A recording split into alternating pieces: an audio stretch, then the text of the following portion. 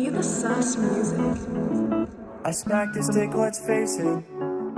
He nodded in my eye, afraid that I ain't naked.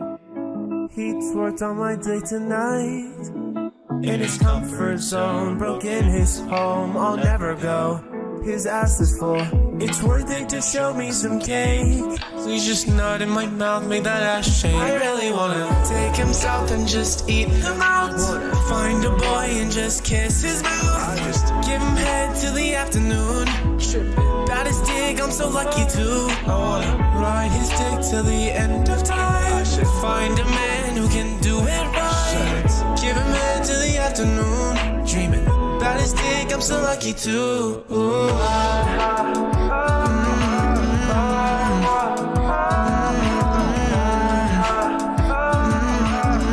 About his dick, I'm so lucky too. I'm getting impatient. Please just stick it in me.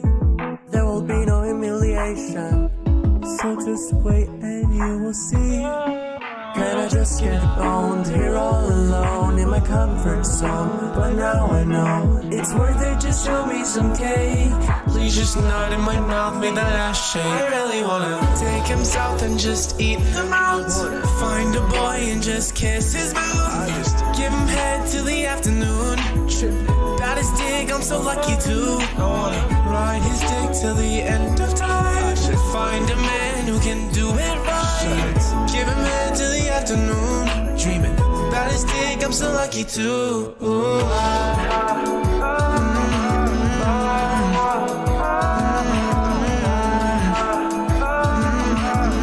About his dick, I'm so lucky too.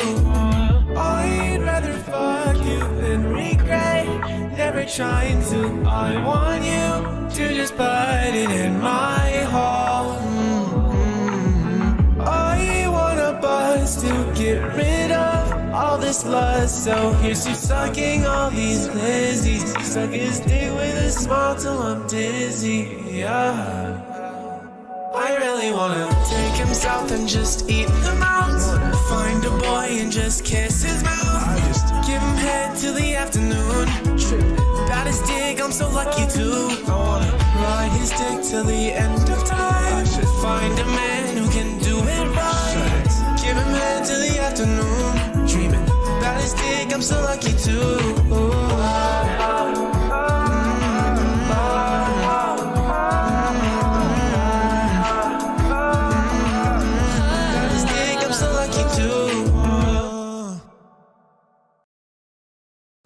I almost want to do an encore. Holy shit. What a bopper that song is. Holy fuck. I love We the Sus music. I really hope that they keep on making sus remixes, and I mean, we need more. We need more, like, big boppers from them. Holy shit. Literally only left ear? Why? Hold on.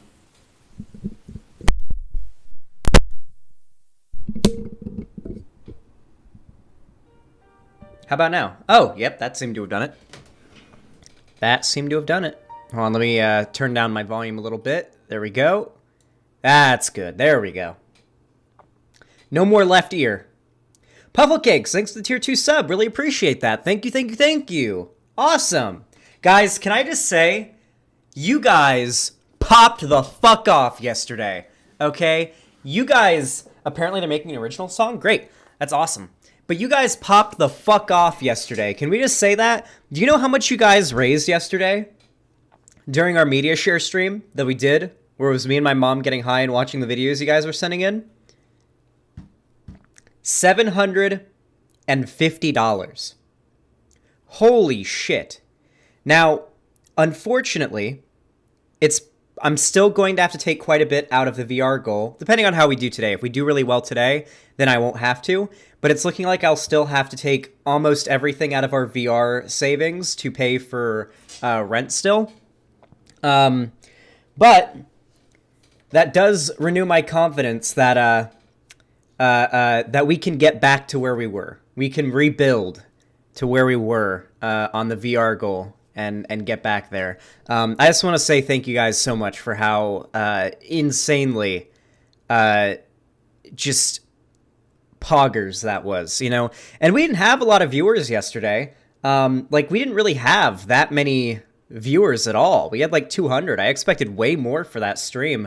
And nonetheless, despite only having like 200 people, we still raised $750, which means while there weren't that many people watching, the people that were watching were extraordinarily generous. And I want to thank you all for that very, very much. Obviously, I try not to get too emotional on my stream, but if it weren't for you guys, I wouldn't be able to do this for a living. And this is my dream job, and I'm extremely grateful that you guys enable me to do this for a living.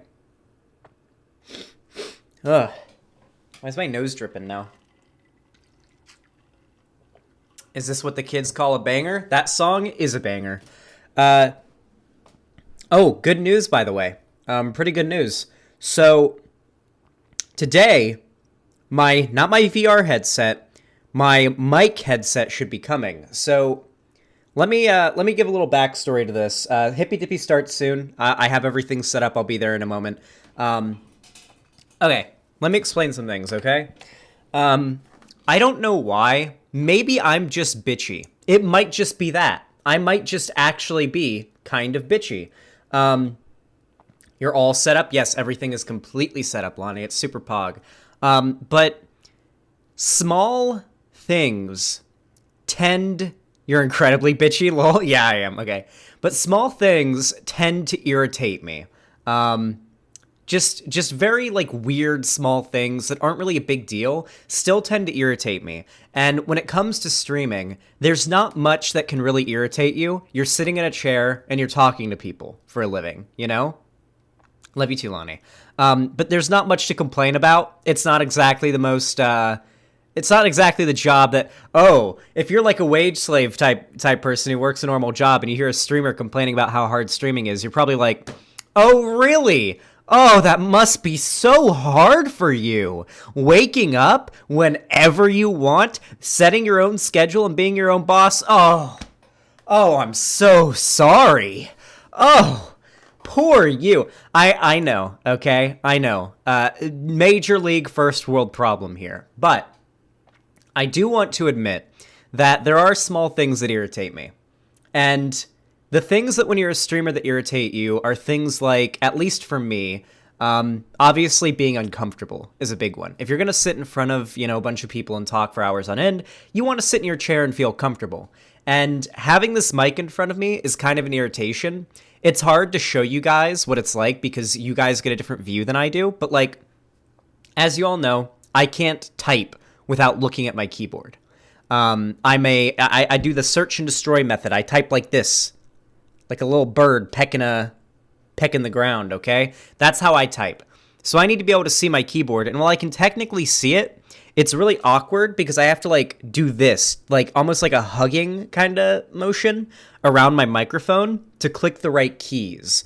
Not to mention, having a wire right here is also a little irritating. Being overheated, things like that just kind of piss me off. So I did something. God, look at my chin. Why does my chin look... My skin... I look really good today. Hold on. I know. A little self-fellatio here, but I feel like I look pretty good today. Like wearing just the white shirt. My skin looks pretty clear. I just trimmed my facial hair. My hair actually, despite being way too long, actually does look pretty nice today. I look good. I look good today. Anyway, I just wish the lights behind me worked. How cool would that be? My lights that I set up in my room just aren't working. They're full on like, I don't know what's going on with them, but they're like super dim and flickering, and we can't get them to work. I don't know what's up with them, but I'm thinking I might buy just some set lights, like lights that don't change color or have to connect to the internet. It's just you plug them in and they turn on the color they turn on as. Thinking about doing that and having that set up behind me. Anyway, so I found a solution to the problem of the mic, and I think it's going to help a lot in improving my morale and my attitude when on stream. You'd be surprised how much that contributes to the quality of a stream. Now, I went online and I looked around and I did a lot of research trying to find out what would be the best way to solve this problem.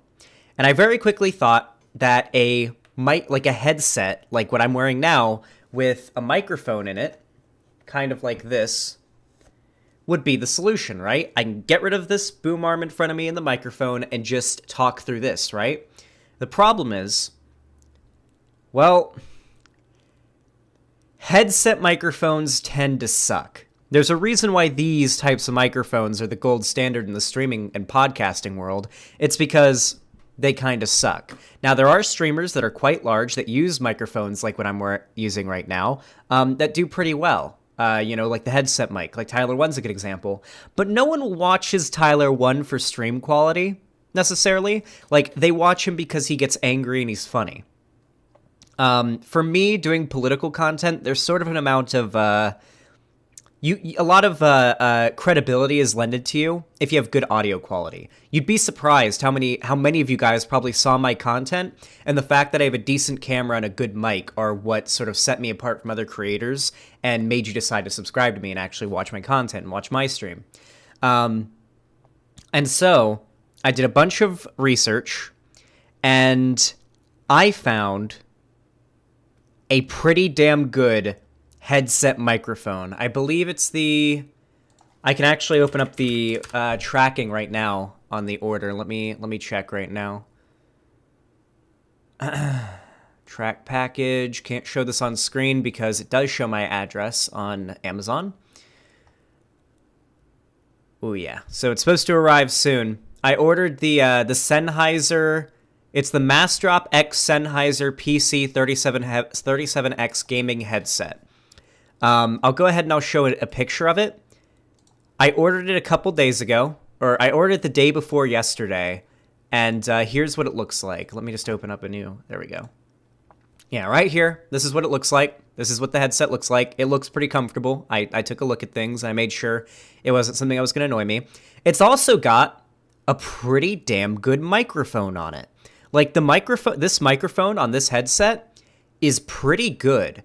Now, it's not perfect. It will be a downgrade from this, but I found that it's almost on par with this if I get another piece of hardware that's itself not too expensive. But even on its own, this is going to be of a standard that I think you guys will find pretty damn okay. You use Robinhood, Zan? Yeah, I know Robinhood fucking sucks for investing. I use it for crypto now. I kind of got out of like investing in stock. I put a good amount of money into, was it United Airlines? I think it was UAL. I think it was United Airlines. And I got like an 80% gain on it, but I only put in about $30. So I came out of it with like a decent little bit, but I just invested around like $60 in Dogecoin back when it was worth $7 or 7 cents, and now it's worth around 29. You guys have probably advised me to sell, but I put in so little money that it feels like I might as well just sit and wait till the dog that inspired the Doge meme passes away, very tragically, and Reddit, as it tends to do, and the internet broadly, inevitably pumps Dogecoin out of solidarity for the dog that inspired one of the most ubiquitous memes of the 21st century. That's my general plan. When it comes to Doge. I didn't invest much. I invested very safely, and I can get a nice little chunk of change out of it. Anyway. So, this mic will be going away. I might give it to Lonnie, and she can start streaming on Twitch. She'll probably make makeup stuff, like stream on YouTube or Twitch, like makeup stuff. Probably not much politics, though I imagine she will talk about it. But I'm going to give her... this microphone, and if she wants to stream with it, then she can do that and start streaming on YouTube and Twitch and stuff, since I won't need it anymore. And I'm going to be switching over to this microphone headset. And trust me, I did my due diligence. I made sure I was getting a headset that would offer a microphone quality that you guys would still be able to tolerate, even though I'm sacrificing the performance of this in favor of the comfort of a headset microphone. And I ordered it 2 days ago, and it should be arriving today, sometime a little later. It could arrive any minute at this point. I wouldn't be surprised if it does. And I'm thinking after Hippy Dippy, it'll definitely have arrived by the time Hippy Dippy is done. And what I'm thinking is that I will test it out on stream after Hippy Dippy, and then just maybe do a segment or two with it. Would you guys be down for that? Hypers in chat if you'd be down for it. Also, thank you for the hair compliment, Hippie Loco. I'm getting a haircut, though. I don't like having long hair. Xander Hall, if I can get my disability check, all I do is pay rent and go to school, so I'll have just the rest of my check to invest. Yeah. Don't donate me your disability check, Cherry T. You should actually invest it, like in stocks or crypto, just something like stable. Just there are some pretty safe stock options that you can take, and you're not going to see any massive short-term gains. But I mean, it's good to put like a chunk of change into something and like be smart about it, right? Like never invest more than you're willing to lose. Any amount of money that I invest in crypto or stocks, which I've done very little of, is only, not financial advice, by the way, except this is, never invest anything you're not willing to lose. The second that you invest your money, just imagine it is gone. Imagine you have lost it. And then you can never be disappointed. Crypto, by the way, is not a safe investment, okay? It never has been. Crypto has been and most likely never will be a safe investment. There are like, if you want, you can hire somebody who does investing for you. There are companies that will invest your money that you give them into stocks that they view as being the most likely to succeed in the long run. And it's a very safe way of investing because you're not doing it yourself and you're not the one making the calls. You're giving your money to a company that has all the resources at their disposal to know what the safest bets are going to be. So yeah. Live with my grandma, don't have to pay for food. Well, okay, Cherry T, but yeah, you should invest. It's definitely good. Anyway. Puffle Cakes. Thank you for the tier 2 sub. How many months was that? I feel like that could have been a 3-monther. Let me check.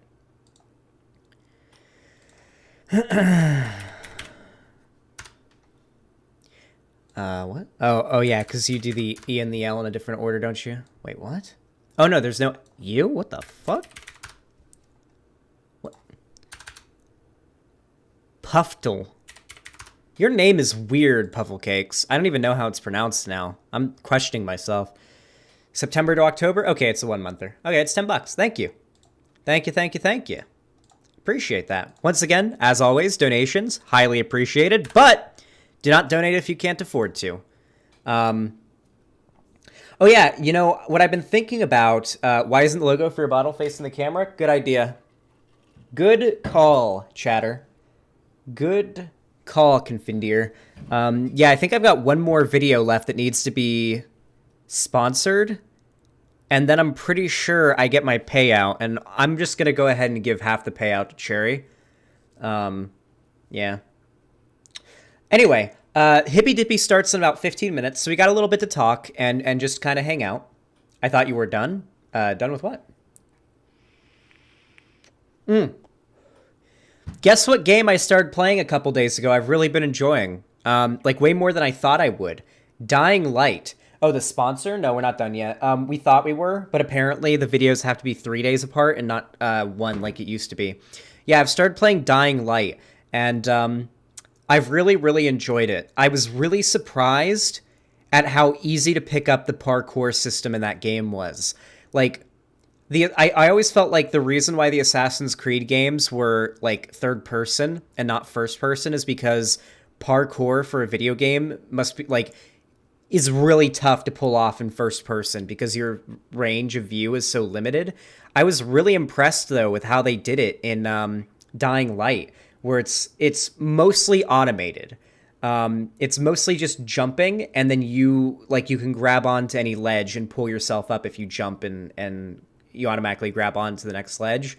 And then like the movement and the running and the way that you gain and lose momentum so that you can basically just jump from rooftop to rooftop is really impressive. And the way that they integrated a fairly rewarding combat system in there, really enjoying Dying Light. The story is nothing to write home about. The characters in the story, the main character is voiced like just like a pretty generic white dude, like I'll use my credit card kind of guy. I don't know who did the voice acting, but I mean, it's not bad by any means. It's just it's nothing to write home about in terms of like the acting or the voice acting or the story. It's just it clearly really is just a game that's meant to be fun with a little bit of story in there to sort of motivate you.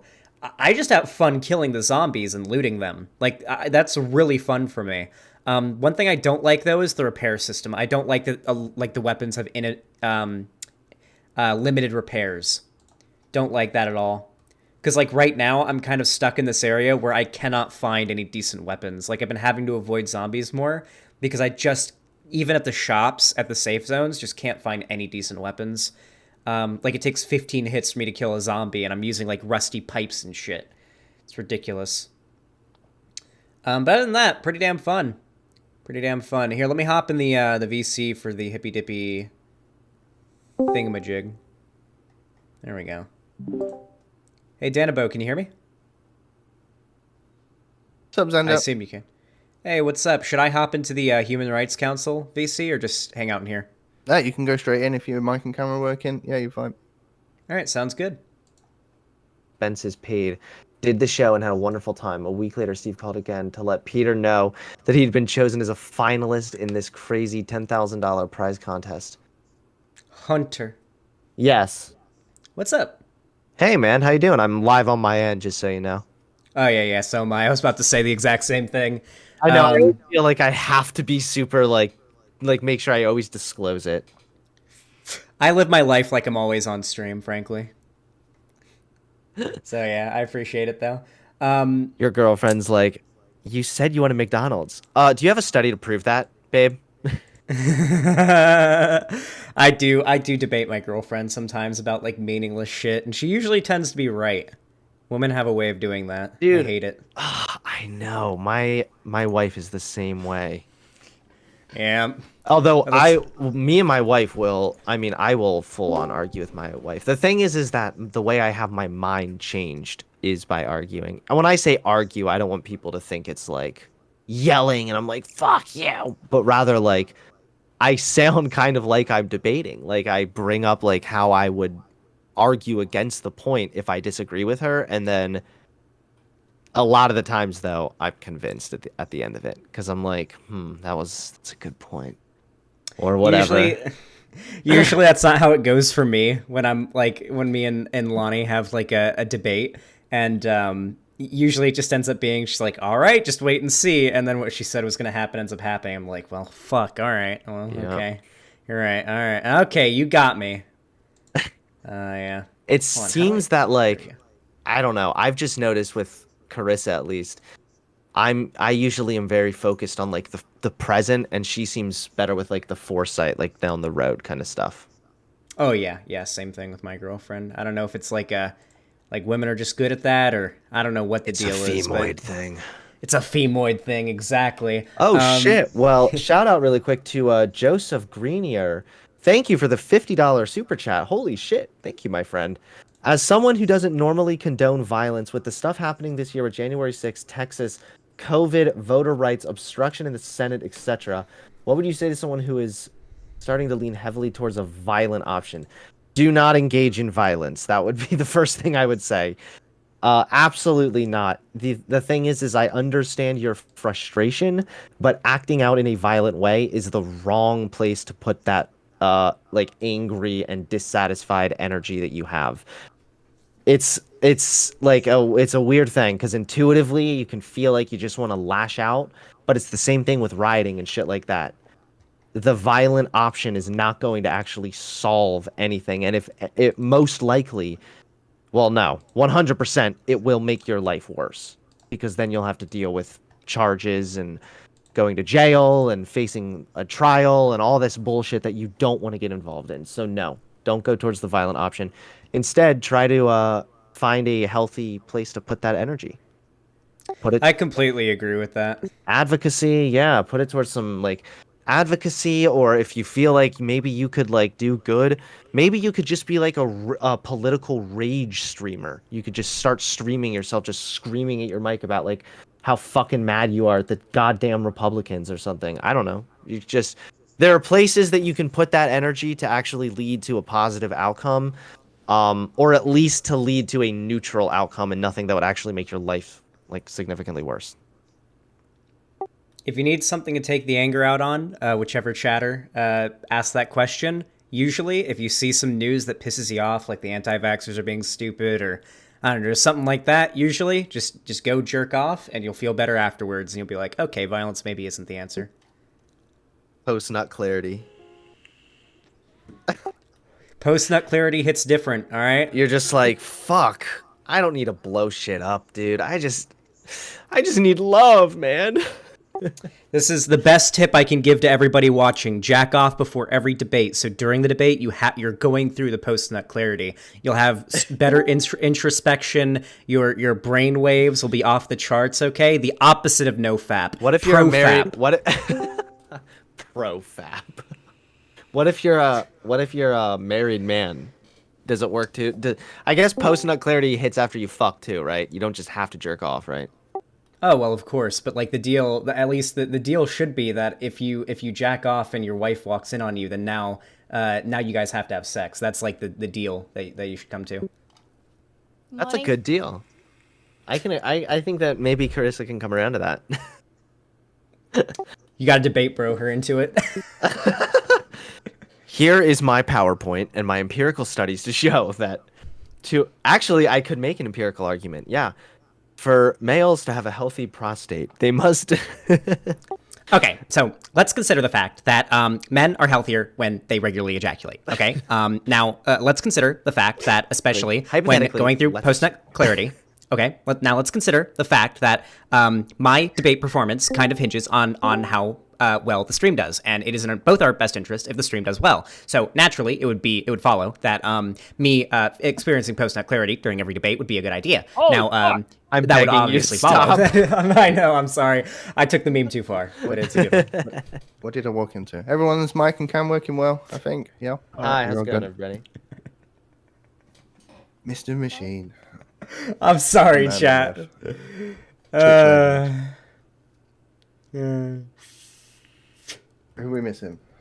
Is my mic still on? Yeah, it is. Oh, it's on. Yeah, it is. You are a bit low. Oh, Dylan can turn you up. Can everybody hear me okay? It only gets so loud. You sound good, Hunter. Check, 1, 2. Like usual. Can everybody hear me all right? Yep, coming in loud and clear. Perfect. Zan already won the debate. Oh, I don't know why I turned that one off there. Oh, all right, chat. Hear me out, okay? I'm gonna turn everything else in here down. I can do that. Fantastic. The lady in the middle kind of looks like Lonnie.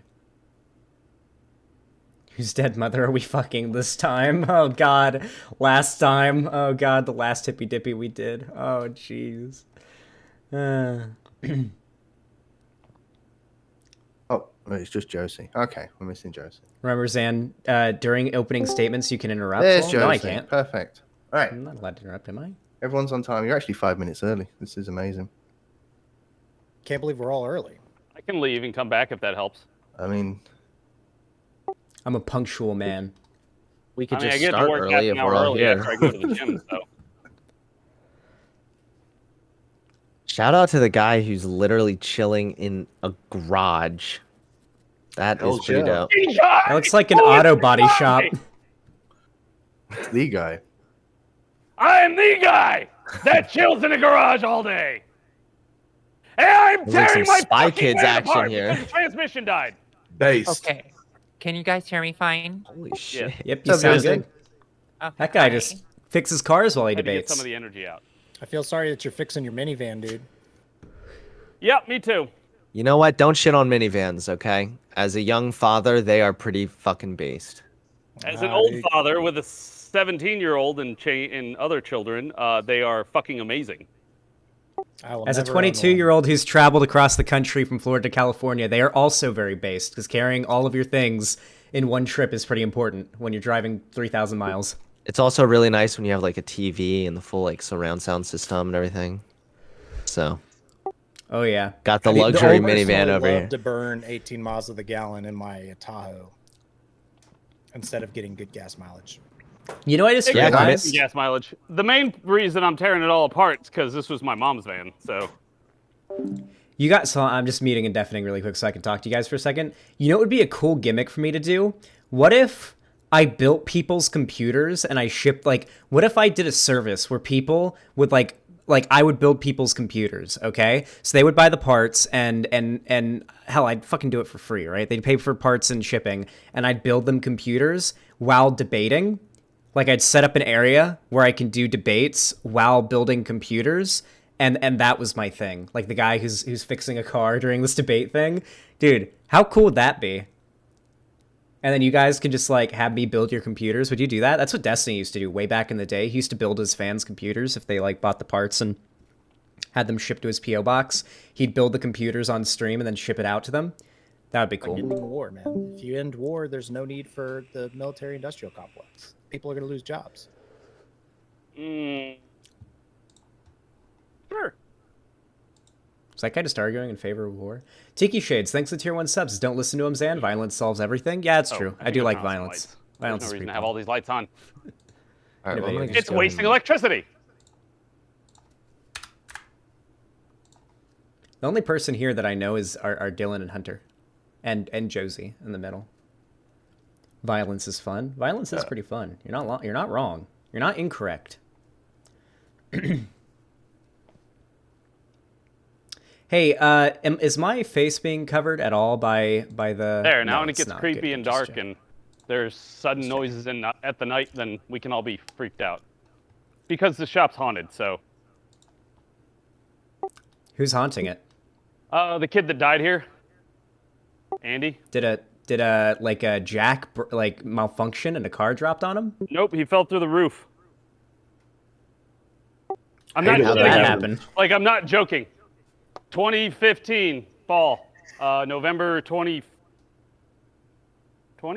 They were working on the roof and they were working on the gutters, and then Andy was going to go across and check the gutters on the other side, and the boss man was like, "Don't do that because the roof's not very stable." He's like, "It's fine, I got this." He gets over the other side, checks it, comes back, steps on the skylight, falls through, cracks his head open, and dies. Right there. How I old feel was bad he? now because I thought you were joking. I'm not joking in the slightest. How old was he? He was 21. Oh shit, that's your age, Xander Hall. God, let that sink in, buddy. Ooh. And so, Yeah. No, Yikes. I'm kidding. Yeah, it's that is really rough though. Shit, man. Sorry That's to hear awful. that. What's Demon Machine. Started. yeah, I mean, I didn't know him that well. Unfortunate. Well, I mean, 22. My camera When someone talking to says you guys that's too? your age, they don't necessarily mean the same age as you, but your age range, right? Yeah, 21, 22, same general kind It's of my mom's area. van, or was my mom's van. Is it a problem that I don't have a camera on Dylan? I Oh mean, wait, it's You just suck like- because I can't tell who's talking. Oh yeah, he'll wanna have you have your camera on if you need help with it. I know you've set it up on here before, but you can if you don't have two cameras, I do. You can just oh yeah. What I always Just do lazy. if you want to use the same camera, what I always do is I use I open up OBS Studio and shit Streamlabs camera. OBS. Oh, I can help you set up the using one camera on OBS and on Stream and in Discord after the debate panel if you want. It's actually surprisingly easy. Okay. Yeah, I think that this works though, right? This looks alright. You guys aren't Doesn't hearing look as- yourselves, are you? The saturation's a little weird, but it'll do well. It'll do pretty good. Yeah, it doesn't. I mean, it doesn't look as good as my main camera, of course, but it works for the panel.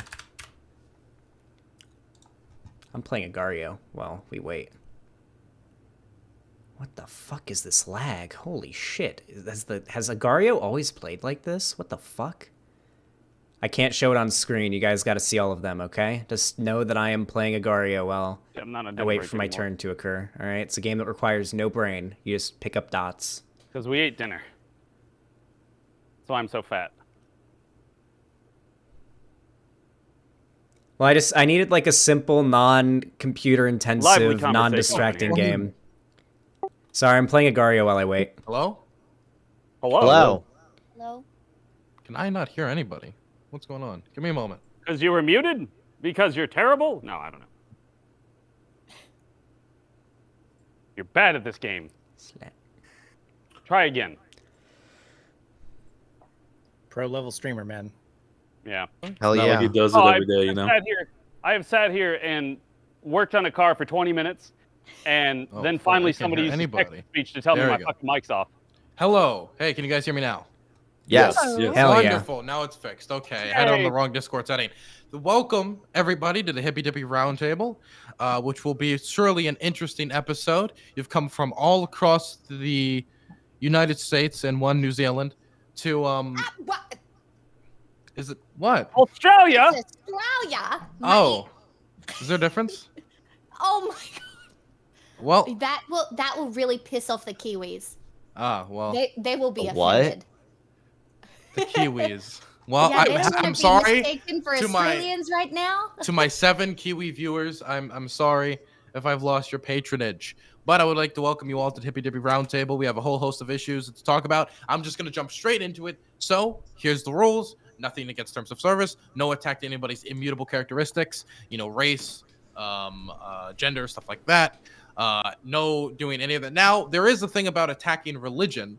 And I will say that, obviously, with one of the topics today being Texas's new abortion law, religion is most likely going to be discussed to some degree. So that could somewhat be off of it. But I will ask you to please don't go around dragging everybody's interfaith faiths through the mud. It's not a rule, but it's just a personal request. No slurs, nothing of that sort. And when I talk, nobody else talks because I'm moderate. You've all seen the show before, and you've all, I think most of you have been on the show before. So, except for Pixel, sadly. But Pixel's here for the first time. We love new guests.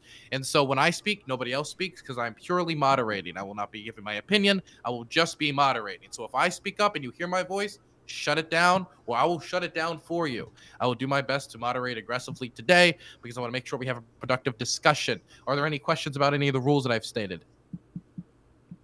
Okay, no, pretty simple rules, pretty basic for most people. Okay, so we're going to go around the room, introduce themselves. For each topic, you'll have about a minute to state your opening statement uninterrupted and a minute to close it out. And right now, we're going to go to a minute-long introductions for everybody. We're going to start in the top left-hand corner with Aircraft Sparky. Hi, everybody. I'm Aircraft Sparky. I am a nationalist conservative, and I draw cartoons here on Twitch. I do these little panel shows here and there, and over at YouTube, I do weekly type of news roundup type thing. But yeah, that's about all. Looking forward to a great discussion. We got some good topics tonight, things I'm interested in. The stream looks fine from my end. Happy to be here. Happy to have you here. Now we're going to move it over to Biggs. Yeah, I'm Biggs. You can find me on Twitch, Twitter, and YouTube at Biggs8500. I'm a centrist libertarian. I like to think of myself as a practical libertarian. Obviously, I don't think any ideology to one extreme or another can be good. I think you need to have a mix of everything. I like to talk about politics, be on panels. I want to thank Dylan for having me on tonight and thank all the other panelists for coming in. It should be a fun conversation tonight. Okay, now I'm going to throw it over to Demon Machine. Hi, I'm Demon Machine, obviously. I fix cars all day on Twitch, and I yell about politics while I bore you about how to fix cars. That's pretty much the gig. People call me conservative, libertarian, Nazi. I don't care. Pick a thing. I don't really care what you want to call me. I just pick the approach that I think is going to work the best. Wonderful. Now we're going to throw it over to Hunter Avalon. What's up? My name's Hunter Avalon. I am a former conservative turned social democrat. Thanks so much, Dylan, for having me on. I'm looking forward to the conversation, and thanks everyone for joining today. Happy to have you on. Hunter Avalon actually recently put a video on his channel with me in it where I talk about what's going on in Afghanistan. So if anyone wanted to go to his channel to check that out from my channel, I would go suggest that. Go give him some support for that video. Now we're going to throw it over to the lovely Miss Rose. Hi, I'm Josie Rose. Thank you again for having me. I just came back from the mountains a week ago. It was probably the most tranquil thing ever in the Eastern Sierras. You can find me on Twitch at Josie Rose C. By trade, I am a trans researcher for the largest trans equality organization in the country, and I have about 10 years of political background and experience, and I even got like 6 years of reactor operations in the Navy under my belt. So I got a pretty eclectic history. So love to just bring my perspective and have fun tonight. Happy to have you. Now we're going to throw it to a first-timer, Pixel Smixel. Hello. I am not a Kiwi, but I cover the news most nights here on Twitch at very early American hours while everybody's asleep. And I basically, my history is I studied psychology and wound up accidentally becoming a content creator, which I feel like is a common thing that happens sometimes with psychology degrees. But yeah, I cover the news, and that's about it. Oh, and politically, I am very much on the left, but I do believe in reformist and grassroots organizing as well. So I believe both can exist at the same time. Now we're going to throw it over to the Turk. Yeah, my name's Turk. I stream science and tech here on Twitch and YouTube. I do computers, PC hardware, tech reviews, and all that stuff. I don't work on vehicles like Demon Machine does, but I work on computers. Dylan, you've always been hyped up about the PlayStation 5 build, right? Exactly, yes. I've got a mobile PlayStation 5 that's going to be on my video next week over on YouTube. So if y'all like computer stuff, mobile PlayStation 5. So I'm conservative. Check the hat. I live in Texas, so I've got some pretty good info and feedback for one of the topics tonight, but glad you had me on. Hope to have a good discussion tonight. Happy to have you on, Turk. And now we're going to throw it over to Xanderhall to wrap up the intros. Yeah, I guess you'd call me a sock dem. I'm a professional Rust streamer that dabbles in politics, also a professional Rust addict. And I just stream on Twitch and talk about politics and play video games. Happy to have you on. Now we're going to go into the first topic of the night, and it's going to be, one moment.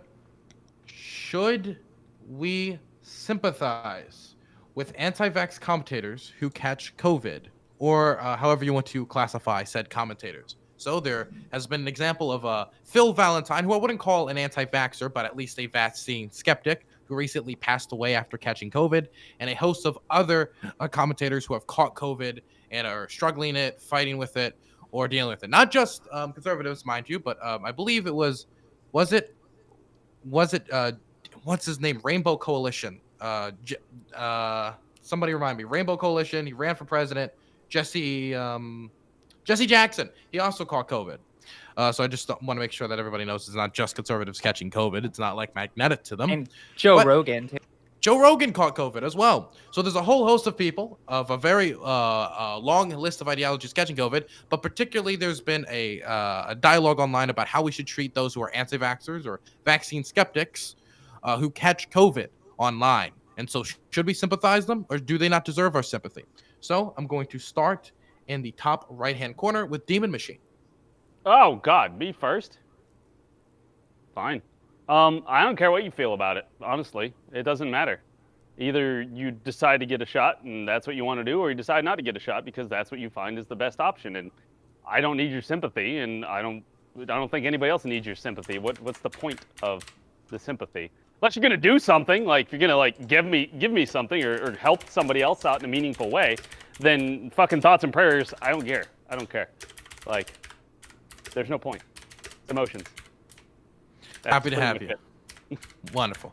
Now we're going to move it over to Biggs. Yeah, so I kind of agree with a little bit what the Demon Machine said there with don't really care what other people think necessarily. But in regards to medical treatment and healthcare, I think that we should treat everybody equally with that. I think, hospitals are required to provide equal care to everybody, regardless of if they have the vaccine or not. And as long as that's still staying the same, I think I'm fine with that. But I do think as far as if you want to ridicule people, I do think that kind of just puts more of a resistance to actually getting whatever you want them to do. The old adage, you catch more flies with honey than with shit. So things like that. But I think that we can make sure that everybody's getting treated. And as long as that's the case, I'm perfectly fine with people online or whatever saying whatever they want, because you guys have the right to say it, and people have the right to either get the shot or not. So that's where I stand on that. Okay, now I'm going to throw it over to Aircraft Sparky. Yeah, man, y'all took all my talking points. Look, when it comes down to it, when people make decisions, consequences come one way or the other. So it is their decision to make. It's not really for you or anyone else to make that decision for them. So, I mean, look, do what you're going to do. I make fun of people who stand in the middle of the road protesting and get ran over by trucks. It just is what it is. Make bad None of them have decisions, answered the bad things question, by the happen. way. Personally, Not a single when it comes conservative down on to here has the answered the vaccine, question. I am probably one of the most vaccinated people on this panel, just because of my military service and how closely it's been since I've gotten out. And I've kept up a lot of them. But there's some vaccines that I just don't want to take. It's my choice, right? And that's just the way it is. So, yeah, if you really want to be a jerk and make fun of people that die, I mean, hey, do it. Why not? Okay, I'm going to throw it now over to Hunter Avalon. All right, should we sympathize with people that don't get the vaccine and then they get COVID? I think that it can go both ways. Truthfully, I'm going to kind of take the enlightened centrist route there. I can understand sympathizing with some people that have been led astray, for example, by a lot of misinformation that floats around about the vaccines. As I've said, other than a medical condition or like your own personal doctor advising against the vaccine for whatever reason, I think that there's really no legitimate reason not to get the COVID-19 vaccine. So I think that for some people, if they get COVID and they're not vaccinated for whatever reason, if they've fallen victim to like conservative bullshit or something, then I could totally sympathize with those people. But I think if it's like a spokesperson or someone who actively contributes to misinformation and then they get COVID, I mean, medical wise, of course, they should be treated equally. But as far as how we react to it, I think they deserve the scorn and laughter that they get, because that's just personal responsibility at the end of the day. Okay, now I'm going to throw it over to Josie Rose. All right. So the thing is, like, the narrative here isn't about like making fun of people or trying to get some type of Schadenfreude in from people who are obviously denying science. It's the fact that these people have massive platforms and have instructed many people to not take the vaccine. Joe Rogan has done it himself, and just trying to like make it out to be like they can survive it, and giving bad misinformation. In San Diego County, they just made misinformation a public health crisis here in the county. The county supervisors just passed that. So the fact of the matter is, it is a public health crisis. If people are led astray because of their personality and that person dies, it should be a warning flag for a lot of people. So yeah, I look forward to the open argument on this. Wonderful. Now I'm going to throw it over to Pixel Smexel. I agree with the two previous speakers. I don't think that even if you expect equal treatment under the healthcare system, really that's not going to happen. If people don't get vaccinated, also I'm not for mandating vaccines. I believe you should have a choice. But if you don't get vaccinated, it's kind of wishful thinking to think that you're not going to face some sort of, like, if you're in a triage situation, you are obviously going to face some sort of even subconscious effect from the healthcare system. That being said, in regards to the overall question tonight, I don't think we should ridicule the people who are spreading misinformation, but people with big platforms who are spreading like harmful rhetoric deserve to be held to account. But I am particularly sensitive to other people who are scared of, like, I got my first vaccine this week and I was nervous, and people can be nervous about getting vaccines for so many different reasons: governmental distrust, health, needles. There can be so many reasons that people can be terrified of getting vaccinated. So I choose sensitivity in most of these situations. But like, if you're Joe Rogan and you're saying like ivermectin, monoclonal, all of these things, I think there should be some pretty harsh criticism there. But yeah, that's basically my take. Wonderful. Now we're going to throw it over to the Turk. Yeah, so I don't disagree with a lot of the people that have said, but I'm going to kind of echo what Big said earlier. You know, there's so much division in our world these days that I think it would be a good step forward or olive branch to actually show sympathy to really ill-educated or ill-informed people and show some sympathy and actually be like, hey, you know what? I don't agree with what you did, but, you know, I'm going to be there with you. I'm going to help you throughout this whole process. It's going to help mend some wounds and hopefully, you know, even be a good, instigator towards, better public discourse, especially with some of these, larger people on larger platforms. If we just ridicule them and throw them to the side because they got it and stuff bad happened to them, they're not going to be any better off, and that discourse is not going to improve. So I would implore everyone to have a little bit more sympathy on all things considered in the world. Wonderful. Now we're going to throw it over to Xander Hall. Yeah, I have a really, really hard time finding any sympathy in my heart for the people that spend all day decrying the efficacy of the vaccines and end up getting sick. I'm a big believer in the fuck around and find out philosophy. I don't care for these people, okay? I think anti-vaxxers are sort of a self-fulfilling prophecy in a way.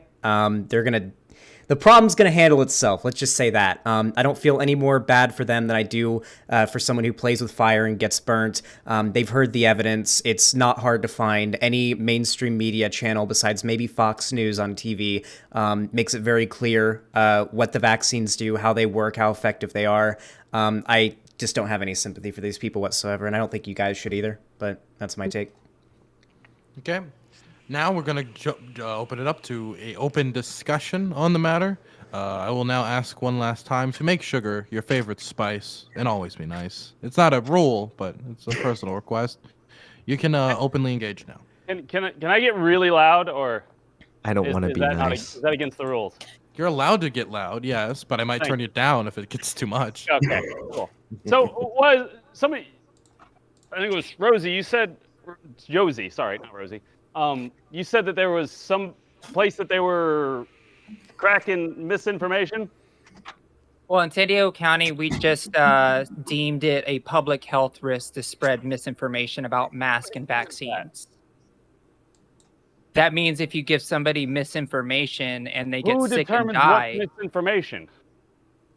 Who determines? We're going over the government regulations and CDC guidelines. The government.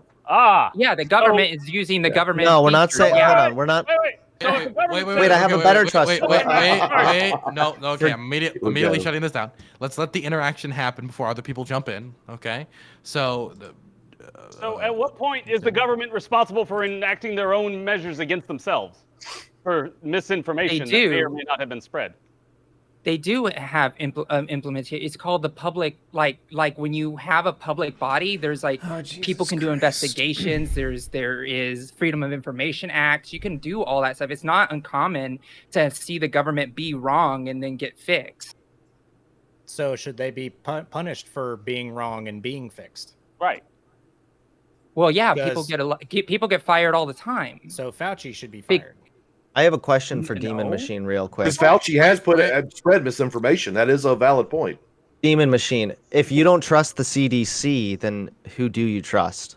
Not the CDC. I trust doing research and finding out. Okay, so doing research. So wait, who do you trust? Do you look up all I've already got a question that destroys this entire argument. Like, yeah, I'm waiting for an end here. I take a lot of medications. Cool. What does that have to do with it? What does that have to do with it? I'm just wondering who you trust, Demon Machine. Who, if it's not the CDC, if you don't trust the CDC to give you accurate information on like health-related issues, same with the World Health Organization. If you don't trust these major, usually recognized and trusted institutions, then what do you trust? Nobody. So how do you know what's right and what's wrong? How do you know what's misinformation? Information from all sorts of different sources, and then make it come to a conclusion. It might come from the CDC. It might come from other places. Maybe I might So agree you with do trust the Maybe I CDC don't. sometimes? What?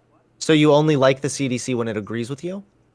That's not when did you? You just said you don't trust I anyone. said, You when I just said made- you don't trust anyone. Then you not said what you he don't said. trust the CDC, and then you said sometimes you like the CDC. It depends on what they're talking about. If it makes any fucking sense. If it makes any sense, which would be what? Something that you agree with, right? This is it. Come on, man. You Do either you trust believe the in CDC. blindly, Hold on. Hunter? You either wait. You either trust the CDC or you don't. You don't trust an institution when it's I'm not gonna be like, convenient "Crap, for you. CDC, I'm gonna do anything you fucking say. Every time you say something, bow down to whatever you said because you're the fucking lord of my life. No, I'm gonna find out what the fuck they said, and I'm gonna go do some research and be like, does Now this I see make why we had any this guy sense out. at all? Yeah. Okay. So I can think. Measures that I can do with this. So I want to chime in here real quick. It's funny how I he do throws a think- tantrum when he's actually challenged on his ideas. I do Just think to you're put being that a out little there. dishonest. Wait, because I think that- before I get too far. I like to be loud. It's just my thing. Okay, Biggs. Yeah, so I think, Hunter, you're being a little dishonest because I think that you would probably agree that you do your own assembly of information before you make decisions and multiple sources and things No, like Lonnie, that. I You would don't. agree with I that, don't know how right? to Like fix most lag. people should do that Yes, kind of but one of research. those. Yes, but when you say multiple sources, what does Yeah. that mean? What this guy It Demon can be Machine all means? kinds. Well, If he says he doesn't trust, I think you were taking it to a place that was being as disfavorable to him as possible. When I think that most of us here on the panel will probably take a whole combination of information before we make decisions. but that Now- combination should Right, include but the what I'm major saying- institutions yes, that are exactly. usually But trusted. we also right? know from this, especially within COVID itself, we've had lots of things where they told us the wrong thing or it was inaccurate. Like? And I understand, like the masks thing, right? First they said don't wear masks, and they said wear masks. All so that. that's been That was- explained and right, addressed exactly, which- publicly. yeah, Other because than they that, what lied. else was They there? lied. They lied, Oh, right? yes, they did lie. lied because And hey, that's what we're talking hold about. on, wait. Okay, Can no, I- okay, can I wait, please- stop before. Okay, so It wasn't even the Wait, no. CDC. Hunter. God, Yeah, God. I love you, Dylan. I love you too, buddy. Okay, I'll take you out for some tea later. Now, for everybody, I just want to be very clear that we're not gonna have a dog and pony show here. We're gonna keep it somewhat orderly, okay? So I might start just going around the room and pointing to who I think I want to speak next, okay? They're accusing me keep of this being bad orderly. faith, though. Wait, well, Hunter, Hunter, do you have a history of hearing problems? Yes. You do? Well, thank God, because that would explain a lot. Ableism. Okay. So when I'm speaking, no one else is speaking. So no dog and pony show. Gonna be running an orderly panel. So I don't even know who's the last person to talk. Who was the last person to talk? Can somebody tell me and be honest? It was Biggs. Okay, so Biggs, I want you to finish your point, and then we'll have the person you're talking to respond. I was done. If Hunter can go So ahead. then Hunter can go. So Can I respond all I for was Biggs then? all I was gonna say really quickly was Turk, you'll be next. yes, Fauci lied about the masks initially, and we can all agree that that was less than ideal tactics. However, that has since one been addressed. Maybe Caesar. Two, there's a Normal reasonable pills. explanation for why it happened. Although not ideal, there was a good reason for why it happened, and that's since been explained. And three, this was not a lie about anything vaccine related at the end of the day either. So we can talk about the dishonest tactics that Fauci engaged in. we were talking specifically about the appeal to authority of these major institutions, right? So that's where I was going with that, not necessarily about the vaccines.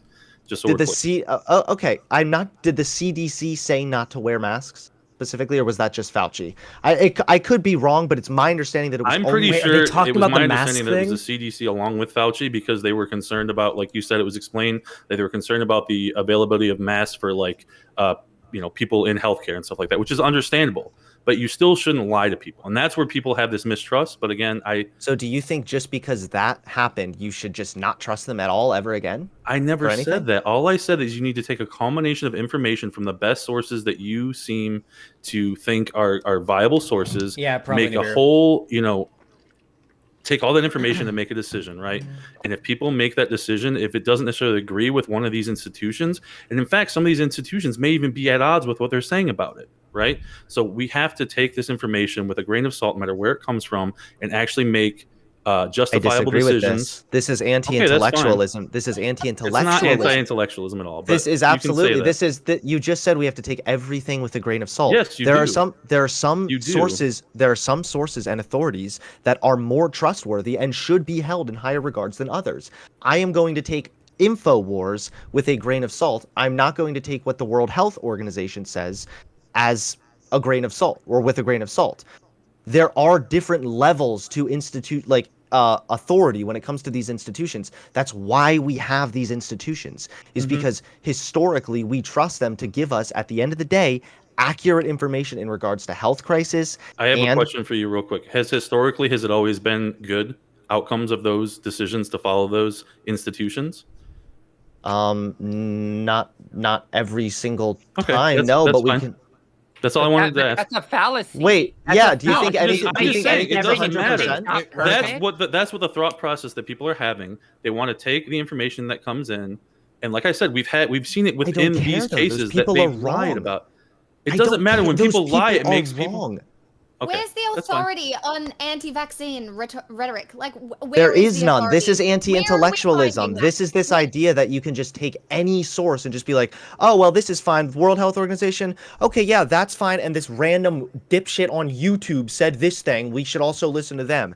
No, that's not how we Where are you coming up with it? I never said any of that. You said we should take any.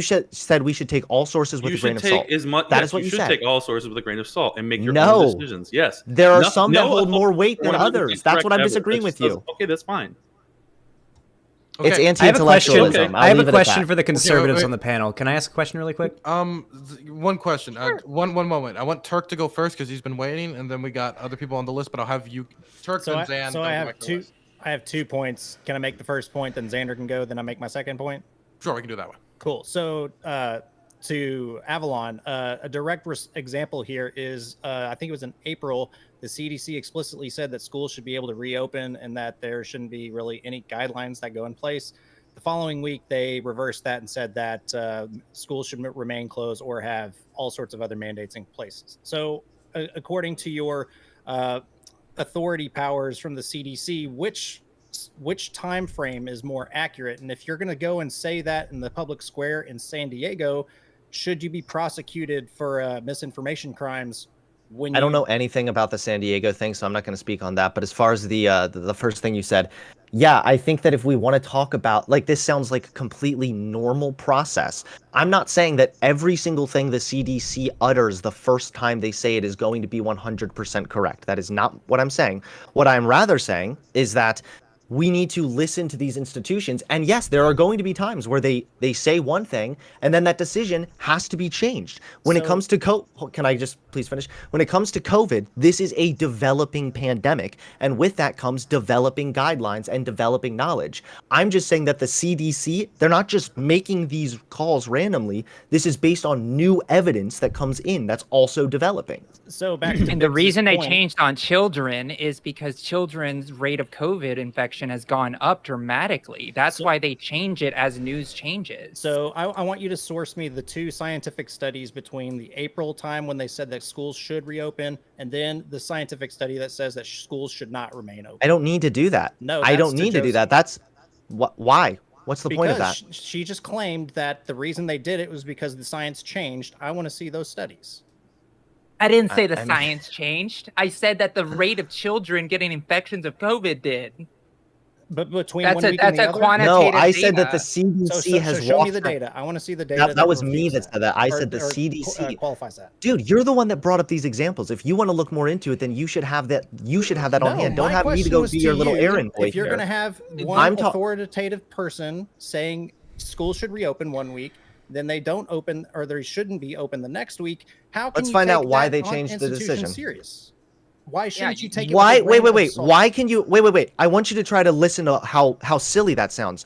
An institution said something, then changed their approach. and change their Why mind. should we listen to that institution? Sometimes like the White House says something and has to retract a statement. You realize that authoritative institutions can say things and then walk back on that later for good reason and still be authoritative institutions. Yeah, the reason we have a This is- problem is because they literally lied on purpose. That's the Dude, bigger this guy said he was an enlightened a centrist. This conspiracy is to some say that. dipshittery right here. You just literally said that they lied on purpose. You know how conspiratorial that sounds? They admitted For to what it. Do you not reason? understand that they said they lied on Also, purpose? But is Are there you? not Are harm you? redu- Do you not? Is that memory hold? Hold on, wait. That wasn't even the same thing that we were Let talking about right Pixel now. speak. She's been trying to speak. Oh no, I've been enjoying the conversation, but like, do you not realize that public institutions probably have to like skirt the truth occasionally in the interests of public safety? Like, they legitimately can't just be mind-blowingly obvious all the time because it could actually be very problematic for society. Why do you think that they took the mask route at the beginning of the pandemic? Because they were worried there wouldn't be enough masks for fucking healthcare workers. I completely understand that, and I completely appreciate this entire thing has been a learning process. And yes, the information changes and things change. I still want to see the study that helped direct the CDC to reverse course on that thing. But do y'all understand how? So I don't have a. No, let me finish my statement, please. Sorry. Y'all see how this changing of the tone from these authoritative figures might spur some senses of doubt in the populace that don't necessarily. They believe you one day, then you change your mind, then you change your mind. You see how that could show It's some not. doubt? It's evoluting situation. It's a crisis. Really quickly. But it's you just don't a crisis I situation. have what he was Things asking evolve. for. Hey, Okay, the Turk. go ahead. You the can Turk. you can send me the information in the All right, Discord. I'd like to be.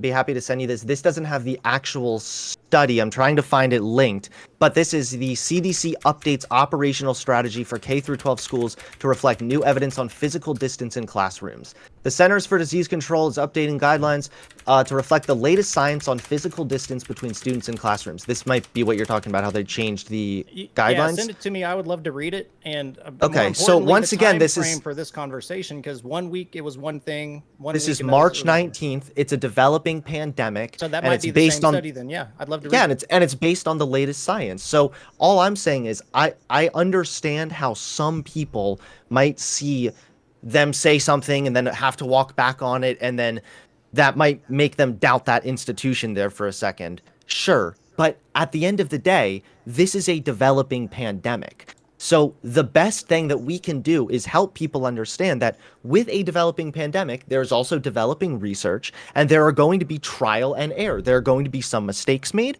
and there are going to be sometimes that they have to walk back. That doesn't mean that this institution is not authoritative. It simply means that they have the latest information updating us on the health crisis. They have access to information and studies and research that we simply do not. There's a reason they are an authoritative institution. So wait, they have information that they're not sharing with us. No, they have like have access to they have access to like the tools necessary to conduct certain research. They have they might even have access to certain like who knows, these institutions might be talking about like they also collate data in an easy to digest way. Like, nobody has the skills to, like, the general populace do not have the skills to go through paper after paper looking at statistics. I did 4 years of statistics. I still have no idea what I'm looking at sometimes. Like, you think the regular everyday people are going to go out there and read paper after paper properly? No, there's a reason you have to actually talk about ivermectin let her and finish. fucking take ivermectin. Okay, there's a one reason moment. you have to take like be a data analyst, like get a degree in that kind of shit to fully understand like statistics and how it works. You just can't always look at raw numbers and just draw your own conclusion. Okay, Yeah, give me a moment. as a data. Oh, go Wait, ahead. We gotta. Xander Hall has been waiting very patiently for his turn to speak, and then I do want to return to the list, but I'll write your name down, Josie. Thank you. Xander Hall. Okay, I have a statement followed by a question for the conservatives on here. Okay, for starters, anyone here who's claiming that they are super skeptical and they look into everything and they make sure that whatever they're doing isn't going to cause them any harm, and they they always take authoritative sources with a grain of salt is a complete lie. Everybody here buys food from the grocery store, which is approved by the FDA, and is sure because of that the food's going to be safe. Whenever the FDA does a recall of a certain product, they still buy it. Okay, we don't pretend like you're out there hunting deer in the wild for all of your food, and nothing there is being touched by some potentially malicious actor. And then I have a question. Okay. What motivation would the government have to lie about the efficacy of the vaccine? To prolong this pandemic that's fucked up our economy, is killing shit tons of Americans? What does the government gain from that? You could make the argument that, it helps them maintain power. I'd argue that a strong economy and lots of money helps the government maintain power. This pandemic does nothing but harm the government. It does nothing but harm the economy. The government has nothing to gain from this pandemic going on any longer. It is in their best interest to put out an effective vaccine that ends this pandemic so that businesses aren't getting shut down, people are going out and they're buying things, the economy is stronger, and people are more trusting in the government. It is against the government's best interest to lie about this and to prolong this pandemic. Okay, it seems that the Demon Machine is really eager to respond. Point. Has this been the largest transfer of wealth from the poor to the rich in the past, fucking forever? It's been like that for 40 years. It hasn't changed. It has changed substantially. Evaporated. In what way? In what way is it a transfer of wealth from the poor to the wealthy? Because a lot of small businesses have had to close because of the lockdowns and everything else. If businesses aren't open, they can't sell their wares, and then they go out of business. It doesn't matter how long How's that help the government? That injection of the free money copium going on, they're eventually going to go broke and break down. And how's that help the government? How's that help the government? How does it help the government? I don't know. When it comes down to it, I don't have to know that answer. What I do know is that what was called what dark conspiracy? What dark conspiracy does the government have going for them that means they want the pandemic to be prolonged? It doesn't help out. The government has to bail out these corporations during the pandemic when they don't make enough money. The government has to give them money. You realize that, right? Wait, give me a moment. Two people talking at once. I can't hear something. So, Zan, say what you said again, and then we'll have Aircraft Parky respond. I couldn't hear what either of you said there. Zan? Yeah, there's no actual answer to this. That's why I asked the question, because there's nothing the government gains from this entire pandemic. Nothing whatsoever. The economy being strong is what helps the politicians in power get reelected. They don't want these businesses being shut down because no one's buying from them. The government doesn't want to have to be doing bailouts for corporations that can't hold themselves up during the pandemic. There's no reason at all that the government would want to prolong this. It is in their best interest to put out a vaccine that works well, that has the minimum amount of possible harmful side effects to help end this pandemic. In no way does it help the government or any of the shadowy dark people in power or whatever that you conspiracy theorists seem to believe in for the pandemic to be prolonged. Okay, if anything, this has hindered their power and their ability to continue to maintain it. I mean, we saw that with Trump losing the election. Clearly the COVID pandemic had something to do with that, right? I actually do have an answer for you, if you don't mind if I butt in here, or do you want to go, Sparky? Go ahead, Ben. So, I mean, we've seen it time and time again in the past where something happens and the government sees an opportunity to expand itself by instituting new and different organizations. You know, we saw like Homeland Security, we saw the Patriot Act. We've seen so many times that the government keeps overreaching its bounds. Every time there's something to be taken advantage of, they take advantage of it.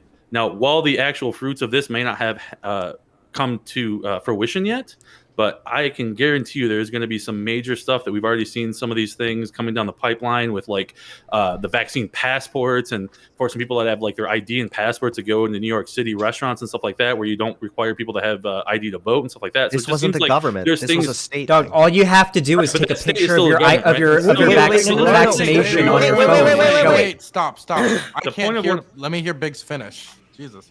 Yeah, basically what I'm saying is we've seen time and time again that the government there's a problem, the government takes advantage of that problem, they grow, and then they never relinquish those powers back. It happens all the time. The government didn't do the vaccine passports in New York. That was a state implemented thing.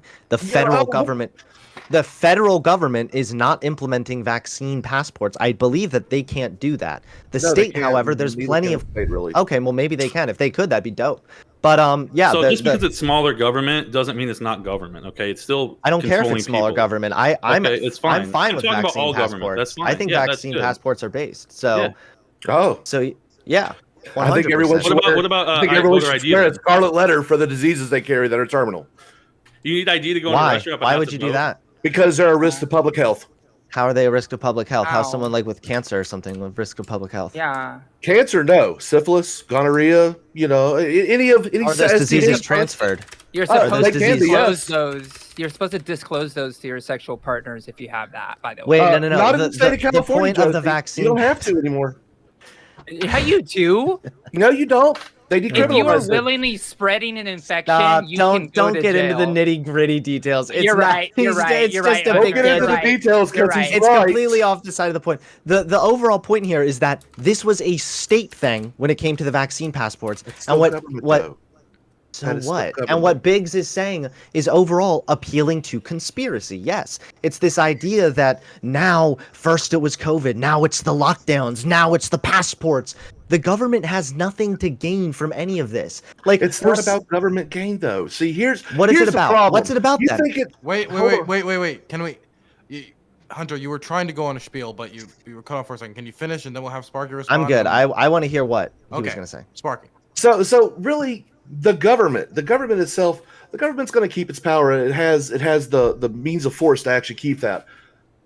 Who really gets enriched? Who really gets empowered by all these overreaches are the politicians and their families. When you look at things like, I don't know, the war in Iraq, who most benefited from that? Well, Ew. our current president, his brother was one of the main contractors over there. Here's the thing. When you are in power, you can actually move contracts over to certain people. It's very easy to do. And people can enrich their families this way. We see So how this is that all working the with COVID? time. How's that happening So with let's COVID? tax the rich, get all that money back, and then we'll be good, right? Wait. How is that happening with COVID, though? Even if I took everything that you just said was true, what does that have to do with COVID? So there's one guy, I'm trying to remember his name. He worked for the CDC, left the CDC in 2021, and actually now is, believe, serving on the board at Pfizer. It's interesting The that Pfizer's FDA the guy? only one. Yeah, So what? So fucking what? He was Hold voted on. onto. He was He was voted onto voted the on. board. He was And voted onto the board. isn't it interesting that the Pfizer vaccine is the only one that's received FDA approval right now? That is a little. No, it isn't. Okay, It's not. It's it qualified faster. It went. Never mind the fact Yeah. that Moderna is just as successful and everything Okay. else. There's a lot of reasons to be skeptical. There's nothing wrong with being skeptical. You Look, can be skeptical, I tell but it's people appealing to all the time- conspiracy. I tell people all the time, you talk to your doctor. They're the ones that actually know you best. I'm just a guy on the internet with freaking opinions and shit. I don't tell people how to decide their life. You shouldn't either. So when it comes down to it, Hunter Avalon, where is your multiple doctorates in virology and everything else? You don't have one.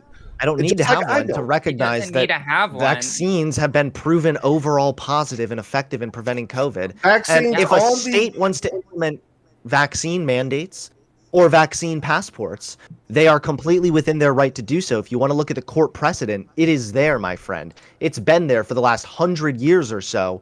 Even Massachusetts, I think it was the first state to do so, had a vaccine mandate. That would be fucking based. I say we mandate vaccine. Every state that can should fucking do it. Go the Texas route, the way that they did the Texas thing with banning abortion. Do that same loophole, the my private rights effective thing, whatever they did, the loophole they took advantage of. Do that with the vaccine mandates. That's what I'm saying. Oh, Who's okay, with me? cool. I actually don't disagree with that. I think the burden of proof is pretty extreme there, and the private person would have to actually find out and prove that in a court of law. So I don't think the individual has to justify a damn thing. Look, because there's they many have to reasons. prove it There's in the court of law. So it that's comes a really down to hard this. battle for There are several things that can keep people from getting a vaccine. There are people who have medical conditions. There's other people that actually have religious exemptions. I mean, you That would don't be want dumb. to trample on their rights. Well, it doesn't matter what you think, Guy. If anyone asked for your That's opinion, why I'm on this sure I would panel. give Those it are to my you. things, right? But here it is. That would be dumb. Why would your religion demand that you are put in harm's way? The literal Pope said get vaccinated. Like, Oh, Well, someone might be following a different religion. Maybe it's the anti-vax religion. Where well, I they, mean, there's such things as I know Christian Jehovah's Scientists- Witnesses aren't allowed to get blood transfusions. So there's Yeah. an example of Christian religion. scientists. I You know, mean, kind of. It's the mark of the beast, dude. I actually unironically argued with someone the other day that thought the vaccine was the mark of the beast. Can I so. take a second to zoom out? conversation. So like the idea here is, regardless of like vaccines, you can insert anything in there, and the skepticalness based on partisan lines on science and information and data gathering and just the ability just to rule as the governing force that we all elected and voted people in to do. I really want to know, because I grew up in Texas. I was in the military, when I was getting all my vaccines, just like you, Aircraft Sparky. Like, I was going through the line just like everybody else getting those vaccines. I remember when I was a kid, conservatives, because I grew up around a lot of conservatives, like, oh, that medicine's bullshit because it's not FDA approved, or they would say, the government, the way that we viewed science and data and information, we trusted these institutions. I remember my mother trusting the CDC and poison control to say not to drink bleach, right? Like I trust that. I know that that's what's going to happen. If I go and drink that, I may die, right? Because it's caustic. So the idea here is, what do we do? Because like, if you go in and assess a situation, let's say you're going into a crisis, right? And I'm going to go ahead and just bring my military background in. You're going in and it's flooding. And you are assessing and you're trying to do a pipe joint to protect that flooding, and then all of a sudden you see a bigger flood from another joint. You better go jump to that other joint and stop that one if you have the opportunity to do it first. Assessing a situation, doing triage type of stuff, or it's the same thing if there's people on the ground. If there's somebody sick and then you're fixing up a little scuff on the arm and somebody's coming in with a gushing artery wound, you're going to stop the work that you're doing on that person. You're going to move to the person with a gushing artery wound. I just don't understand why it's so difficult to understand that government agencies that we have elected into these positions to be able to protect us from basic harms and diseases. These are the things that they've been doing for so long, and we prevented other pandemics from hitting our shores before. And why now? Vaccines have eradicated stuff too. Yeah, why now? Why is it right now when the humanity is like getting devastated by this, and we have the modern miracle of vaccines? Why now can we not look at this and say, look, the unvaccinated death rates in hospital beds right now are extremely, people who are vaccinated hospital beds are extremely low, and most of the people in the hospitals are unvaccinated. Why can't we just use our common sense eyes for those things as well? A lot of the skepticism too comes from like a current time of political division, because if you think about it, there are a lot of other places in your life that you do trust, institutions and other aspects in your life that you have complete trust in. You have trust in your car when you drive down the road. You have trust in like food institutions, that they're not going to give you food that has like remember chat, he stole his point from me or whatever. And that too is because of a government agency largely. So there are a lot of certain aspects that we already trust in our life. But oh my God, yeah, but I think that bring up the government and cars together. That is the worst unholy marriage ever. So speed limits, fuck speed limits. I think seatbelts. Oh, come on, we got to get those out of there. How do we know those work? People still die from high rates of speed and vehicle accidents while wearing seatbelts. So look, when it comes down to it, got to get rid of those seatbelts. You know what I'm saying? They don't help at all. Am I right? Love the straw man. Love the straw man. Okay, wait. I want to move. It's not. It's actually directly comparable. Right. Okay. Next was Pixel on the list to speak. Got to get those seatbelts out of there. Those airbags. I honestly think that we're kind of missing the point, and I think one thing that we haven't addressed yet is that I actually agree with the conservatives here that there has been a large transfer of wealth, right? But the skepticism and distrust thrown towards the government is going in the wrong fucking direction. All of these major corporations are just exploiting a system that is there to be exploited. This is what happens during times of war or times of pandemic, which is also endemic now, right? COVID's not going anywhere. Like, it's not being eradicated, vaccine, no vaccine. COVID's going to be going around every country for the next however long until we all have enough boosters. But people are thankfully we're going to get some boosters. Yes.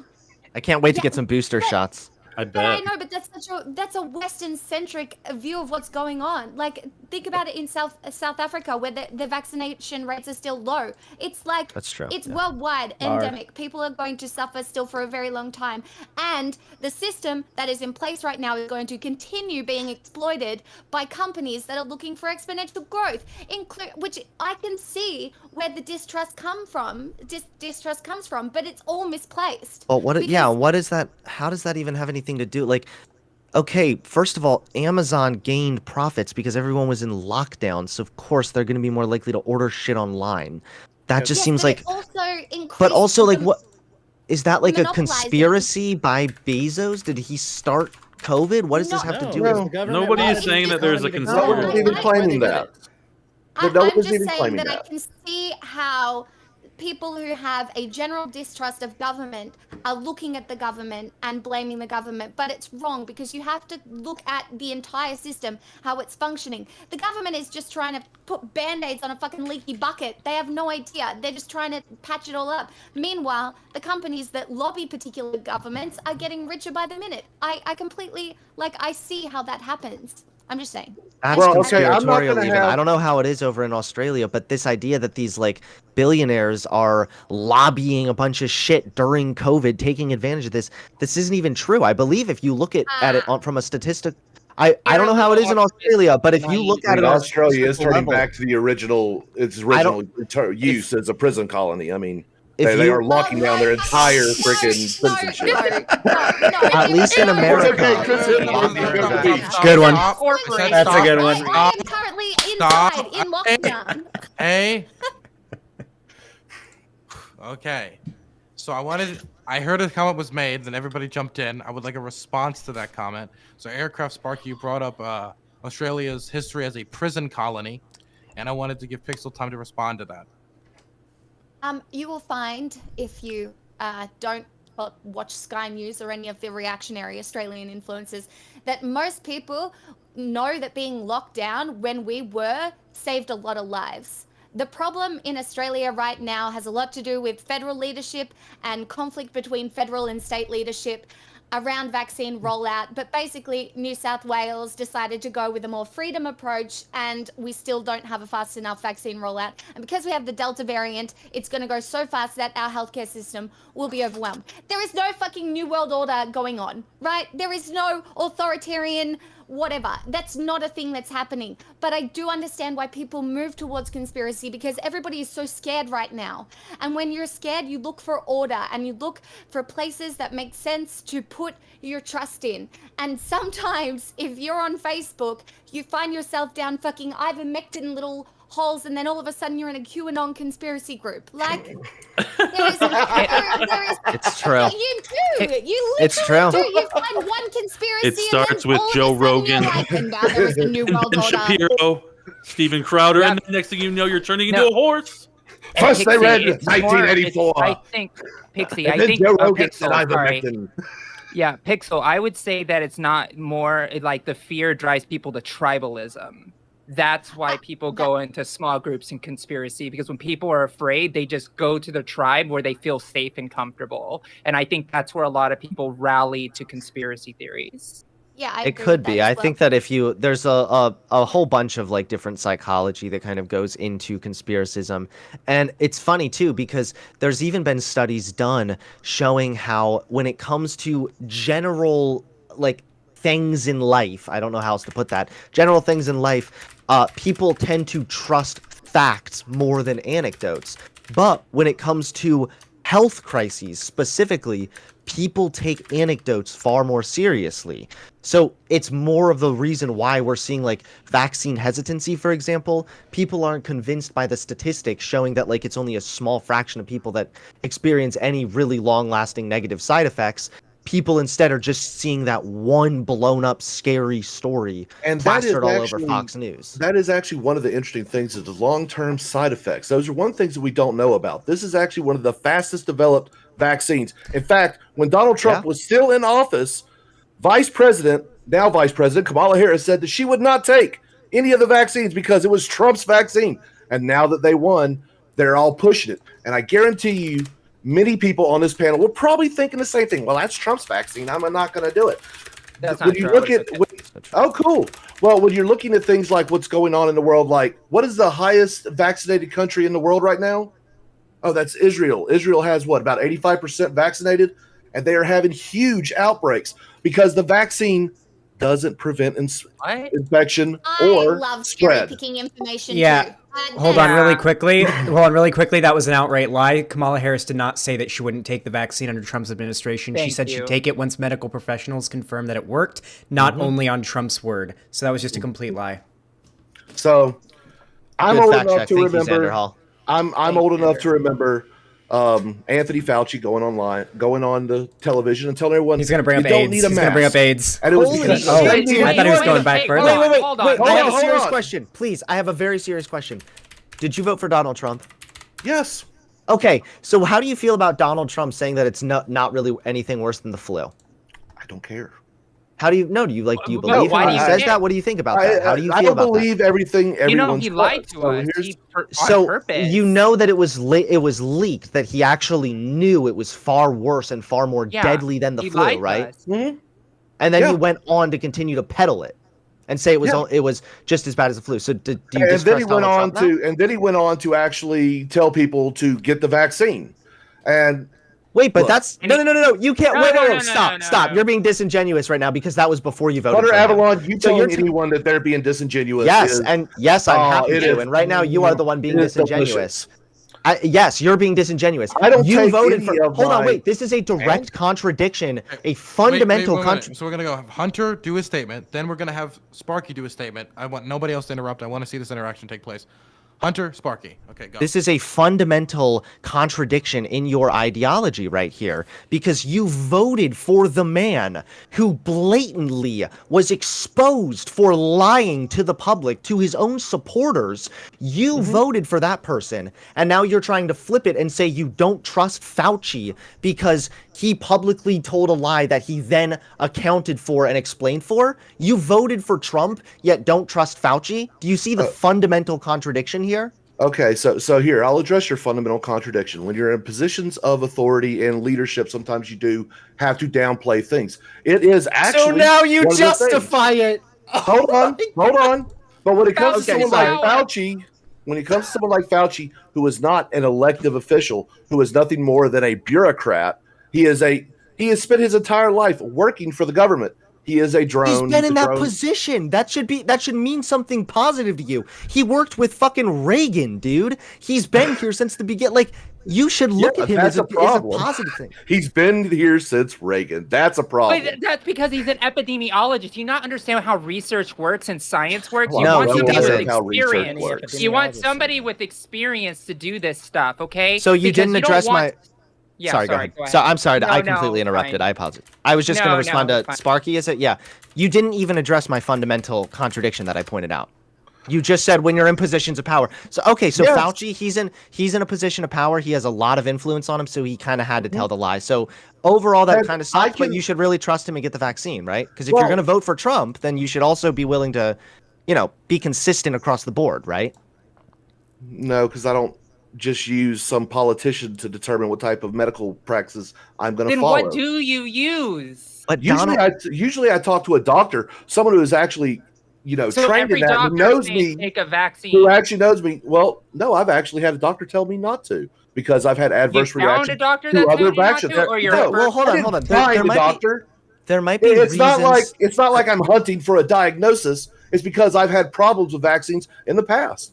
And Sure, people so are there going, might be good reasons. I think So- the only good reason not to get vaccinated really would be if your doctor specifically personally told you don't get vaccinated. Of course, you got to listen to your doctor, or if you're gonna if you're gonna die by taking it, you're immunocompromised, have an allergy, whatever. But we're not talking about that. We're talking about his fundamental contradiction that I think that you're trying to weasel away from. Honestly, No. because. Yes, The because anthrax vaccine was shit. you have voted Yes, it for was. you voted for Donald Trump, a man who lied to his followers and was exposed behind the scenes for knowing it was more deadly. Like, this is like a new level of conspiracy. If this was Fauci, if leaked audio came out showing Fauci was like, and then I'm going to tell them this thing, yada, yada, yada, you would be fucking losing your mind. Actually, I didn't even have that much of a problem with the Fauci emails when they came out. But it was a dynamic You just brought up the fact that Fauci lied about the masks, and that's your that's your reason and for he's not he's lied about multiple things is a problem. 6 weeks ago, So why do you not trust him but trust Donald Trump? I don't care about any of this. I I'm don't asking trust only- either of them. That's the problem. You voted for Donald Trump. It You have doesn't to trust matter. him a You little voted bit. for Biden, didn't you? Okay. Yes, You but this is trust such a... Yeah, and I would stand by it, but you're do it. walking Stop. back I'm saying- everything right now. stop. This is so cowardly. Okay. We're gonna move on because we don't have much mute time left for Hunter? this topic. I want Turk to speak, and then we're probably gonna wrap it up and move on to the next topic. Turk. Yeah, so just brief going into what's currently talked about. If y'all want to hold Trump accountable for the things that he said that happened to be proven false in the future time, I would expect that y'all would also be holding Fauci to equal levels of accountability because he was proven factually false also in this dynamic situation known as COVID. So let's be consistent, guys. Y'all should expect Fauci to be gone. Oh, I will, Lonnie. We're gonna go into ending statements now. We're gonna go around the room, say your last thoughts on the topic. We're gonna start in the bottom right-hand corner with Xander Hall. Yeah, I wish I lived in the world these conservatives do. I wish I lived in the same world as them because they seem to think that they're these freedom fighters fighting against some shadowy cabal running things that want to perpetuate this pandemic and push out vaccines that turn your arm magnetic or whatever. I give no more credence to the validity of any statement made by an anti-vaxxer than I would to a flat earther, a climate change denier, or people who think that the sun is actually a satellite made by aliens that gives us all sun cancer, and that's how they're trying to exterminate humans. Okay, I give no credence to these people. There's so many lies that have already been told here. I called out a few of them, but there were just too many that I had no chance to interrupt and butt in on. But yeah, I mean, like at the beginning of the segment, anyone who denies the efficacy of vaccines and wants to be a bitch about it with their little beta boy immune system, I feel no sympathy for them if they get COVID. Okay, next is going to be the Turk. Yeah, so I still believe that vaccines are effective. The data proves that getting the vaccine does actually help you not get hospitalized, and if you do, it's usually a lower risk symptoms, and you typically get out of the hospital a lot faster. So I don't disagree with any of these people, and I'm the counter proof to what Xander Hall just said, that all these conservatives are boogeymen thinking of anti-vax. That's not how the majority of people actually think. But I will say that if we are to start healing wounds as a society, we should be compassionate to even the people that are very dumb and decide to take ivermectin because they heard it on a blog somewhere. Yeah, it's a really stupid move, but show some sympathy, show some basic humanity, and don't be an evil Xander Hall. I will continue to be an evil Xander Hall. All right, we're gonna throw it over to Pixel Smexel. Look, get vaccinated. I think at the end of the day, I truly believe in your personal freedom, your choice to get vaccinated or not.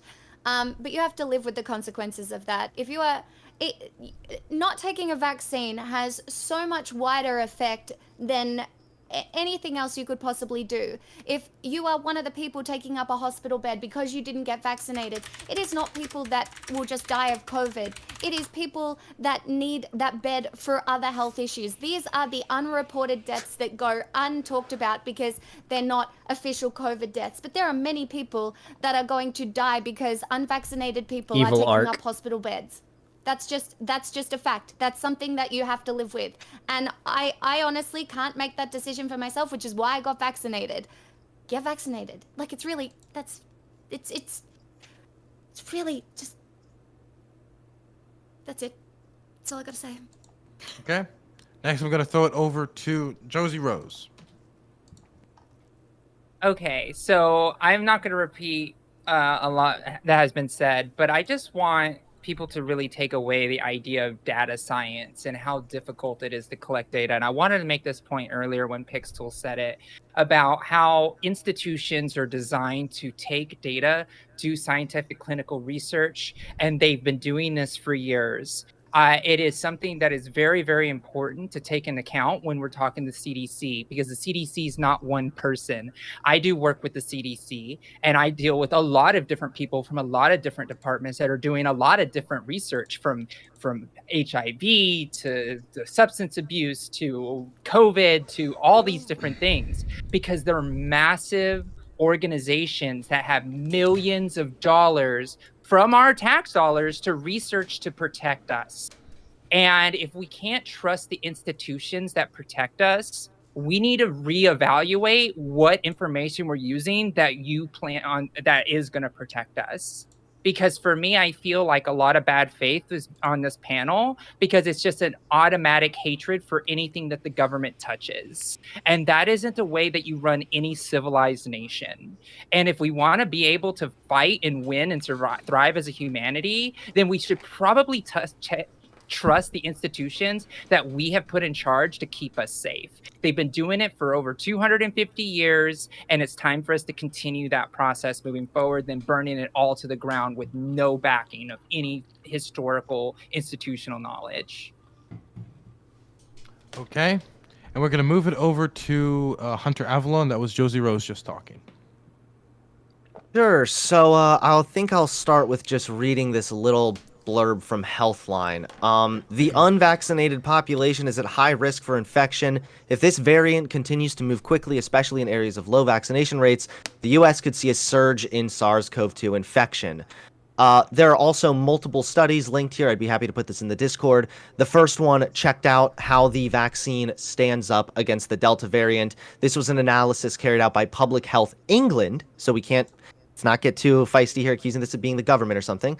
The vaccine appeared to be about 88% effective against symptomatic disease and 96% effective against hospitalization with the Delta variant. There are an array of studies done. Some found not as good as high results. Some found just as high results. Either way, we know one thing that's for certain. Getting vaccinated lowers your risk of getting COVID, and it lowers your risk of dying in the hospital from COVID-19. As someone who has had family members literally die from COVID-19, I ask everyone watching, get vaccinated. We can trust these institutions. Part of the reason that we can trust them is because the fact that there are multiple people there, that keeps them in check. That holds people much more accountable. That's why these large institutions have existed successfully for so long. So that's all I really have to say on this issue. Get vaccinated. Other than the two things I said earlier, if you don't get vaccinated, I think you're dumb. Bye. Okay. Now I'm going to throw it over to Demon Machine. Oh, I don't care what you do. If you want to get vaccinated, get vaccinated. If that's what you want to do, if you're older or something like that, trust your doctor, trust your own decision making, trust whoever you fucking want to. If you die from whatever reason, you have my sympathies. I will do anything I can to help you from dying. And I think it should be in your hands, because you only get one life. It's the one that you have, not the government's life, not anybody else's life, not that life over there. You get one. So use it wisely. Try to do what you can. Other than that, I really just, the topic was sympathy for people who didn't want to get vaccinated, and yeah, I'll have sympathy for anybody. Okay. Next, I'm going to throw it over to Biggs, and as a hype train is coming along, I'd appreciate any support to the channel from anybody in chat. It takes a while to put these together, and it really helps out the channel. Gonna throw it guys, subscribe, donate to everybody. me, You guys, not Dylan, me. Throw him a follow or some bits. Dylan provides this awesome content every day. I'm poor, can't afford to feed my cat. So, come on. Show him you enjoy it by throwing him a few shekels. But as far as the vaccine goes, if you're listening to people on the internet, that's the dumbest thing you can do, right? Whether it's Joe Rogan or fucking us on the panel here, talk to a doctor, talk to a professional, find out what the right path is for you, and then just make your decision from there. As far as being sympathetic, I think we should be sympathetic to everybody. If they're in pain, if they're suffering, I think that's just like part of humanity. I think most of the people on here, even if they say they don't, I think they probably deep down do feel sympathy, just because it's just innate to human nature. But again, listen to your doctors, do what you think is right, and that's basically it. Okay, and now we're going to throw it over to Aircraft Sparky. All right, look, with the whole should you have sympathy, man, that is a personal decision, just like getting a vaccine. If you're curious about the vaccine, talk to your doctor, someone who actually knows who you are, knows your medical history and everything, and listen to them because they probably know more about you than any of us do. So don't take any of our advice on vaccines whatsoever, and damn sure don't sit there and self-medicate yourself with anything that you can get over the counter. Talk to your doctor. There's alternative uses for a lot of medications. So when people go horse paste, yeah, there is some truth there, but there's more to it than that. Look, just be decent. Be a decent person. If someone happens to pass away that you know because of COVID, vaccinated or unvaccinated, you should probably feel sympathy for their family. And if you felt like they got what they deserved, well, I mean, you may want to keep that to yourself. If you're not willing to say it to someone's face, you probably shouldn't say it at all. It's the way I look at it. Thank you. Okay. How can I say it to their face if they're dead? Say it to their brother or sister. See how that one works out for you there, big guy. Okay, so any statements are done. So we're gonna move on to the next topic. Oh, and for everybody in chat, since everybody has stopped looking at Afghanistan, I just want to update everybody in chat on the Panjshir resistance in the Panjshir Valley. It seems that the Taliban are attempting another offensive, and I know a lot in my community really care about that. I just wanted to say that another offensive is being attempted at the moment, and apparently it's not going as smooth as the Taliban wanted, and they've lost a few hundred fighters to snipers and machine gun fire and tanks that were confiscated in the Panjshir Valley. Wanted to update people in chat. But of course, the spokesperson for the organization said the situation is dire, and the Taliban are putting on a good face, saying it has been conquered, and the next few days might decide that, depending on how the battle goes. Okay. What was that? Oh, they're fighting the son of the famous resistance leader during the Soviet invasion. They're Masood. I never know how to pronounce his name, but the former vice president of Afghanistan has declared themselves to be the president of Afghanistan. So this is like the Afghan government resistance. Yes, in the Panjshir Valley. There's about like 8,000 of them. Which side I'm rooting for here? Northern Alliance, right? Northern Alliance. It's a combination of former government fighters, native Tajiks. They recently Tajikistan even airdropped them guns, bombs, and food as they defend the Panjshir Valley. Just wanted to give everybody a news update since it's not getting a lot of attention in the media at the moment that there is resistance still in Afghanistan against the Taliban. Now we're going to move on to the next topic, which is going to be fun. It has to More Afghanistan. It has to do with what's going on in Texas right now. So in Texas, a restrictive law having to do with abortion has been put in place. It has to do with past 6 weeks in pregnancy, and there has been some very precise. How the law has been extremely maneuverable and flexible in how it was created, so that it is private citizens who enforce it through what you could call like $10,000 bounties. So it's not the government going out and like trying to enforce it, but they want private citizens to sue individuals who assist others in getting abortions.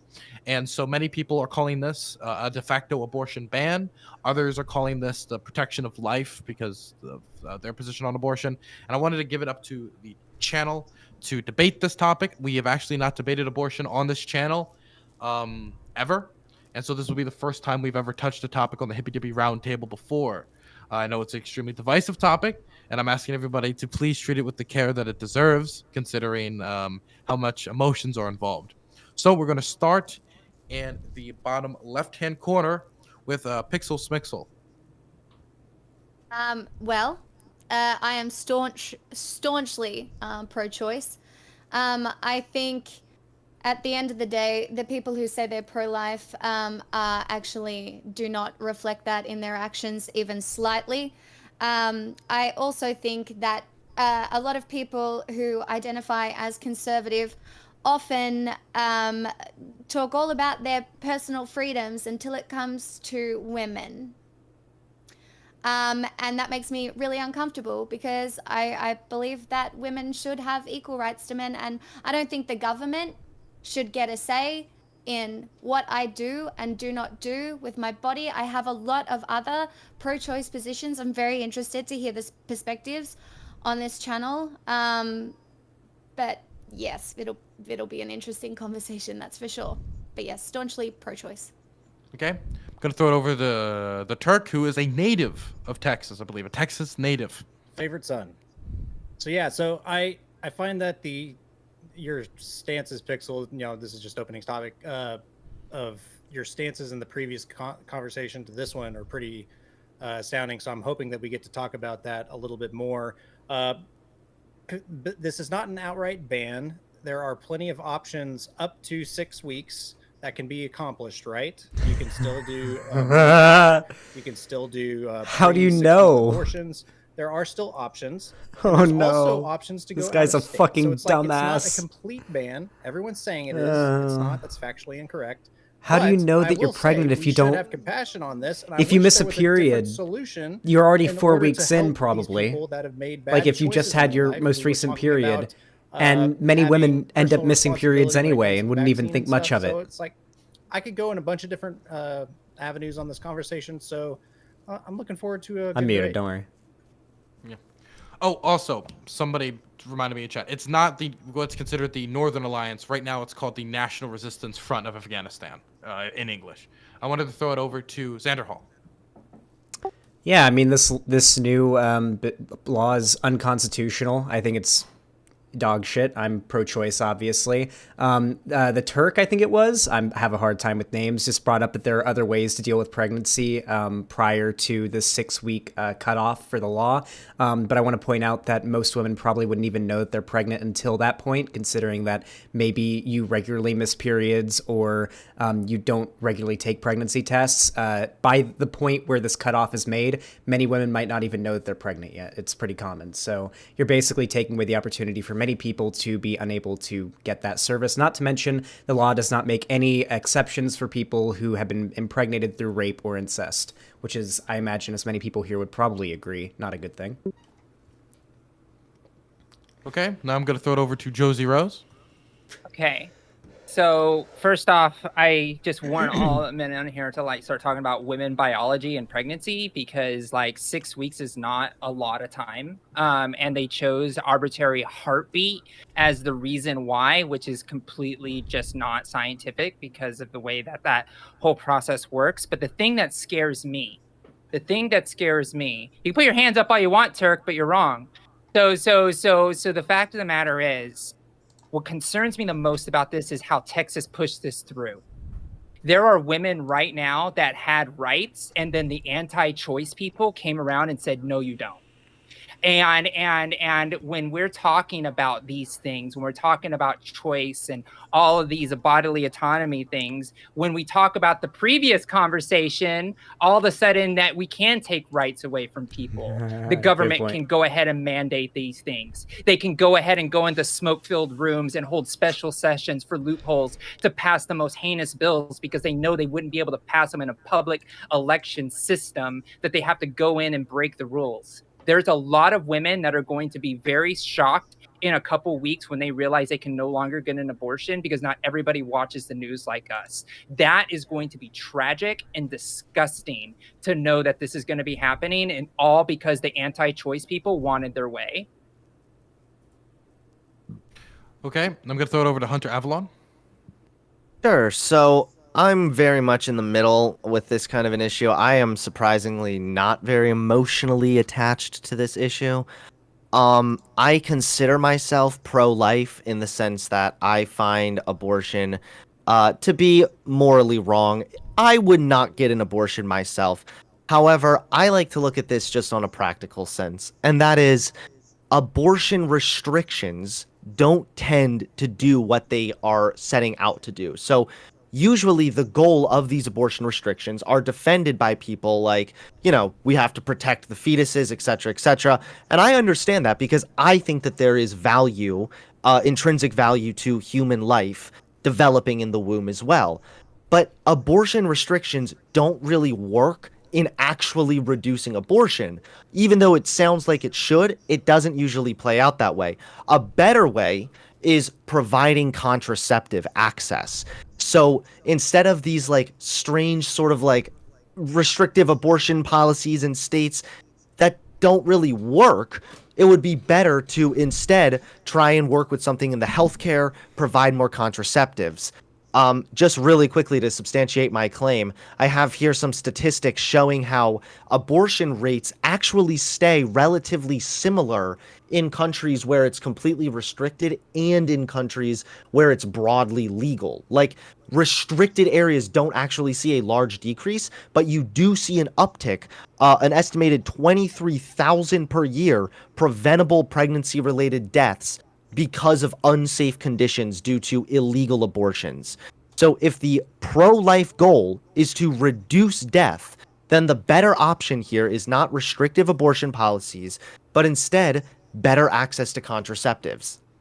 And lastly, I don't want to take up too much time, but lastly, for the conservatives here, you should take into account that this loophole they're using, this private right of enforcement thing, this can be used to set an extremely dangerous precedent on things that you would be very much against. This could warrant other people reporting you if you're not quarantining or wearing your mask, or this could be used on gun owners. This could be turned against people. This could allow citizens to sue other people for social media posts. This could allow all kinds of dangerous precedent, especially with the way that the court has ruled thus far. So that's what I would leave for the conservatives watching, but yeah. Okay, now I'm going to throw it over to Demon Machine. Oh, I mean, I thought it was, as long as it's a law that a state made, then it doesn't matter. Sorry, sideways. I don't like abortion because the question is always, where does life begin? And nobody can really come to a good consensus or agreement on that because we don't know whether life begins at actual conception, like when the thing's like attached to the wall or anyway. So, oh my God, how can he have such a weird ass take? But generally, I would like to protect humans. So it's kind of a very difficult thing to answer.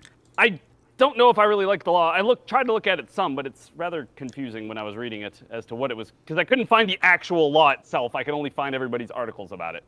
And I didn't have a lot of time to look into it yet. Anyway. Can I post the bill? Yeah, you can post the link in chat if you want to, but it's Demon Machine's time. No, that's fine. I don't care. People can interrupt me all day. If I go too long, I'll just sit here and ramble. But basically, I would prefer not to have abortions. I don't really have a dog in that fight, so I generally just try to stay out of it most of the time. And that's that. Okay, I'm going to throw it over to Biggs. Yeah, so kind of like what Turk said before, I do find it interesting that the people on the left here have a, when you draw a direct correlation from like an actual like death occurring versus like the vaccine issue with it like being, not necessarily tied to an individual person. I just find that a little bit interesting. But I actually do agree with the left on this issue. My personal take is I don't think anybody should ever get an abortion. I would never want anybody to have to go through anything like that. Not that I've seen personally in my life just what a miscarriage can do. So I would not wish that kind of decision on any person. But I also don't think the government should have any say in what people do. My personal take is I don't necessarily think a fetus at that level is, a few weeks old is necessarily protected under the rights of our, being an actual, being that deserves rights under the state versus the person, the mother. I think what we have now with Roe v. Wade is probably as good as we're going to get with at sustainability of the fetus is kind of like where that line is now, and I think that's probably like the best we're going to get. But as far as the bill goes, this bill is complete garbage. I totally agree with Hunter on this. The fact that we're putting something out there that can have such ramifications down the road with just like allowing private citizens to sue that have absolutely no issue to do with what's happening, I think that's just absolutely absurd. I don't understand how they can even how that would even work under like damages and stuff like that, because you actually have like there's no actual like culpability to the actual person suing. So I have no idea how that would actually work in reality. And then the fact that they're actually offering a bounty, they're basically giving a reward for people knocking out other people because they had an abortion. So not only is this person already going through a tumultuous time and a terrible time in their lives, now you have people actually basically taking like a hit out on them to get a financial gain. I think that's completely terrible. I think this whole bill was something they should have never done.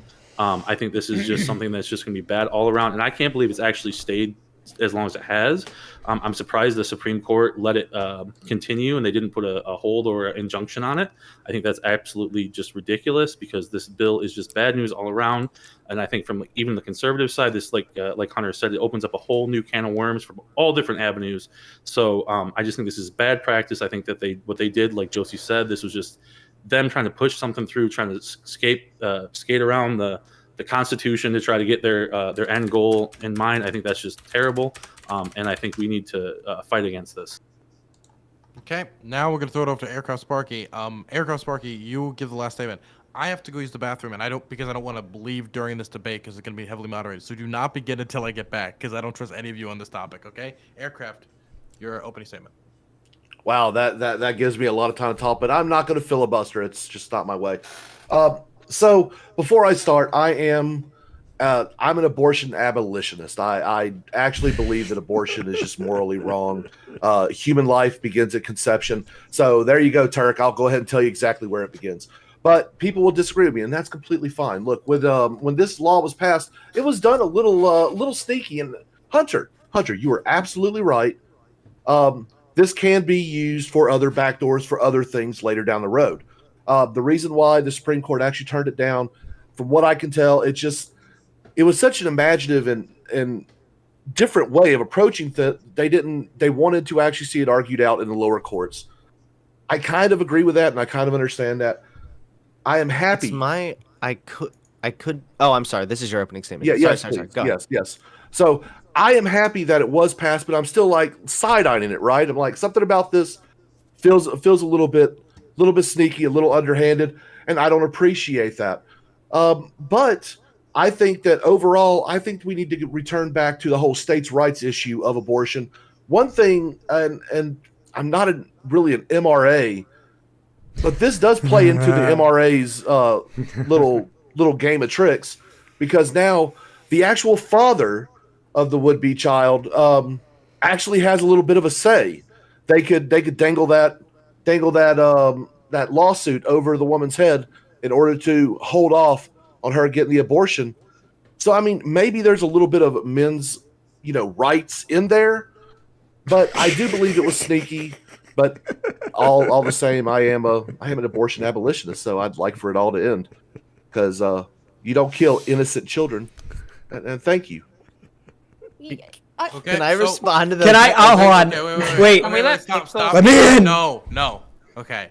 So let what me we're gonna in. do is everybody's gonna raise their hand, and I'm gonna give it to who I want to give it to. Okay. If you want to respond to that, raise your hand right now.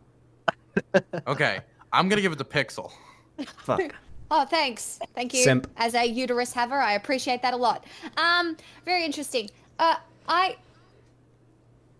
will just hypothetically say I give you the fact that you believe that life begins at conception.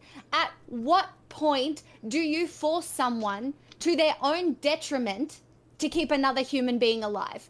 How are you deciding which life is morally more important? Right? How are you deciding that legitimately? Okay. So what do you mean to their own detriment? I'm being specific for a reason. So are you talking about actual health of the mother, like the mother may actually pass away?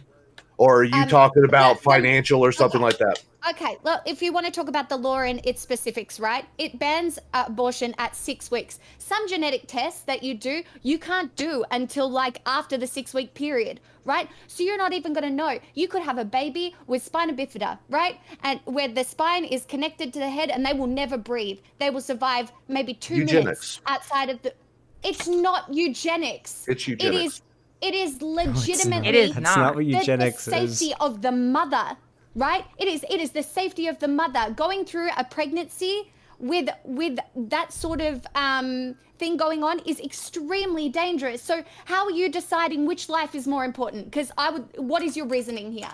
If you are I honestly, I can't believe you call yourself pro-life if you are not willing to care for the lives of women. You are pro-birth, nothing else. Well, okay. So here's the thing. If the mother's life is in danger, now there's actually something I am willing to go, yes, abortion is completely fine, because without the mother, there is a huge problem that the child will experience, and it will be detrimental to the child. But when you're talking about, oh, well, they might have Downs or something. Well, that is basically eugenics. That is selective abortion. And I just find that immoral and reprehensible. Why do you prioritize the body of the fetus over the body of the mother when we're talking about the subject of vaccines? You seem to pretty obviously prioritize your choice and your right to autonomy over other people. Fine, fair question. So when it comes down to the vaccine doesn't prevent infection nor the spread. It lowers the actual symptoms of it. When it comes to abortion, you are actually wrong, by the way, Mr. Hold on. No, she's right. That's false. I'll let Sparky finish, and then I'll let Turk respond to that. When it comes down to it, when an abortion happens, in my view, you are affecting another individual. Now, it's a semantic argument because you're going to say, "Oh, well, it's just a clump of cells." Well, we're all just no, I'm not. No, I'm pro-life. Oh, okay. You're forgetting I'm pro-life here. Yeah, you're right. I'm sorry. I'm not trying to misrepresent you. But most of the arguments are, "Oh, well, it's just a clump of cells or something, idiotic like that." No, I believe it is a human life, and I believe that life cannot defend itself or speak for itself. Therefore, it should be given a little bit more weight and advocacy. That's it. What about the people that can't speak for themselves that are more like susceptible to disease? Like, I feel like you don't apply this logic evenly.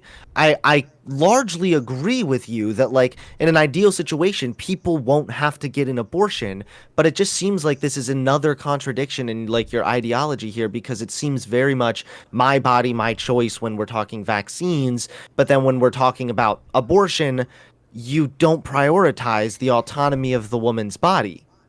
Well, no, I prioritize a woman's body, but all at the same time, I am not going to sit there and go, "Oh, well, you can just dump whatever poison into you." When you decide to have sex, you make a choice. And I'm talking about consensual sex. I'm not even discussing the rape or incest. He thinks the vaccine is poison. When you make the decision to have sex, consequences, good, bad, or indifferent, comes with that. So with that, you can get an STI. So the guy should probably wear a condom, and there's a chance of pregnancy involved. So the woman should be on birth control, and there's multiple different forms of that. In fact, many of them are actually free, especially at the Texas. So you're for more contraceptives. This is good. Yeah, there's nothing wrong with contraceptives. I'm just surprised that you voted for Trump, because Trump cut the ACA, and thanks to the ACA, we've seen massive decreases in abortion because of access to contraceptives. I voted for Trump because of a lot of the policies that he instituted that I liked. There's a lot of things about him that I did not like. Let's not talk about Trump. But we're not here to talk about Trump. We're talking about abortion, and then I'm moving it over to Turk. So I hope I answered to the best of my, I hope my stance is a little bit more clear for you there. Turk? So that Dylan doesn't get banned from the greatest platform that's ever been on the internet. Getting the vaccine does not protect you from transmitting the disease. It prevents the severity of the disease that you contract. You can still spread COVID once you come into contact with someone that spreads it, and your that's not necessarily true. You're very much less likely to spread and get COVID when you get vaccinated. One of the things that I find interesting about significantly this, less likely choice thing is when it comes to spreading COVID to someone has the choice of wearing a mask or not going outside or taking care of their own self in order to not contract COVID. The innocent, whatever you want to call it, we can debate when life starts, doesn't get that choice. And that's sad. And I think there's better ways this bill could have been written to better facilitate some of these concerns that we all have on this panel, because it's clearly a very sensitive topic, and I think Texas did a bad job of answering the sensitive topic. Okay. Just to really quickly, if I could say, part of the thing he said about all right, part of the thing he said about fully vaccinated people still being able to spread. That's true that if you are fully vaccinated and then there is a breakthrough case and then you get infected, you might still be infectious, but you have to be infected with COVID in order to spread COVID. And it lowers your risk of first contracting COVID. So in turn, it does reduce the spread of COVID. Again, there's a reason why we're seeing rates of COVID. Thankfully, well, we're not really seeing them decline, but I can send you this chart here showing the COVID rates and the hospitalization rates among unvaccinated, if you'd like. But either way, yeah, it prevents you from getting COVID to begin with. So I just wanted to kind of correct the record there. But anyway, we can move on. Okay. One quick question: at what point are you infectious? Oh my God, we're not talking about COVID right now. Well, I do. He has Well, he pointed out the thing. I do. I understand that, but we did just have like a huge topic on vaccines, and I do kind of want to make sure we stay on topic here. So I'm gonna use executive authority and push it to Josie to talk about this topic, and we can move off of vaccines. Okay. So first off, there is so much of a human toll here, and the fact of the matter is, there are young girls that are going to be forced to have children that they were not ready for. And their lives are going to possibly be disrupted for that in their own way. There are women who don't have the means to leave the state of Texas that are going to be forced to have these children. The reality is these are real human lives. Birth control doesn't always work. Contraceptions don't always work. Birth control, abortions are usually the last option for most women. You look at these statistics and you'll see this. It's very, very common that most people who are getting abortions didn't get a chance to, the contraceptive didn't work. They missed the pill. The condom fell off. Those things happen. And there's no compassion for these women that are dealing with these things. And one of the things I used to do when I was talking to anti-choice people that don't want people to have choice over their body, is the fact that I always followed it up with so what do you do with the woman? Because you've been levying pretty big words as well, Aircraft Sparky, is like killing children. Well, the law for killing children is to put people in prison. So what's the next step? Advocating for women to be put in prison? How long do we make that sentence for?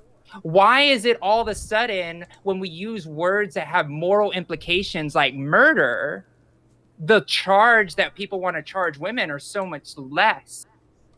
The fact of the matter is this is very, very intrusive, has no compassion for women, and this isn't going to be solved with just more contraception. We need contraception, but that isn't the answer. The answer is safe, legal access to abortion. And if people care about human life, guess what? Before Roe v. Wade, coat hanger abortions were real and women died and bled out in the alleyways because of that. This is the real thing. People are still going to get abortions. People are going to drink poisons for abortions. And I'd rather have people have legal access to these things that have already been happening so women can continue to get the health care that they need. Because I tell you right now, if boys could get pregnant, they would be advocating for abortions too. Because it's not that easy to not. You're right. Some men can. You're right. Thank you for correcting me that. People who can get pregnant. People who get pregnant. Like it's people, if cis men were able to get pregnant, then I don't think we'd be even having this conversation. But a lot of times it's like, I wouldn't get an abortion. I wouldn't get an abortion. It's real easy to say. The fact of the matter is women don't always want to have a baby. And women don't always want to have an abortion. So let's have them have the choice and body autonomy to do so and not have these stupid legislators trying to legislate things behind closed doors and hurting women. And hurting people who can get pregnant. It's bullshit. You said this is behind closed doors. I mean, the state representatives of Texas voted on this. It was not behind closed doors. They opened it. Sure. They actually voted in open session. Sure, but they did it with a process, and we should vote them all out. But the process was underhanded, like you said. So what I advocate for you is in your state of California, y'all should advocate and vote for this, agenda that you want. I think that'd be a great idea. Actually, states like California are raising money to try to make sure women have access to abortions outside of their state of Texas. Who here voted for Biden? Yeah? Anyone here? Yeah. All right. Some of us have contributed to lowering abortion rates far more than these morally grandstanding conservatives have, that's for sure. Yeah, absolutely. Like, it's about actually providing healthcare to people. It's always about healthcare, and when women's healthcare is under attack, everybody's completely okay. Yes, abortion is healthcare. Abortion is a procedure that kills humans. Abortion is healthcare. No, abortion is healthcare. Oh my gosh, you will never go through pregnancy. I have watched my sisters go through multiple pregnancies. It is an extremely Yeah, I really don't need that. Wait, let's please. I actually have a child. Stop. I actually have a child. How about Okay, I How many said. people here have kids? Okay, so I Game have Machine's kids. muted. Aircraft is muted. I said stop. Neither of you listened to me. So everybody's gonna stop. Pixel is gonna respond to that because Pixel was saying something. Okay. men do not go through pregnancy. And this law in Texas is legitimately She's not turf, is she? policing women's bodies and people who can she's not a people turf, who is she? can have children, people who Being can give accurate. birth. Birthing people. Yes. So people- basically, you're saying men Wait, shouldn't be okay. able to talk about this, right? Okay, so No.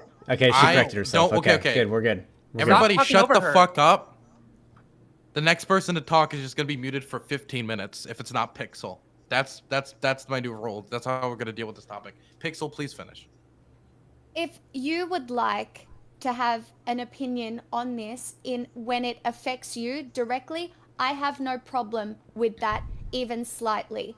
I don't even mind if you're pro-life and you are against abortions. You will never have to have one. Therefore, your opinion you can have, but the government should not be legislating women's bodies because it is legitimately about control. And I actually think, I am not American, but I think there are actually far more nefarious undertones to this bill than you can even think. For example, the white population in America has been going down, like the white birth population, I'm not sure how to say it properly, has been going down for a very long time. And there is a lot of evidence to suggest that the reason that this law is implemented is to increase the amount of like white kids born in America because I wouldn't be surprised. they're so you disagree with this? This is just it's so weird watching him talk over me to his chat. It's just so strange, but like, okay. She's not the greatest debater, but it's okay. This bill in Texas is absolutely She's doing well. horrendous. Honestly, horrendous. I don't care if you think you're pro-life. You are absolutely not. You don't give a fuck about women, and it's disgusting. And here's a little fucking hot take for you. Oh, no. She's getting Interesting that you upset. brought up men's rights activists here, because I tell you what, you just gave women a very good reason to withhold sex. And isn't that one of your big things? Women using their fucking sex as power, withholding it from men? Well, look at the reason you gave them now. Women in Texas have legitimately no fucking reason to have sex because they can lose their entire independence and everything to a man who goes to the government to snitch on them. Okay, now I'm going to on the list next was Zan. Oh, come on, But you're not going to respond to let me finish. So what I'm gonna do is I'm gonna have Turk, Zan, Sparky in that order. So I completely agree with the last few sentences you were saying. I completely agree that the women in Texas should stand up and have self control and self-respect to force men to not have sex and to be much more controlling in that regard. And then as a joke, I'm married, so I already have sex with Hilt, so it sucks. And I'm a nicer human being because of that. Zan? Yeah, so it's kept going back to whether or not a fetus inside of a mother, or I'm going to say mother. I know that trans men and non-binary people can also get pregnant. I'm just going to use mother for the sake of brevity. I know obviously we've been going back to this topic of whether or not the fetus is an actual living being, and that seems to have been guiding a lot of the argument here on the conservative side. And I want to say that while I'm not a philosophy turbo virgin, I do want to point out that when it comes to making laws around the philosophy and the idea that a fetus is a life, we're never going to come to an agreement. It's such a contested, philosophical, subjective argument that I feel like anyone on the left should just go ahead and concede, sure, the second conception happens, it's a living being. And I would move on to say, in that case, let's take an analogous example. I can use the philosophy tube example. Let's say you get into a car accident. You get in your car and you're driving to work, and you get into a car accident and you end up T-boning somebody. And now you wake up in the hospital and you are now hooked up to that other person with an IV. And the doctor tells you that to keep that person alive, you have to be supplying them with a constant flow of blood from your kidneys. I know, not a very new analogy, but still. Would you say it is morally or constitutionally, legally good or permissible to allow that to happen, where in order to keep this other person alive, you need to be hooked up to this person for them to continue to live? Is that morally good for them to force you to give up your bodily autonomy to keep another human being alive? I'll completely concede that a fetus, the second that it's the egg is fertilized, is a human being. Does that mean that the mother or the person who's bearing the child should be forced to give up their bodily autonomy and continue to carry that pregnancy to term? Does the government have the right to take away that bodily autonomy from you? I would assume the libertarians here on the panel would say no, and I would hope the conservatives on here would agree no as well, but we'll see. Sparky? Well, when it comes down to it, you're talking about a scientific biological fact versus some odd deal. I hear you saying that's what philosophy is. That's what analogies in philosophy I'm are. not gonna engage on that, because there's a biological actual fact that the females in the human race actually are the ones that have to incubate the child. It's just the way it is. It's the way it was designed. And wait, what? It is what it is. So can I ask Sparky a quick question? What you said earlier about how like this could be like a men's rights thing. Do you really? Yeah.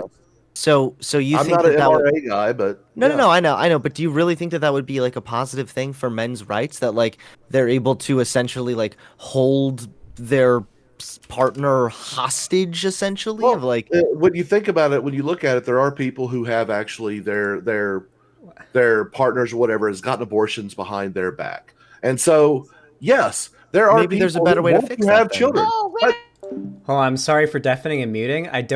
Why is there a poll going on in Dylan's chat as to whether or not my camera is going to give out? Like, what is the deal with that? Is it? I know it's like a meme or whatever, but it's like what? My camera's doing fine. What? I don't get it.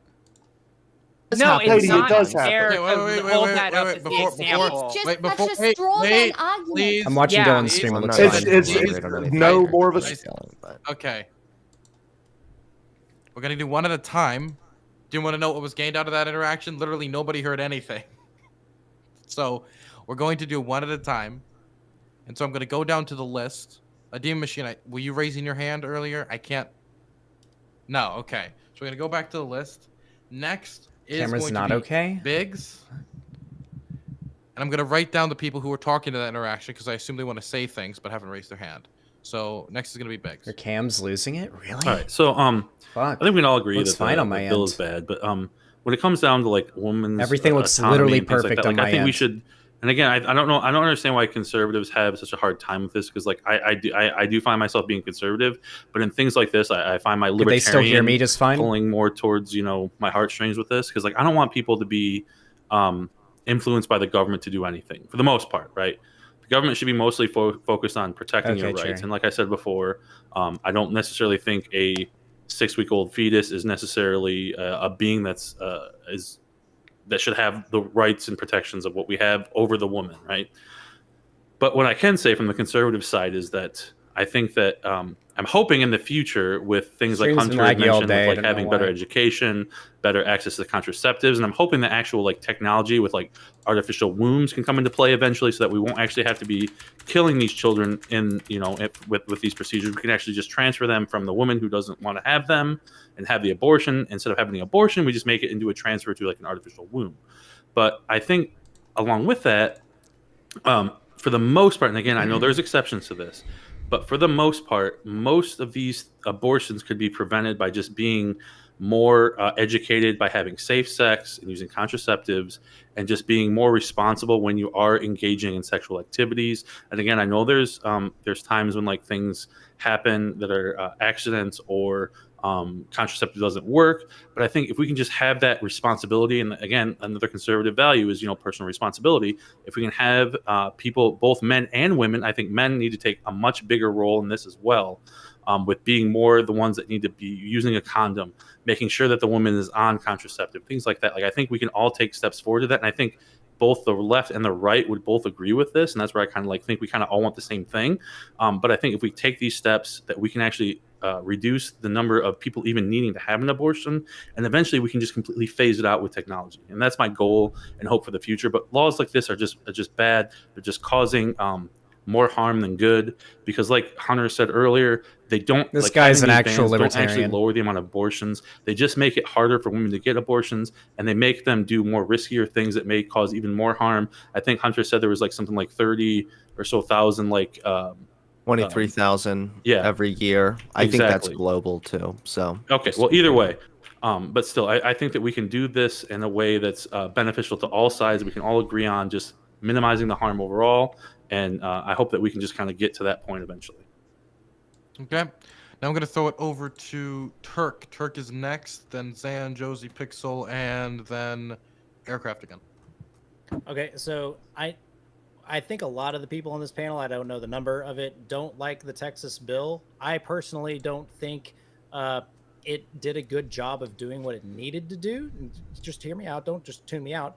I think what should be added to this current bill is that the men that facilitate this incident should also be legally required and liable under the penalties of this lawsuit that private citizens are going to have to go through. They should also have to pay the $10,000 bounty fee in order to keep their PPs in check, in order to not do that kind of thing. Okay. So abstinence training. No, it's called being responsible for your actions. And if you're going to do something to somebody that forces them to make a bad choice, you should be held liable for that bad decision. We're gonna police men's dicks instead of like just giving women health care. Yeah, let's give them all vasectomies. I'm think, totally down with that. Wait, do I get? Actually, vasectomies are. If they're going to start paying for that? Okay. What? Okay, we're going to throw it over to Zan. Don't you have insurance, bro? Frankly, I am completely on board with what Pixel and Josie have been saying. I think a lot of the motivation for the anti-abortion rhetoric in this country is out of a motivation to control women and women's bodies and women's rights. And I want to propose a new rule. Cis men aren't allowed to talk about the abortion issue if they're against it until they passed at least 3 kidney stones, because I think that's the most comparable you can get for cis men going through pregnancy. I think that's about Xander as close Hall, as you can get. what do cis men gain from being anti-abortion? I mean, a lot of dudes just kind of feel like they have a power trip over women. I genuinely do feel that way. I disagree Yeah, with no, that, I do. actually, Xander Hall. To be I fair, I think that's a big part of it, unironically. And they should be held liable for that. I think it's only natural for a lot of men to feel particularly passionate about this topic as well. I can see that. I can see why people would feel uncomfortable with abortion when potentially that child is their sperm. Like if I meet these conservatives on the ground, that the cells are a fetus or whatever, right? I understand that. But it surprises me every time how more men aren't pro-choice, knowing that, like, if you truly care about somebody, right, and you get pregnant and that pregnancy could affect the life of that woman, right? It literally could kill her. And you're going to care more about the baby. It's like, how do you weigh up morally not caring about women in this situation, not caring about your partner, their health care? Like, and so many people, for lots of reasons, especially in America where the sexual education is extremely lacking, shall we say, really struggle with the concept of sex when they're teenagers. And lots of young kids get pregnant through mistakes and all sorts of things. Now, if they are forced to have that child at 14, not only is it extremely dangerous for them, but it takes away their chance to have kids at a later age when it might be more suitable, and like they have a job and money and, you know, the maturity to be able to raise kids. There is a cycle here of teenage pregnancy over and over again, right? There is a cycle that needs to be broken through sexual education. I agree with this. Through sexual education, access to contraception, but also access to healthcare during pregnancy and abortion if it is so required. The options need to be there, and it should not be on the government to say no options are available to you. You have to have this child, no matter what. It's so entirely wrong. Sorry, I know I just ranted, but like... I don't even know if you need to like make an appeal to emotion here necessarily. Like, I think that whether or not this is about men wanting to have power over women or something is honestly irrelevant. I personally don't really agree with that. I think that a lot of the times when we see this abortion stuff happen, especially with like general public, like the average Fox News Republican, I think that they genuinely do think that they are in the right, and I think that they believe that they are caring about an important issue, which is the unborn child. So I think that a better way to get through to those people really is to just show them how these abortion restrictions do not lead to the outcomes that they want to see. So, like, whether or not there's teen pregnancy or not, like, I think that talking about, like, the philosophical nature of abortion and when does life begin, it's not irrelevant, but it's irrelevant to this specific discussion. Because at the end of the day, we've seen it happen in countries where it's legal and countries where it's not. Abortion is going to take place no matter what. We need to figure out what we can do to reduce it. And in this case, it's contraceptives, better sex ed, vote blue. Well, contraceptives are actually free at all the health departments in Texas for individuals who are 15 and above. So contraceptives do exist. In fact, there is a bill. I'm not saying they don't exist. I'm saying that they should have easier access, and just if they're free somewhere doesn't mean they are always. Jane's due process is a law in Texas. And it says teens do not need permission from a parent or legal guardian to get birth control at clinics in Texas. So this actually does already exist. And now when it comes to the sex ed actually needs to be taught at a pretty decently young age. I would say right around maybe 5th or 6th grade. Of course, with parental permission. I don't believe that you should teach children things without, certain things like that without parental permission. But these programs... Let me in now! Now, for those... Let me in! Oh my God, it's a horrible thing. Look, Texas may be a big state, but it is not by any means untravelable. And look, when it comes down to the whole politics of it all, hey, there's a lot of people who are going to be leaving Austin, flying to other states now. So, hey, the purple Texas, I guess, is going away. But the whole argument that Xander Hall throws, no cis men should... Shut up, dude. When it comes down to it, it takes two to actually make a baby. So both sides should have a actual say in it. I think the argument that men should have no right to talk unless whatever, that is stupid. Look, I agree. I'm going to meet you here in the middle that I agree that we don't, that I'm not a fan of any kind of argument like you're a man, you can't talk about this, that, or the other thing. I believe Xander Hall's making a joke, though, to be fair. That was a joke, yes. I want to make a joke about kidney stones. Yeah, it was a joke well, about comedy kidney is stones, subjective, my friends. He Wait, let me, because... However, I want 100 to finish this point, but then we have to throw it over to Josie, who's been waiting very patiently. Gotcha. Can I respond to what Sparky said? After Hunter? Hunter, okay, but you got like 15 seconds. Then Josie. Okay. I just still can't get over the fact that you're seeing this as some kind of a win for men, that they can essentially like threaten their pregnant partner. Actually, I don't. That you literally brought that up in your opening, and now you're trying to walk it back. No, I said this could be seen as. I don't think it is. In fact, I didn't mention how the bill was so why did slimy. you bring it up then? Just to say, Because I am thinking beyond my own purview. I am trying. We should do that for the vaccine stuff, but okay. Oh, I have. All right, you can move on. Jesus. You're just a walking ball of contradictions, and I think it's kind of funny to point it out. But that. Oh my God! Build another straw man, please. It's not a straw man. I think I've proven it pretty fairly throughout this discussion thus far. Can I? Okay. Okay. So, Aircraft Sparky brought up a minute ago that contraceptives exist and should be made more readily available, and he mentioned that that you can get contraceptives for free. I'd like to bring up the fact that obviously contraceptives don't always work. They work as a decent safeguard, but they're not always going to work. And of course, even practically, if you've got like 16-year-olds, 15-year-olds who may be sexually active, you have to think about the logistics of how are they going to get their hands on contraceptives? How are they going to get transportation where they could get some? Maybe they have to walk. Maybe they have to get a ride. That's not always going to work out very well. Not to mention, if we go back to the specific law, it cuts off at around 6 weeks once cardiac activity in the fetus is detected. And pregnancy is something that takes a while. Symptoms don't come about immediately. I brought this up earlier. Obviously, if you get conceive very right after a woman, like your period, you may not know that you've missed a period up until 4 weeks later, and that might not even give you a clue. Some women miss periods regularly based on weight or hormone balance. It's random.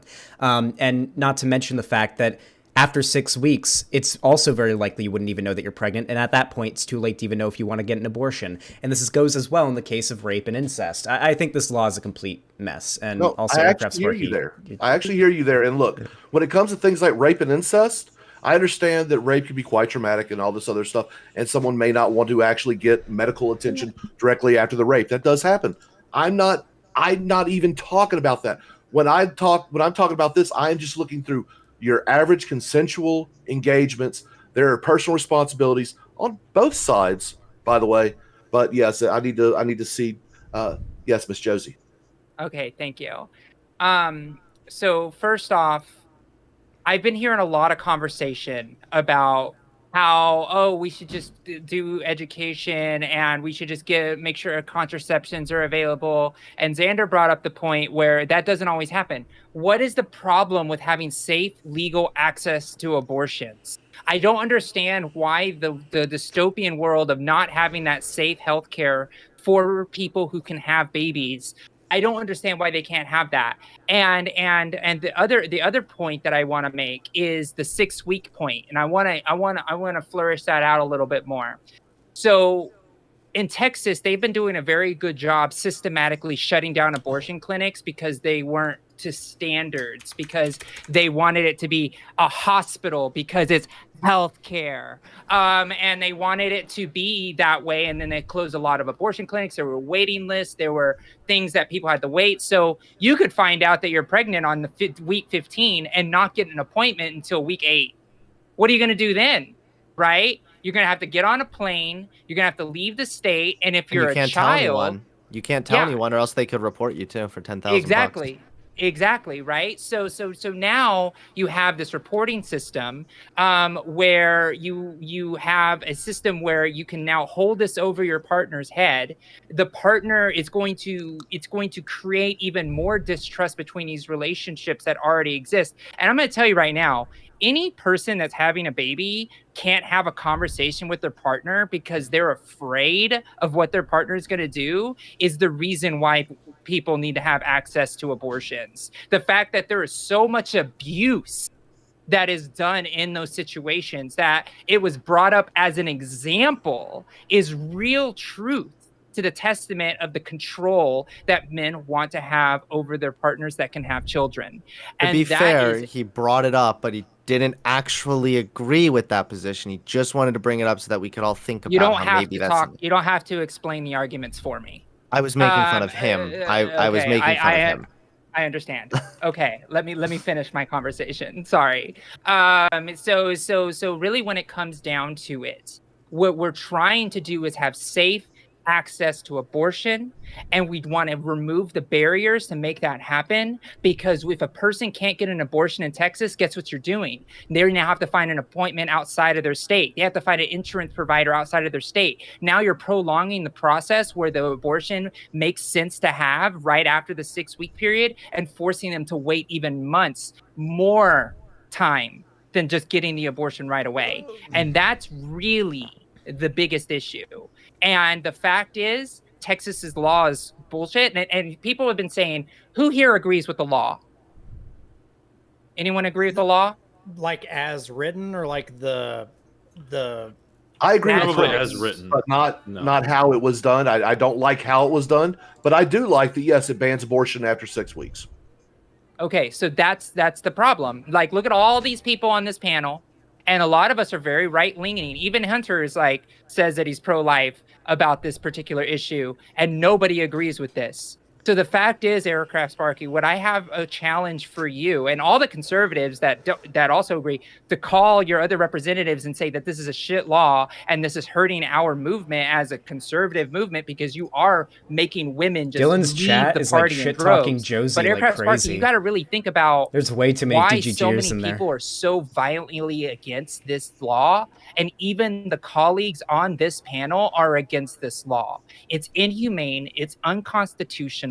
The way that they went around it skates a lot of the fears that you have about big government, and it's cruel to women, and it doesn't actually help and solve the problem. It will cause more healthcare problems and more healthcare costs when a woman has to go into a back alley and does it. Then she has to go to the hospital and spend your medical dollars to make sure that that happens. So why don't we just make it accessible like it always has been, instead of trying to control women at this level? Yeah, Trey, I that was is saying, but destroying Destiny goes on people's here lives often. on a wholesale level. And Hunter, A I lot didn't of mean to Dylan's jump on fans you came so from hard. Hunter. I thought you were trying to explain something for me. Thanks. We're not from Hunter, from Destiny. Okay. Safe, legal, and rare used to be the standard. Now it is access completely open and That's- up to and So I sometimes have a following birth. I have Okay, a wait. question. That's Standard not technically true. Wait. Virginia. We have a list we're going. Aircraft. I guess you just skipped the line, so I'll cross out your name from the list if you want to finish your points now. No, I was just trying to address something that was directed at me. That's all it was. Okay. Then I'm gonna throw it over to Pixel then, and then we're gonna go to Biggs, then Turk. Well, guess I'm not even on the list. I just think what this law comes down to is that men have been trying to police women's bodies and vilifying women for so many things to do with pregnancy for so long. Women used to be blamed for miscarriages that they had through no fault of their own. They literally got their heads chopped off. Oh, Lonnie, in the some headset cases delivered. Could you bring it to me really because quick, please? Men thought that women I were wanna the get a look at it. reason, and it was a woman's fault that she had a miscarriage. Like, it is our power systems and our power structures entrench the power of men, and these men are using those powers to overreach their ability to control women's bodies. And it's legitimately infuriating that you can't see that. If you are like freedom, liberty, and you fucking can't see that, then you have never even thought about your political groundings even slightly, because you don't care. You literally don't care. You want some sort of moral high ground because you think that life begins at conception. Fuck off. You have no moral high ground here. Okay. Next is going to be Biggs, Turk, then Demon. Yeah, so I kind of want to throw it back to something that Josie said about the having access to abortion. I agree with you about having access to abortion and things like that, like in most circumstances. But my argument, and I think is the more conservative argument, is like we should be able to have these women have the chance to prevent these to start with. Like there shouldn't be a need for abortions for the most part in this day and age. And I know that there's, like you said, there's times when, and I said this as well, and Xander said it, and there's times when like contraceptive doesn't work. But like if the man is using a condom and the woman's on birth control, like chances are like 99.999% like you're not going to get pregnant, right? So don't you think that that like you should be more advocating for that than just saying like let's have abortions? Like, because I think that's the problem. I think a lot of the conservatives see the far left that are like more like actually like pro-abortion, like wanting to have abortions, but like I don't think that's necessarily like the majority of women or anything. But like to me, like that is such a traumatic experience for a woman. Shouldn't we be pushing women to be more responsible and not get pregnant to start with? Like, don't you think that would be a better option? It's not only on the woman. Don't say it like that. You can't just say it like that. I literally said it to start that the men and the women, and I've said it multiple times, right? But you just said at the end that women should have more responsibility. Right. You know, accidents happen, right? Exactly. So they should be responsible for themselves. Okay, I will backtrack on that and say they should be responsible as well as the man be responsible. So as a woman, you should say, "Hey, are you wearing a condom?" And as a man, you should say, "Hey, are you on birth control?" But don't you think we should be pushing more towards that, so like an abortion doesn't have to happen in the first place, more so than like pushing for actually having abortions? Like that's my whole thing. No one here is pushing for abortions in lieu of contraception. When you said that before, you were coming off again. Maybe I'm mistaken. That wasn't that way. But what I'm saying is, you made it sound like you were like, obviously I agree with you. We should have access to abortion, but don't you think it's more beneficial to not have the abortion to start with than to advocate for being pro-abortion? I think everybody on this panel advocates for that. I just want to make sure, because is trying to say abortion should be contraception. And I was even talking about statistics and numbers that show that women who get abortions usually had a failed contraception. Okay, but don't you think that we should advocate for more personal responsibility though overall? We should advocate for more education. Education and personal responsibility, right? Because that you have to have education and personal. You have to actually enact it. But no. The say personal responsibility shows that you weren't responsible, so here's your punishment. No, nobody's saying we need to be responsible for proper safe sex practices and family planning. But that doesn't mean like if something happens that the person should be penalized. It's like, oh, you were an unresponsible woman. I'm going to morally say that you were wrong because you got an abortion. That's the wrong take. The take is that it's unfortunate that that person had to get an abortion. That's where we're at. It's not a point of indignation for that person just because they had an abortion doesn't make them morally wrong or irresponsible. Do you think if we were, we would have less of an issue with this if it wasn't, or if we were more pushing for the education and the like both men and women being more responsible?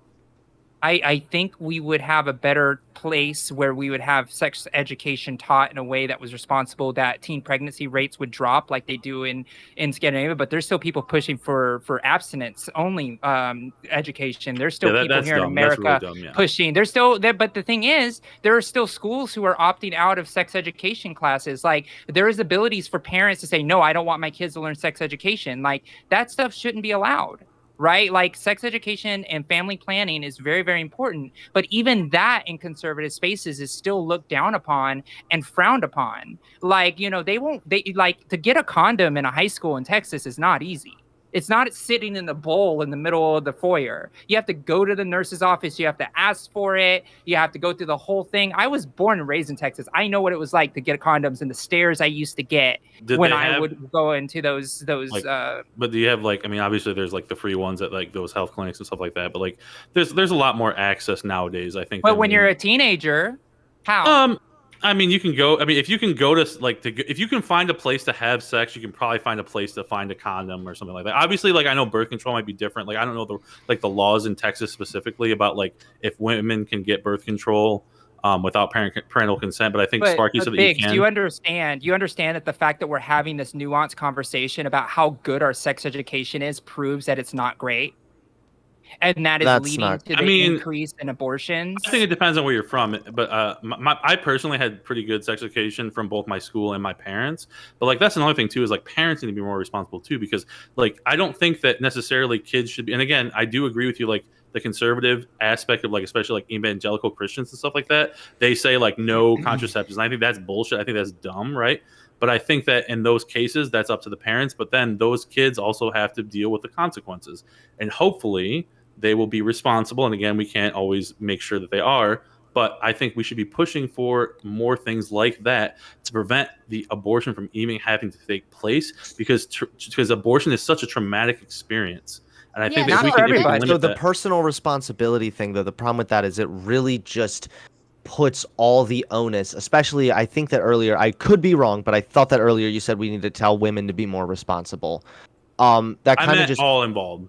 Because I did say about men that puts having the onus purely on them. And here's the thing: the disconnect here is personal responsibility, that's important, yes, but that's something that's taught domestically. That's something that's taught by the family in a family unit. These are morals that are upheld and reinstated in a family setting. This is not through legislation.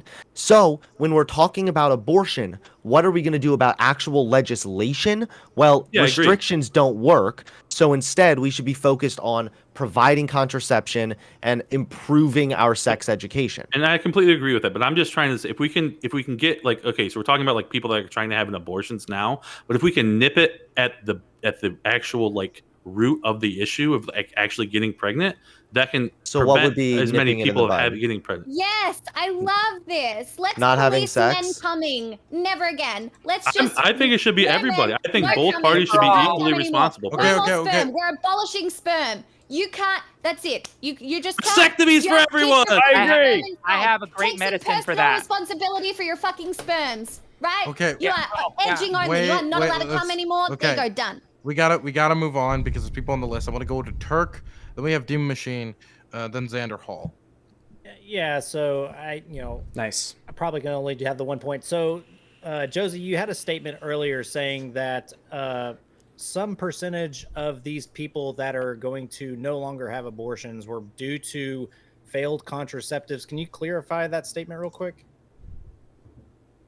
You're muted. Yeah, I can find it. I'm gonna have to look through the data. I actually went to college in women's studies and actually studied this stuff at length and nauseum and read a lot of multitude of studies to come up with my position. But sure, I'll try to find the one that proves your point because perfection is what's No, I want the clarification because I read an article that said that the media outlet actually interviewed one of these clinics, right? And they said they were going to lose between 80 and 90% of their business because of this law. And that seems like a pretty large disconnect for failed that's because most abortions happen at 8 and 10 weeks, not 6. Also, if I'm not mistaken, that's why business is going down. I would be because curious most to women- see the thing is that it's my understanding that the majority of abortions take place under if you want to look at it, I think it's like 96%, and this is more broadly just like unplanned pregnancies, right? That's why when we talk about like rape and incest, there is a place to have that conversation, but generally the main reason that abortions are taking place is just unplanned pregnancies, the mother not feeling ready, the mother not being confident in her financial situation. These are a couple reasons and things that we can fix by adding a UBI, for example. Vote blue. That's right. I'm back to shilling for voting blue. Can I make my point real quick and then I can concede? So what Josie said was factually incorrect according to what Avalon was saying, right? So Josie, I would like for you to clarify or apologize or something, because what you said is false. Really, dude? I mean, lack of contraception could very well play a role in that and influence that statistic.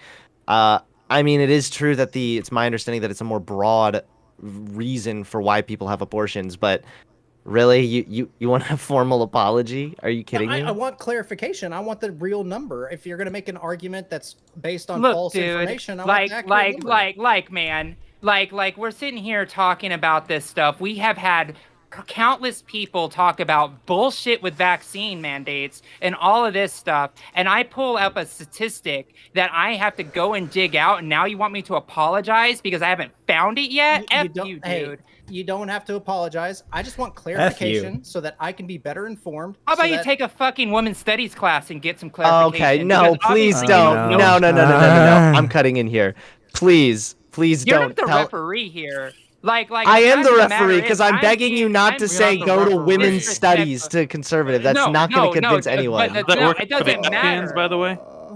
But the thing about it is it doesn't matter because this is the first time on this panel that we're trying to call out some stats and evidence in this way. And now I'm been said to apologize and then find this data on a fucking whim of a snap of your fucking finger so your clarification so you can understand an argument. When Don't Hunter look so Avalon mad. He has no reason to be mad. He's got 1,100 viewers. He's making you wanted bank. him to send it He's got to no you reason to be mad. so you could read it later. Okay? So how about I do you the same courtesy instead No, of I mean, me you trying did to find cite it, right? all Like, of this stuff. I love to read you could at least information. look for I it. love to learn things. I am want- looking for it. And I would love to learn this so that I can be better informed. I don't want to hear false information when I'm having a conversation with people. Yeah, This Dylan is has not resting out of bitch face. Bad faith, guys. This is how we have It's completely bad. conversations. No, I want to know better facts. I don't want to be fed one thing. How is and it? not How get- I is feel it like you bad? asking for the Okay. apology and then smugly that's- backing up and be like, I just want to know more facts. Come on. Yeah, you weren't that's just looking super for facts. bad You were faith. also looking for a gotcha. At least just own it. I just want better information. That's me as a human being. Okay. Next, we're gonna throw it over to Demon Machine, then Xander Hall. I'll write Sparky's name down. God, I hate when I get to put on the spot like this. Because I have so many good points when everybody else is talking, and then I forget them by the time we get here. Damn it. So my question then is, what is too late to have an abortion? Maybe Pixel. Do you have what? How late is too late for an abortion? Well, When would you stop it? The point when they I wouldn't do an don't think abortion, that they just that do is an an easy question induced to pregnancy answer. instead. I don't think there is too late. Why? There isn't too late, because if the mother's life is at risk, I would never imagine being in this situation. There are no women who get to a third term of their pregnancy and think they're going to have an abortion. If that is something that happens to a woman, she is going to be traumatized. And I think when people remove the This isn't a emotion good from argument. this debate, it's really problematic, because this is an emotional thing. Having children No, it is doesn't an have to be, emotional though. thing. And by the time you get to the third trimester of a pregnancy, absolutely no one is going to want to go through what it is to have a stillbirth and an abortion at that point. Even if that baby is only going to live for seconds after it's delivered, even if anything. Like, I feel like women are just constantly demonized, right? And if your point is like, what is too late? There is no too late, because these decisions are so incredibly heavy for women to make and their partners. And I don't want to discount, I'm sorry, I don't mean to use gendered language either. Non-binary people and trans men can Brevity. also give birth. But Yeah, like, I understand. I just think that it's really important to understand that women don't go out being like, yay, off to have an abortion, I'm so excited. No, that is not what happens when a woman goes through abortion at all, even slightly. I mean, There's people on TikTok that do that. Yeah. That's the Oh, thing. I internet. saw that. It's I internet, saw right? that one TikTok as well, and like I do not agree with that. Right? fantastic. I would never address conservatives in that way. That's why I'm willing to like concede. If you want to believe that life begins at conception, go for it. I am willing to concede that one to you. If that's what you believe, I have no problem with that. But I do have a very big problem meme. with my right to bodily autonomy and my health and my choices surrounding that. And I think that if you guys can't see Yeah, that I love your conservatives politics bringing up based around TikTok. freedom and liberty don't count when it comes to women's freedom and liberty, then you haven't done a lot of fucking thinking about your politics. All right, then I have a follow-up question. What about this deal? You can have abortions. You don't have to force people to get vaccinations. Who here advocated for that? I am already pro-choice of vaccination. I'm not pro-mandated vaccination, because I am fucking logical in my politics. They make sense across the board. There you go. Excellent. Okay. Excellent. We're gonna move it over to Xander Hall, then Sparky. Then we're gonna wrap up the topic and move into the final one of the night. All right, really quickly, I'm going to answer the question of when is it too late for an abortion. And I would say the point where it's too late is the point where when you go in to get an abortion, the doctor says, nah, we're just going to do an induced labor. That's when I think it's too late. Now, I want to bring out a nice steamy take right now when it comes to sex ed, because we were mentioning that earlier. I think that sex ed should be mandatory and at a much younger age, not necessarily to teach like proper sexual etiquette or whatever necessarily, but to inform children on how to seek help if they're being sexually abused. There is a massive correlation with lack of sexual education for young kids and sexual abuse. Kids need to know what's happening to them if they're being sexually abused in order to report it. I think sex ed should be taught at a much younger age, and it should be mandatory, and parents shouldn't be able to like have their kids taken out of that. I think it's very, very important and should be done at a much younger age. I lived in Florida, the simmering hell state, as I like to call it, and all I got was a health class. They taught us that we need to wear deodorant because we're going to start sweating a lot more as we get into our teens. Like, we need way better sex education at a much younger age. Some guys could use that advice.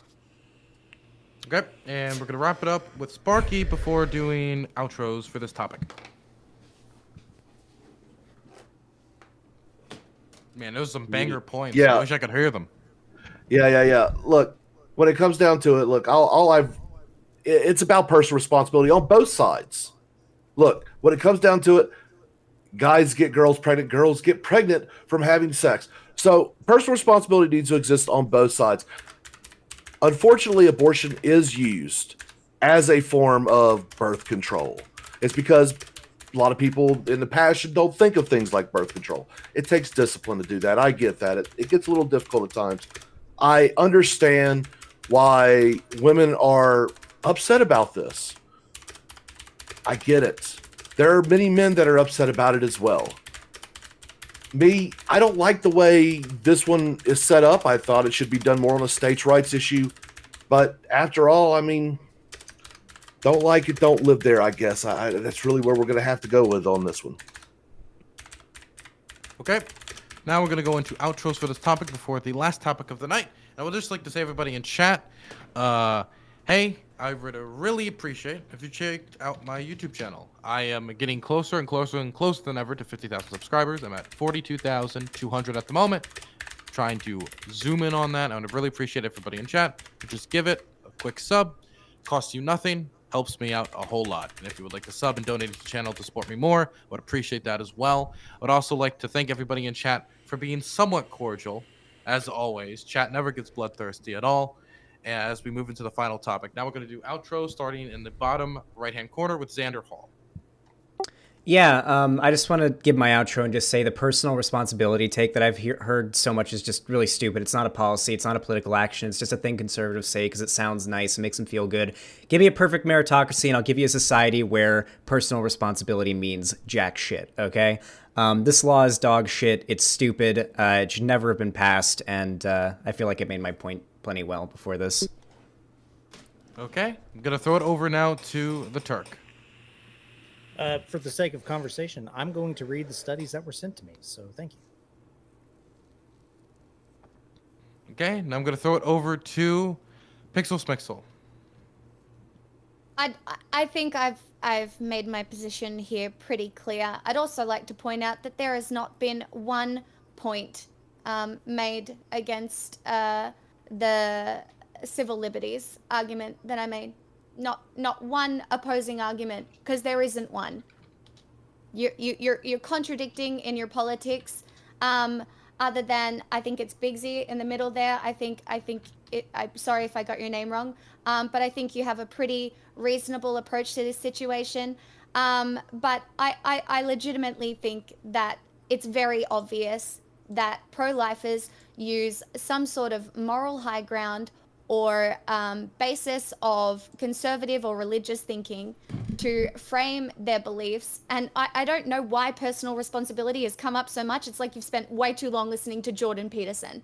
And it just has nothing to do with the facts of the situation, because the fact is access to abortion reduces abortions. And at the end of the day, that is the one thing that should matter, even if you don't want to give a fuck about women. Which the Chaos should, Dragons clean your room, bucko. That's all. I'm good. Okay. Chaos Now we're going to Dragons. throw it over to Josie Rose.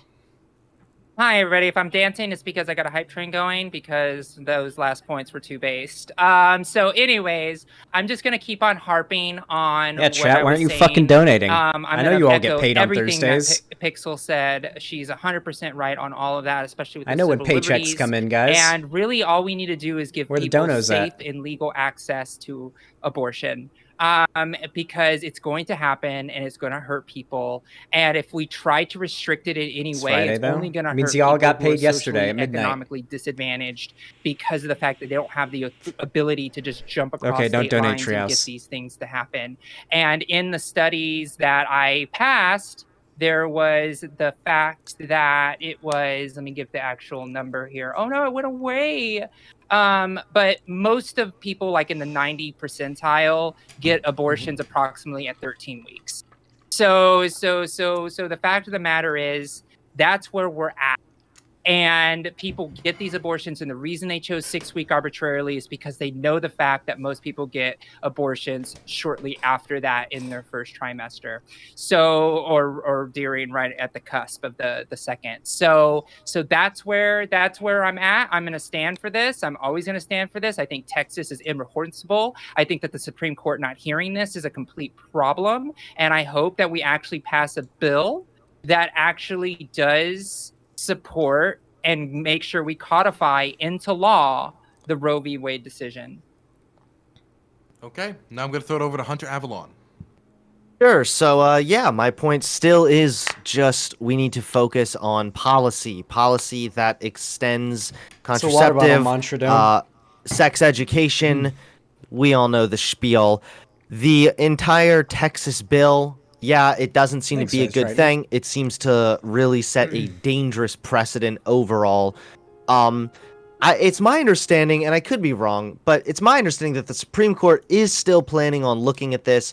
I think it was the law could be struck down by courts long before the red state. Hold on. I wanted to address something Josie said too, because I think that the Supreme Court left open the possibility it could yet strike down the Texas ban, with a conservative majority stressing it wasn't ruling on the merits of the law when it turned away an emergency petition from abortion clinics to freeze the statute. So just to be clear, the Supreme Court, the Texas court, them implementing that law does set a dangerous precedent, but the Supreme Court, they're not actually saying whether or not they stand by this law at the end of the day. So just to straighten that out, just to clear that up, I thought I would want to clear that up. They didn't hear it though. That's what I said. I didn't say they're not making a decision on it. They're not ruling on it. They're letting the lower courts make this decision. That's the thing. Okay, sure. Although there's still, it sounds like a very large... So you're trying to clarify. And I love the pattern of this panel. Okay, can we say that this right now is closing statements, and we're not allowed to talk at all under any circumstances during another person's closing statements? This will be the one warning I give for the night. It's all right, yeah. And just the Texas law is bad. Abortion bans don't work. The end. Okay. Demon Machine. Muted, buddy. Oh, is it my turn? Yes. All right. Basically, I would like the government out of abortions at all. Like, they should be allowed to have it, but if you want it to get done, it doesn't go with taxpayer dollars. If you want to go and pay for an abortion yourself, by God, do whatever you want. It's your conscience.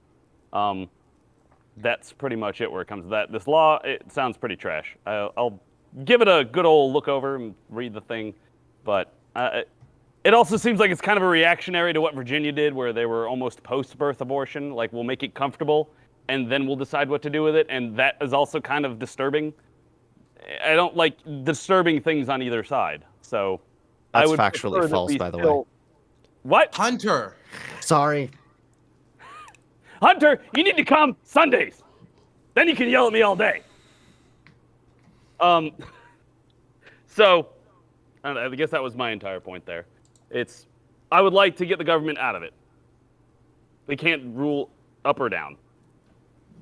Okay. I'm going to throw it over to Biggs, and I'll keep Hunter muted to keep him in line during these outros. Yeah, he seems to be the problem child of the panel tonight, trying to mansplain and trying to interrupt people all the time. No, I'm just kidding. I love you, Hunter. You're good. But yeah, back to this. So I think that, again, this bill is just complete trash. I think the fact that we're opening up a can of worms to this whole, like, deputizing the public to, like, snitch on their become bounty hunters for abortion, I think that's just, like, completely absurd. Overall, I think it goes against, like, everything we are as Americans, mainly. Again, as far as abortion goes itself, I think that nobody should ever have an abortion ever, but I don't think the government has the right to interfere with it, because, again, I think what we have now enshrined in law is Roe v. Wade. I think that is basically as good as we're going to get. I think that this is just a wedge issue that both sides try to push to try to gain votes and try to, drum up support for whatever, whenever an upcoming election's happening. But I do think that we need to focus on things like we've said here. I think we all want the same thing. I think we want as few abortions to take place as possible. So through education, access to contraceptives, things like that. I think that's the route we need to go. I think if we can alleviate the whole need to have abortions in the first place, then when we have those rare cases, I think they need to be safe, legal, and rare. Again, I think that the far left tends to be more pro-abortion. Again, that's just the fringe, and the pro-right, they're kind of hypocritical as well because they are all for pro-life, but then they don't want to support the children once they're born, things like that. So I think we all want the same thing. We want less abortions overall, but them to be safe, legal, and rare. Okay, I'm gonna throw it over to Aircraft Sparky. Okay, so Roe v. Wade was actually founded on the idea of the Fourth Amendment, that government should not invade the privacy of the individual, especially with their medical records. It was actually a pretty interesting decision, and kind of a base decision in my opinion. Although I do believe that since it is not enumerated in the articles as a purview of the federal government in the Constitution, that needs to be kicked down to the states, which would be a 10th Amendment right.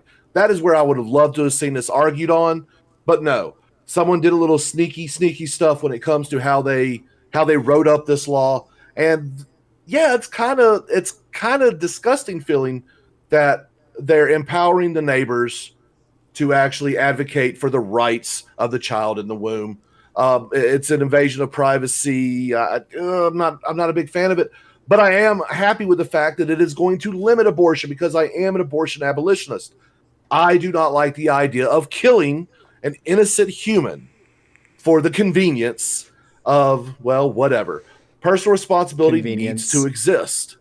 I can admit, this bill, the way it was passed and the way it is sold, I think is a little bad. However, the results of it I'm okay with, but I don't like it's conflicting for me.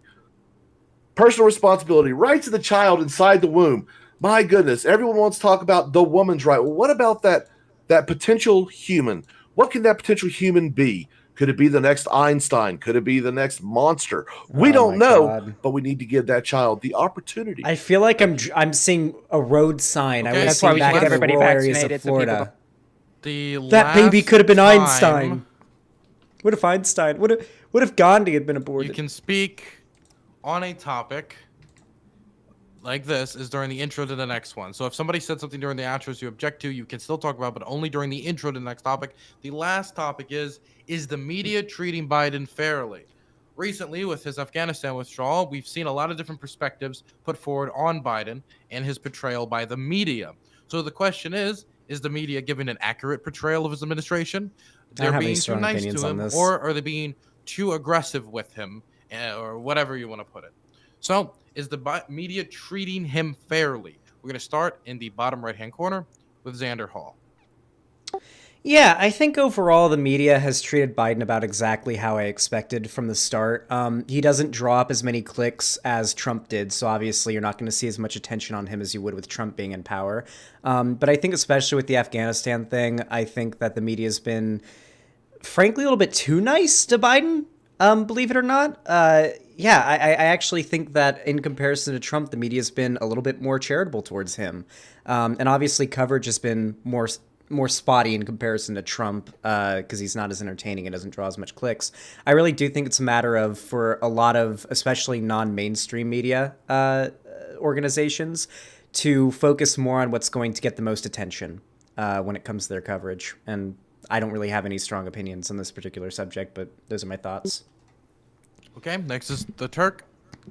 Yeah, so I appreciate the data. That's why I wanted to read it and actually understand what Josie was saying. Unfortunately, it doesn't line up with what she said at the time, but I will go past that and go into the current topic. Joe Biden's a clown. It depends on who you call, quote, the media. I watch a lot of right-wing media as a conservative, and we, of course, watch a lot of what Joe Biden does, and we overanalyze the snot out of it. And, I would love to see more different opinions of it, unfortunately. But I'm really glad to see that Xander says that there are instances where the media has not portrayed, neutrality in towards things. And I would just honestly ask the panel, what is Trump's favorite ice cream?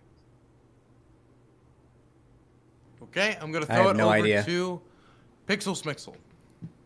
Look, I obviously consume a little bit of American political media, but I I'll think give you he's an trying to Australian argue perspective that of what's going on the media right now, covered 'cause Biden's favorite ice down cream, under. and But I don't basically, know. you've got Sky News here, which is a subsidiary of like News Corp, Rupert Murdoch, the same people who run Fox News. And they are slamming Biden constantly. If you go to their YouTube channel, it's literally like, Biden fuck this, Biden fuck that, Biden is very, very bad, right? And that's basically conservative media in Australia. The more, I guess, centrist media, the basic take here in Australia is that like our prime minister can't get your president on the phone, probably because of his standing relationship with the Trump administration, um, and that's about it. Whether or not Biden is being treated fairly, um, it's very interesting to compare the presidencies of I think Trump and Biden, because you look at Trump and what his politics was for entertainment. Whereas I feel like when you're looking at Biden, there are things that you should definitely be critical of on so many different fronts, right? But I do think a lot of it is overblown to fill out the 24-hour news cycle. That's my general take. Okay, I'm gonna throw it over to Josie Rose. Hey, thank you for dealing with my dancing. We had a level 5 hype train, so I couldn't not dance on the panel. So thank you for that. So I think it's very clear what is going on with like the Dylan's media. chat Like really it, hates it, Josie. it is being the media. It is going to have positive spin on one side, just like and the conservative spin is going to be negative on the other side. There's really no difference. The Fox News was all about Trump and every decision that he made, even when he liked cherry vanilla ice cream, which is weird. But the thing about it is, we look at the media, but we need to look at victories. Okay. So when I look at the way a presidency is done, it's not how the media covers it. For example, Biden's been very based on trans rights with VA medicine, making sure that trans people can get surgery starting next year, making sure that we change the Department of Housing, Housing and Urban Development to not discriminate against trans individuals and teaching them how to clock people, having Rachel Levine come in as the first trans woman to be Secretary of Health. These are all positives because we're getting more equality in that way. We also had the infrastructure bill that has passed. A lot of people thought that wasn't going to do anything good. He wasn't going to be able to pass that. But actually, I voted for Bernie. And I voted for Biden next. But honestly, I'm actually pretty happy with the way Joe Biden is moving right now. And I think that any of the media that I see is very slanted in either direction. So I try to keep it on like the policy changes because I think that's more important. So I don't know how to answer that question other than Biden's been doing a pretty good job at this point in his presidency with other people in comparison, especially. Okay, next we're gonna throw it over to Hunter Avalon. Sure. So is the Biden coverage fair? To be completely honest, I don't know if that's possible to fully assess, and I don't even know if it's completely relevant, considering that whether or not the coverage is fair is going to be wholly determined by the reader. I advocate more to just look at Biden objectively, just like I tried my hardest, and I still try my hardest, to look at Trump objectively as well. So I think that we can analyze some of the good things Biden has done and some of the bad things Biden's done. For example, the Afghanistan situation. I know right now it's deeply unpopular. It's a very messy situation, so we can maybe criticize Biden there, but there's no denying that the infrastructure bill was a great success for Biden. And for example, the child tax credit, another great thing Biden's done that has been empirically shown to reduce child hunger. So there are absolutely things that Biden has done that's good and some things he's done that maybe haven't been as smooth as they could be. But whether or not the coverage is fair, I'm not really concerned about that. I'd rather just talk about individual policies and go from there. Okay, next I'm going to throw it over to Aircraft Sparky. Has Biden been covered fairly? So Josie mentioned that need to look at the wins. So over 100 Americans left in Afghanistan, win. A huge surge of illegal immigrants going through our borders, potentially spreading COVID and all this other stuff, win. Our economy Jobs report came out today. About Frank 50%, Filmic, because down from what was expected. When this topic's super boring, so I'm going to deafen and mute for this one, just so I can talk for a second. The reason why no one's bringing up the Afghanistan situation being Trump's fault is because while Trump did initiate that whole situation, Biden had completely the ability to pull it back and do it in a more responsible way, and he didn't because he knew that ending the war in Afghanistan would be a massive, good political move on his part, at least when it comes to like American populist political opinions and his chances of getting reelected. Mostly a failure, an abject failure, an object failure. It's quite objectively measurable. When you look at what happened in Afghanistan, they went the wrong order of operation, for Christ's sakes. First you remove the citizens, then you try to move out the equipment, then you move out the military. No, they moved the military out in the middle of the night, and then there's like, oh shit, we left Americans behind. By the way, they left puppers behind, contracted military working dogs, and they left actual Americans behind who was trying to get out, and the State Department told them, you got to stay in place because it's not safe for you. Biden should be eviscerated for all this. He really should, but I don't think he should be impeached for it yet. Okay. Throw it over to Biggs. Yeah, I think we've known since the very beginning that the media has been biased towards Biden. I mean, you had the majority of news outlets, excluding Fox, being very left-leaning, if not overtly, at least somewhat, even if just like subconsciously.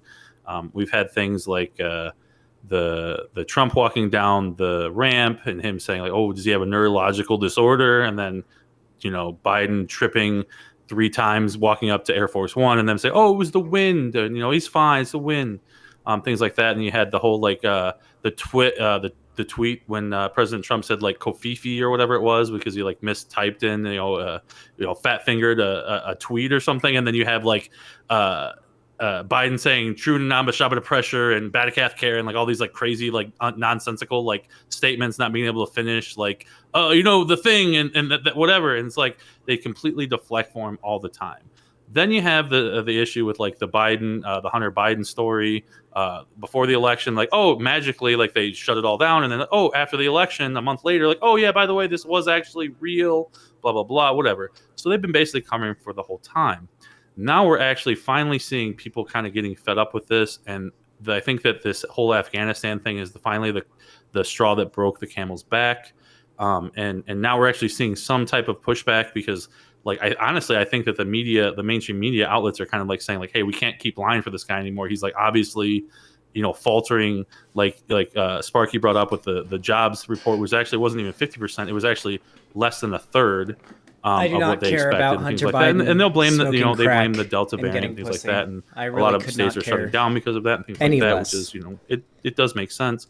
But I just think that the media just covers for Biden constantly, and hopefully now that they're finally starting to see the cracks in the armor, we can actually get some actual legitimate, accurate reporting and actually being able to hold this president accountable for what he's doing. Things like the spending is out of control, the inflation is out of control, the Afghanistan debacle. There's just so many things that are stacking up against Biden, and we'll really see how this all comes to roost with the midterms in the next year and a half. So hopefully we'll actually be able to push like real good candidates on both sides. Like I said, I'm more of a centrist overall. Like I mainly push towards like libertarian views and like personal responsibility and like the person overall. But I'm hoping that we can get like people that are like these establishment, both Democrats and Republicans out and get the more populist, the more people oriented, the more down to earth grassroots movements on both sides into office in 2022. Okay, now we're gonna throw it over to Demon Machine. We've been having discussions as to whether the media is biased against anything since the printed word. You can go back to articles from 1700s earlier and earlier where they're like, is the king correct? All sorts of shit. So, of course, there's always going to be bias. There's always going to be people that are favoriting one thing for another. The question comes, who do you trust as a unbiased source? Is there such a thing? And then do you have any kind of regulation? Are we going to try and regulate what the truth is? Or are we going to go with pure free speech? And like, you can say whatever you want about the president. And I mean, I would go with free speech personally, but the thing that worries me the most at this point is legacy media, ABC, NBC, CBS, the ones that you typically hear about that are very upbeat about Biden or being very favorable to him, even though the deck stacked against him with his policies and all the things that he's done. It's a travesty that there's a lot of people that genuinely don't know the other side. They don't have any access to some of these other media outlets because they don't know they exist.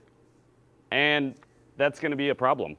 So who do you try? I don't want to do anything to fix it, so to speak. It will eventually work its way out, but we're going to have some pain in the meantime, where we have very biased sources that say anything that they particularly want to. And people, as humans, we're going to adapt because we are in a situation right now where we have the internet. We have an overload of information. There's stuff coming at us from every which direction, and you have to pick out what is true, what is false, who is correct, who is telling you the truth at all.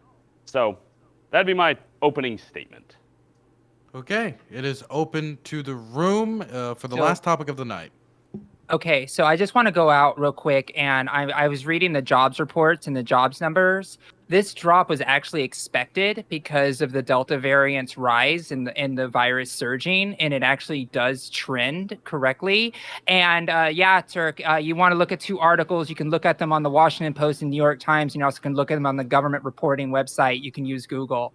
And so that's one of the things. It's like the surge of the virus, and we're talking about the vaccine earlier. Like, if you want a better jobs number, I think this argument was made that if you care about the government, then you would want to solve the COVID crisis, because the COVID crisis is directly responsible for these drops in unemployment rate. And if you don't believe me, then why did Trump screw it up so bad when virus hit so hard?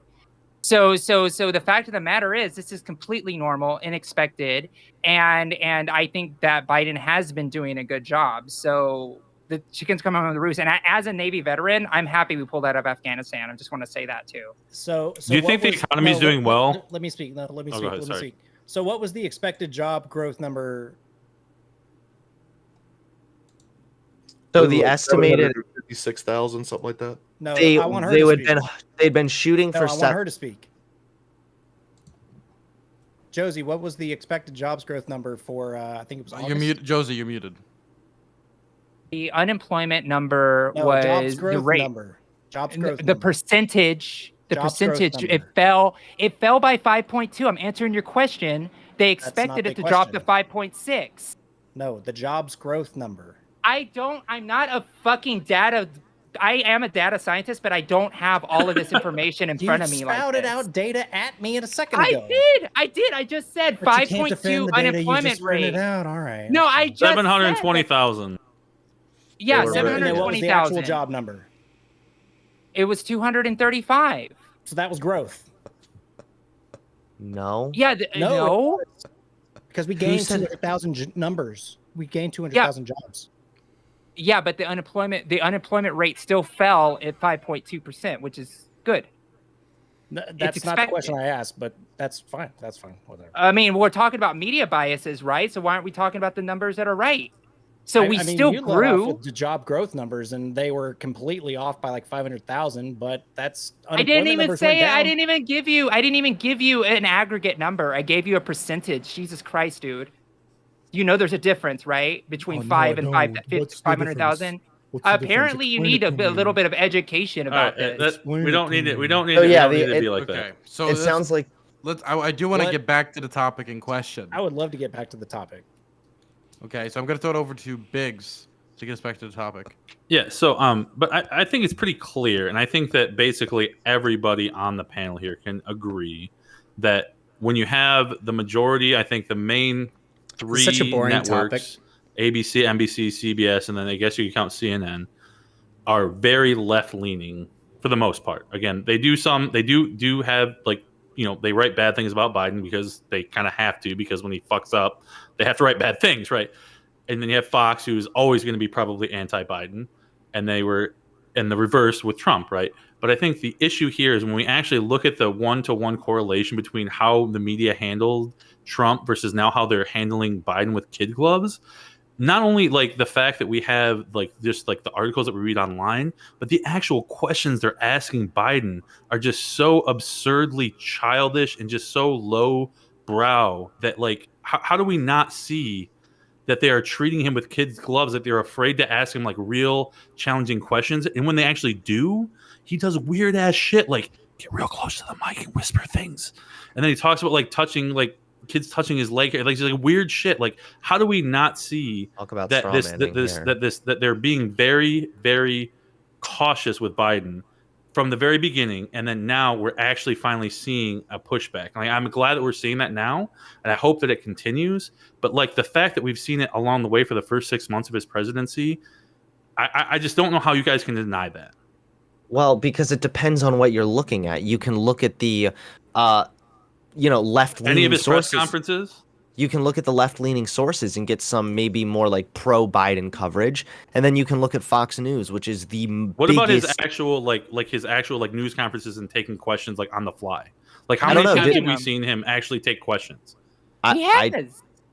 I don't know. Do you want me to I'm bring not some as stats? worried about You it. We're guys talk about stats, right? Okay. Well, wait, so we're up until talking now, about hold media on. bias, right? Right, yeah. So up until now, Biden's done like 10 interviews total in the first 6 months. Trump did over 50, and Obama did over 113. Okay, they are treating Biden differently than these other presidents, and I want to know why. And they're doing it in a way that doesn't give him a chance to actually talk about what his things are and what he actually wants to do with the country. They're asking him fucking dumbass questions like what kind of ice cream he likes and things that are just so fucking absurd that have nothing to do with policy. Like, we need to actually focus on the issue, especially when it comes to things like people dying in Afghanistan.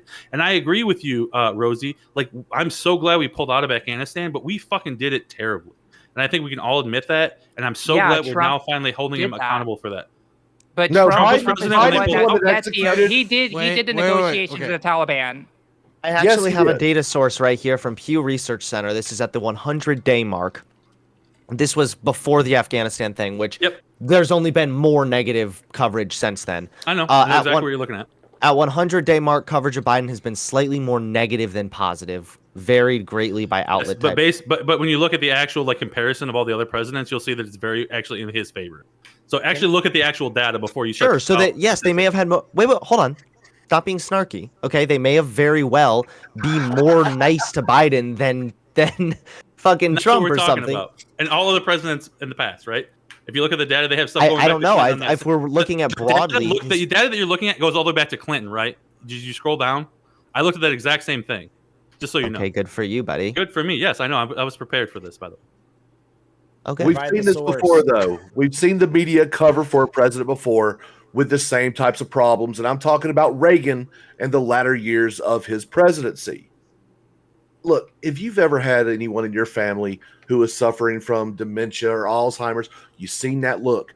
Biden has that same look in his eyes. He stammers. Biden did not stutter. Go back to his 80s, to his speeches in the 80s. He spoke quite clearly. He did not have his stutter. As I like to call them, the mullet days. The old man is demented. You can't just look at someone and assess them with dementia, though. My God, Like, have you ever looked at someone and just noticed that there's nothing but clouds behind their freaking eyes? The dude is a freaking airhead, and the press is sitting there covering for him. And I understand why. I don't blame them. How do you assume that Sparky's not a doctor? Come on. No, I'm not a doctor. I'm an aircraft avionics technician. No, I'm not going to lie. I have had an uncle that was suffering from dementia, and I've seen that look. And if anyone has dealt with older people in their lives and seen that, they understand it. We saw it with Reagan. We're seeing it with Biden. But of course, a lot of the media is going to cover for him. But there's a lot of people. If you can't look at it, Adam Hunter, and say, "My God, there's something not clicking." If you can't see that even remotely, man, then I'm trying to respond. One, to you. The thing is even if that were like the case, one, you can never determine that just by looking at the guy. Second of all, I'm pretty sure that the reduction in abortion rates that we're going to be seeing thanks to the expansion of the ACA and the children that are no longer going hungry thanks to Biden's tax credits, I'm pretty sure they would disagree with your assessment that he's some delusional, demented old man, when it seems as if his policies have been largely doing good. Secondly, I'd like to respond really quickly to this comparison of the negative and positive thing.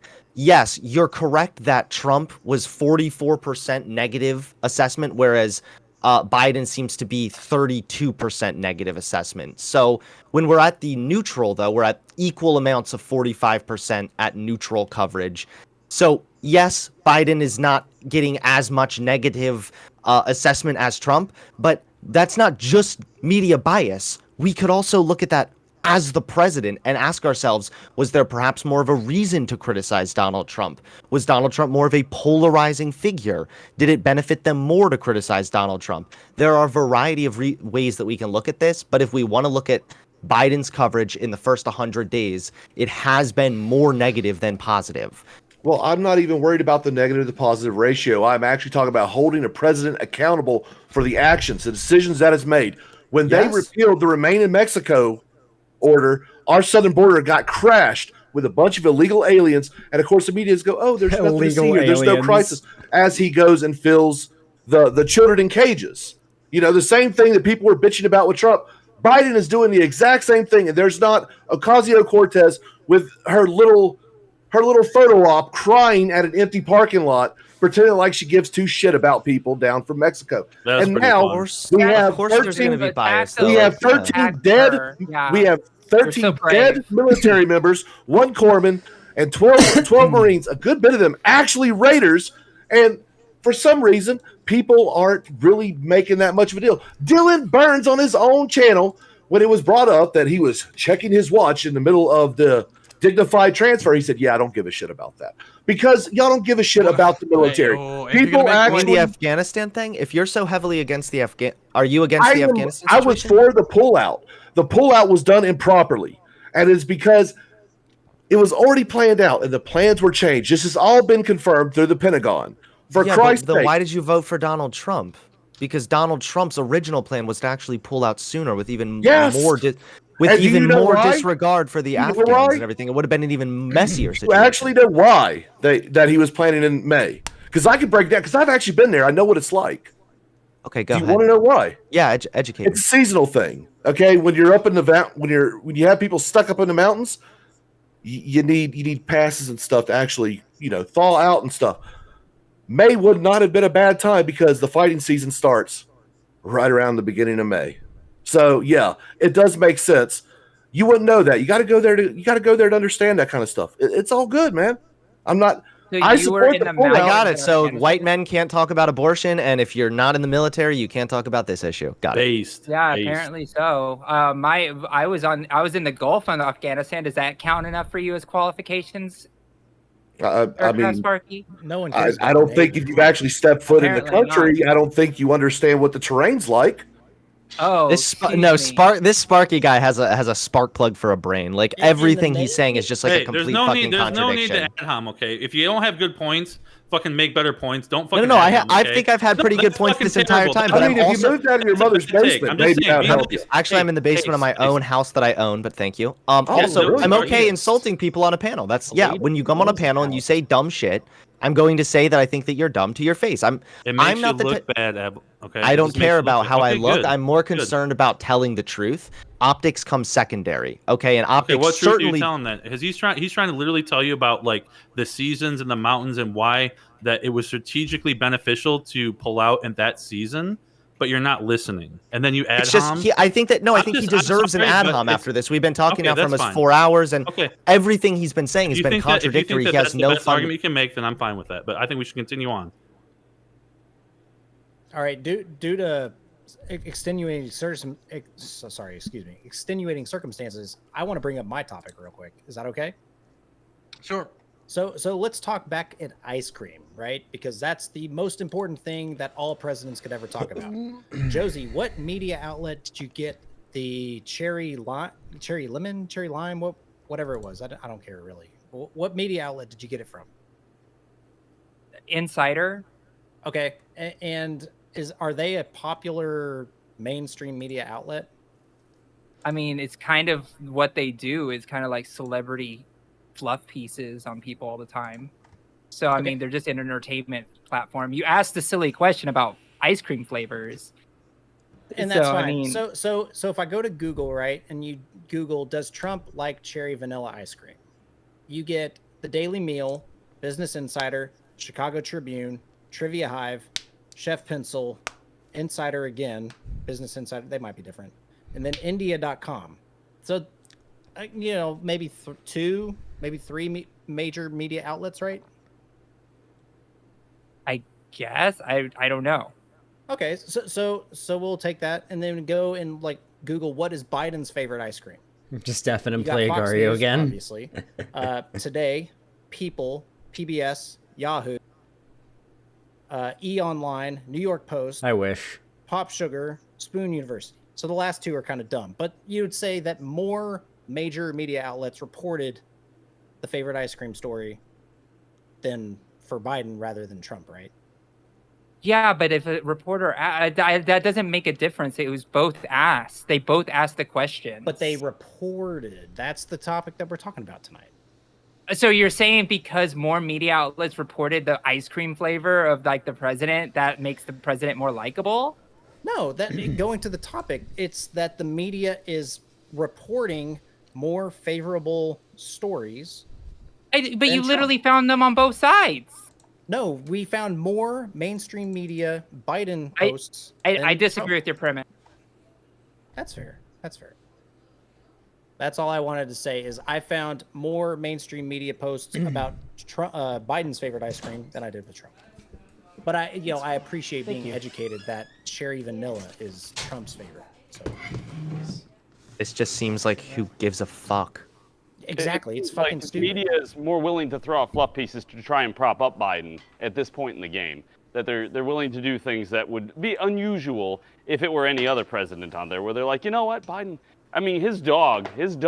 How long did they dodge the question about the dogs biting people in the Secret Service and stuff? Oh, he's going on. Even Jen Psaki was talking about. Well, I mean, he's going on a planned trip out, and and then the Secret Service texts leak, or they were Freedom of Information Act. Emails. They got information on that.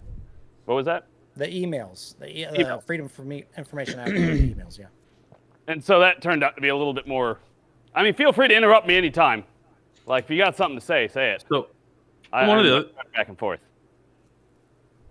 One of the other things I wanted to say too is we had the phone call that leaked. I don't know how accurate that was, but if it was accurate, we had that. It was in the middle of July, I believe, when they were getting ready to. They pulled out from Bagram Air Base. Pretty good analog DDR4. So I think at that point we kind of knew that things were kind of going to shit, right? But they kept saying up until the first and second week, or basically the first week of August, that things were fine. It was 90 days, 6 months and 90. It went from 6 months that the Taliban was going to take over to 90 days, and then it was 3 days, and it was literally hours, right? So I think that's just completely shows what we were talking about even before in the panel about how people don't believe the government. Obviously there was extenuating circumstances and they weren't necessarily prepared. But then when they literally came out and said that they prepared for every single contingency possible, I just don't understand how that can how the cognitive dissonance cannot be so dramatic in your mind when that is happening. And what they tell you, you can actually believe what they're saying. You know what I mean? I just can't fathom that. Okay. So it seems that the conversation is slowing down. So I'm fine for this to be a shorter topic if we all want to wrap up. Yeah, I'm good. Okay. Xander Hull will be the last person before we do wrap up then. Okay, I feel like this is just an obvious thing that for some reason we've kept walking past, and I don't know why, because it's glaringly obvious to me. Biden's presidency has been set up to be probably one of the most easy to avoid criticism presidencies ever. You're coming out of one in an administration that was very, very easy to cover. There was a lot to talk about. There was a lot for the media to criticize. And now we're coming into a time when there's a pandemic. We've got the vaccine out, which is naturally going to end up making things better. So Biden has that going for him. He's going through with ending one of the longest running wars in American history, one that's doesn't really have that much American public support, regardless of how you feel about how it was done. I believe it was done very badly. And then of course you've just got the comparison. It is really hard to compare how easy it is to make fun of Trump to how easy it is to make fun of Biden. It's incomparable. So many layers removed. There's nowhere near as much content as you can get out of them. I actually want to cite a I don't know if it was a study or just a collection of data that I saw recently. I don't have it on hand, but traffic on media outlets has dropped both on the right and the left significantly since Biden got elected. Like massive drops. I know even political streamers here have probably noticed their viewer count, their income, their everything has dropped massively since Biden got elected. And I think a lot of that has to do, unironically, with a lot of people are just going back to brunch. A lot of people had 4 years straight of really engaged political discourse, and now they feel like, we got Obama too in office. Let's just go back to relaxing. I genuinely think that's the result of a lot of this. I think it is a motivation on the part of these media outlets realizing Biden just doesn't gain that much clicks. Granted, if there's a big story or something that needs to be covered, CNN's going to cover it, MSNBC is still going to cover it, but you're not going to notice it. You're not going to hear about Biden doing this obscure thing wrong with some policy that people aren't going to like because it's not going to gain as many clicks as it does with Trump. Everyone knew everything that was going on with Trump 24/7. Do you know, when was the last time you read a news report about Biden, excluding today, when... to the chat mostly is what I'm giving this to today prior to this debate. Probably not recently. You guys probably don't care as much. And I don't blame most people for that. Okay. We're going to do wrap-ups now. We're going to start in the top left-hand corner with Aircraft Sparky. Please give your last opinion and also shout out your channel. All right. Thank you so much. Look, everybody, Biden, has he been treated fairly? This is actually going to be a subjective thing. I think he's being covered for a lot because, look, everyone knows the emperor has no clothes. Something isn't right. He seems a bit off, and I just think the poor man's demented. He's had a couple of strokes. He's made some horrible decisions. Of course, even Obama said, leave it up to Joe to fuck something up. So, look, is he being treated unfairly or fairly? That's up to you to decide. I think he is just being covered for because, he's an incompetent president, and they're just waiting for 2022 for him to be impeached. They're probably going to 25th him and throw it to Kamala Harris. So we will actually have an unelected first female president who couldn't even get a single delegate in her own party. So that's what I think. I'm Aircraft Sparky. You can find me at youtube.com/aircraftsparky or Twitter. It would actually be really funny if the first ever female president wasn't elected. That would actually be hilarious. A live action cartoon where the cartoon characters will be talking to you. That's what I got. Thank you so much. Thank you, Dylan, for having me, and thank to all the panelists, even Hunter. I wanna thank Sparky for his innovation in cartoons by having audio incorporated. I want to throw over to Biggs. Yeah, first off, I just want to thank you, Dylan, for having me on tonight. It was truly a pleasure. I love being on these panels, especially with topics like this. I thought the topics were superb tonight between you. I don't know if you come up with them or if Danabo does or whatever, but it's just amazing. Thank you so much. To all the panelists on here, you guys are all amazing. I know we have some heated discussions, but I just want to know I respect all of you, and I love hearing what your views are. My name is Biggs8500. I stream on Twitch at Biggs8500. You can find me on YouTube and Twitter. I like to push for more centrist views, trying to bring everybody together, because I think at the end of the day, we all kind of want the same thing. When it comes to Biden in the media, like I said in the beginning, I think he's been covered for a lot. But we're now finally starting to see the cracks in the armor. I think that things are starting to get to the point where they're becoming so detrimental to the average American, between the rising costs of consumer goods to now the Afghanistan issue. I think that we're starting to see people starting to get angry, and his approval ratings continue to drop, things like that. So I think that we'll see it more and more in the future.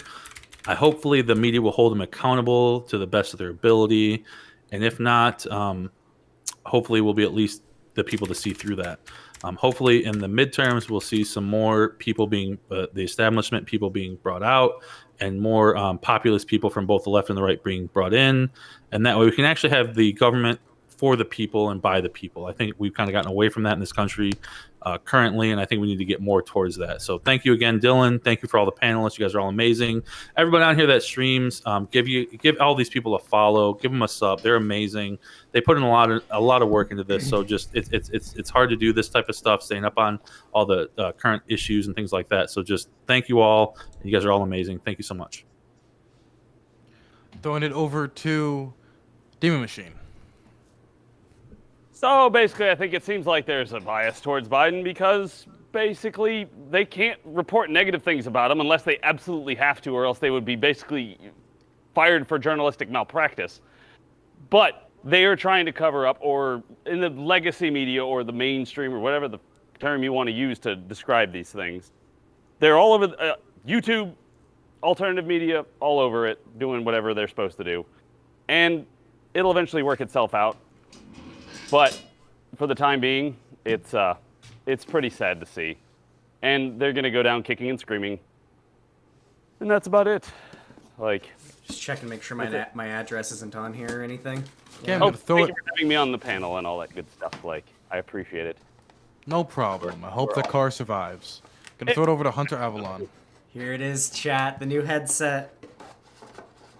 Great ending statement. It'd be better if you were not muted. I actually started saying something kind of dumb, so it's good that I was muted still. Yeah, I think. Thank you, Dylan. I think that whether, like I said at the beginning, I just think whether or not the coverage of Biden is more favorable, less favorable, whatever, I don't care as much about that as I do about whether or not the policies at the end of the day are beneficial and good. I think it's almost just a distraction to be worrying about what the media is doing. How come AOC is crying here and not here? Who cares? Of course, some activists are going to be inconsistent. Of course, there's going to be some left-leaning media that covers left-leaning opinions. And then there's going to be right-wing media that props up right-wingers. We're going to see this happen across the board. Either way, I would much rather look at the Biden policies. And thus far, I think Biden's been doing a pretty decent job. Again, I point to the infrastructure bill, the ACA, which he plans on expanding, which is going to reduce abortions. And what was the last thing that he's done? Oh, yeah, the child tax credit, cutting down child hunger. That's always a great thing, too. I appreciate it, Dylan, you having me on the panel. Thank you very much. And thanks to everyone else. I enjoyed arguing with all of you. I am actually going to leave the call now, if that's okay. So, yeah, thanks again, Dylan, for hosting. Really appreciate it, man. Love having you on. We're now going to throw it over to Josie Rose. Yeah. I echo everything that Hunter said about, the policies that were really what I look. And, I would really like to see if Biden is impeached in 2 years or impeached twice to see if the incompetency is the thing. And I just want to note one other thing, that all of the complaints about Biden, most of them were all ableist. About him being too old or having a cloud behind his eyes and not being able to speak and all this type of stuff. I recall when liberals and left people were talking about the cognitive decline of Trump, I knew right-wing people were so angry, so upset. How dare you? How dare you say all these things? But almost uniformly across the platforms where conservatives speak, they all talk about the cognitive decline of Biden rather than the issues of the things that he's actually doing wrong. Because actually he's done a lot of policies and he's done a lot of work and he hasn't went golfing once or sent a mean tweet. So there we go. I think that's already a better way of going. And I would really like to see an America where people actually critique the president on their policies and not because they think that they're cognitively declining. But I think that might be wishful thinking at this point in our media history in the United States.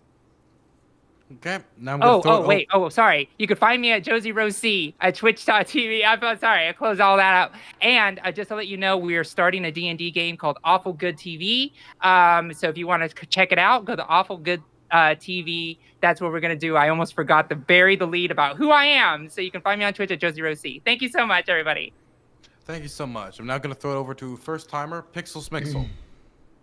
Look, I think with that last topic, I was more than comfortable to, let the Americans talk about how Biden is covered in the media there. I think that's really important.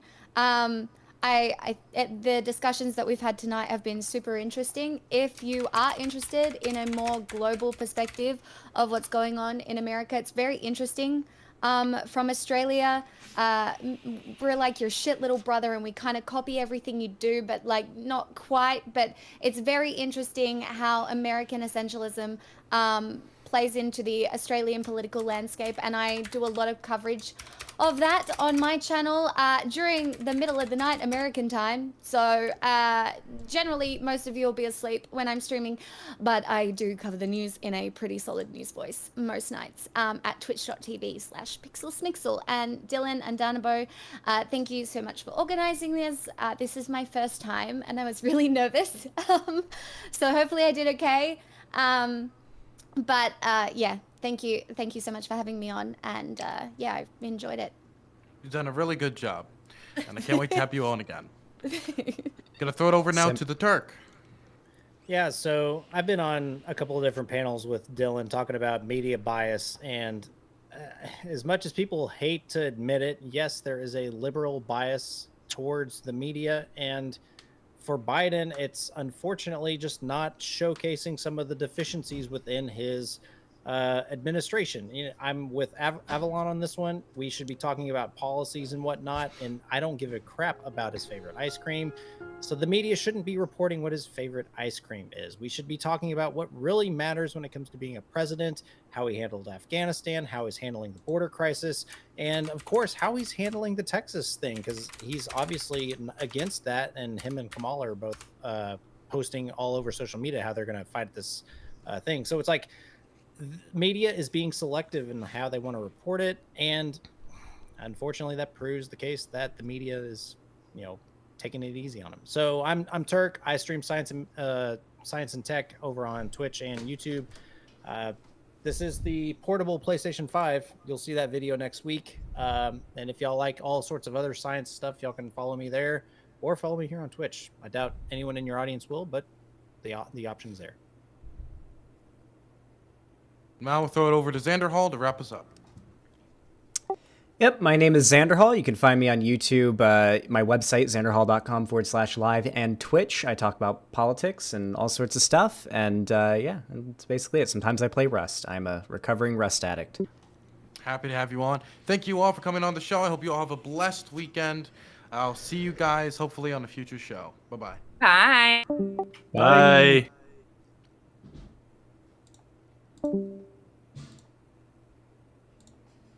Well, that was fun. That was fun, huh? That was fun. That last topic was a little bit boring, but I mean, it was overall pretty good. Where's Discord? There it is. There we go. Nice. All right, I'm gonna read donos in a moment, but first, guys,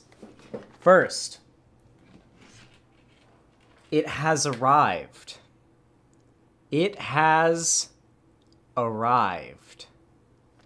So really quickly, I gotta do something really quick. Your mom is here? I know, I'll wrap up stream pretty soon. Just let me, really quickly, let me turn off my virtual cam. There I disappear, but then if I go to properties and I switch it back to Logitech Brio, boom, and then if I flip it, because for some reason it does not remember that I had it flipped horizontally, there we go. There we go. Nice. Oh, why are you doing that? What's going on there? Don't do that. Okay. Cool. Time to set this up. I'm going to set up this new headset and test out the mic really quick. So I will be disappearing for, well, not disappearing. I will be muted for a moment, but you guys will be able to see what I'm doing. So I guess BRB, I will speak to you again on the new mic.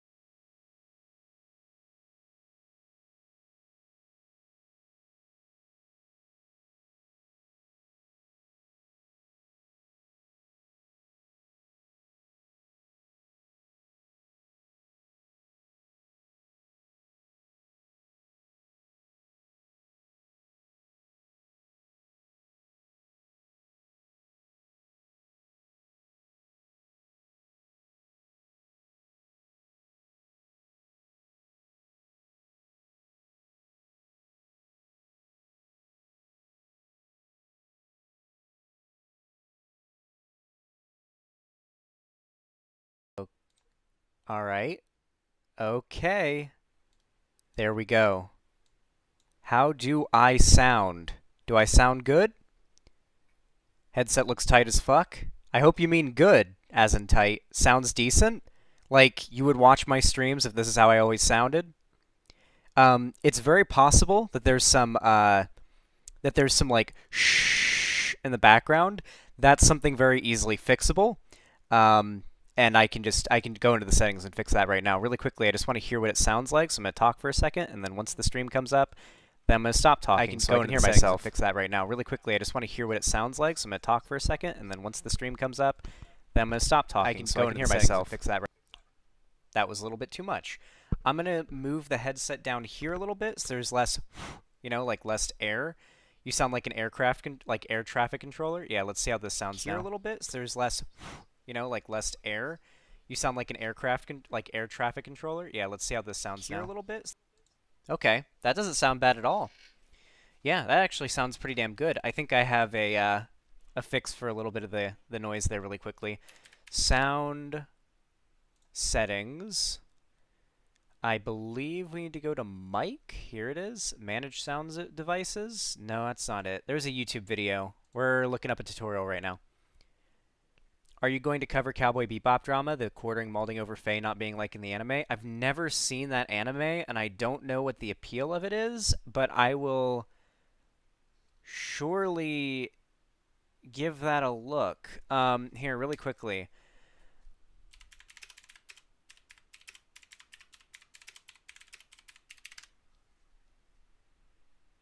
Here it is. This is the video that I was looking for. Also, I can hear myself way better with these headphones. Like I feel like they might leak a lot of noise. What's going on, ladies and gentlemen? It is your boy Cadet.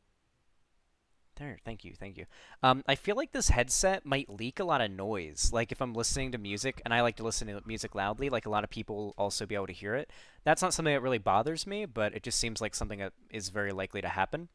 Yeah, just do a poll right now and tell me if like you really don't like the if you don't like the mic. Just let me know, because this is the mic I want to be using from now on. I feel so free.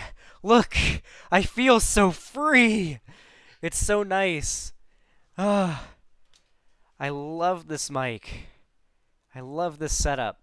It's so much better. Oh my god, I have so many notifications. Oh, I'm gonna leave the group. Yeah, there we go. Okay. So now I think tomorrow is the Hans of Hakir panel. Yeah, fuck. I also have D&D tomorrow. Oh. Ooh. Ooh.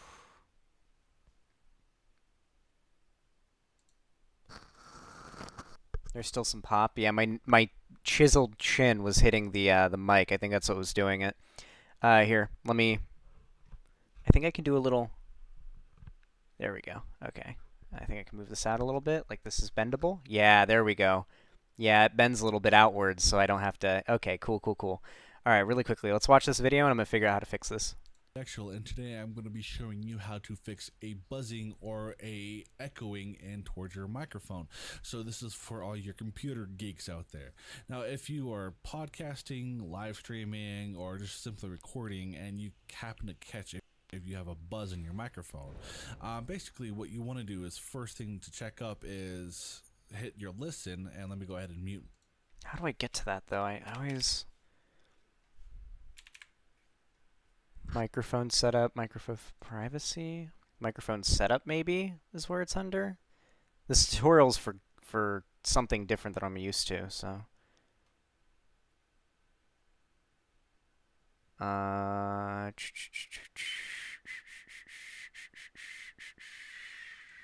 That didn't have it.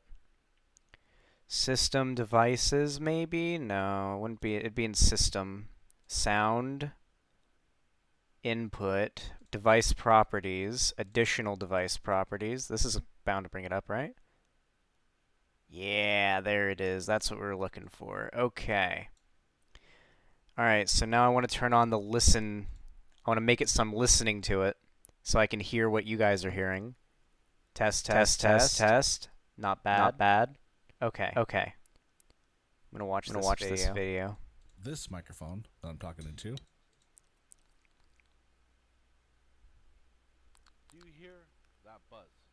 I do. Okay.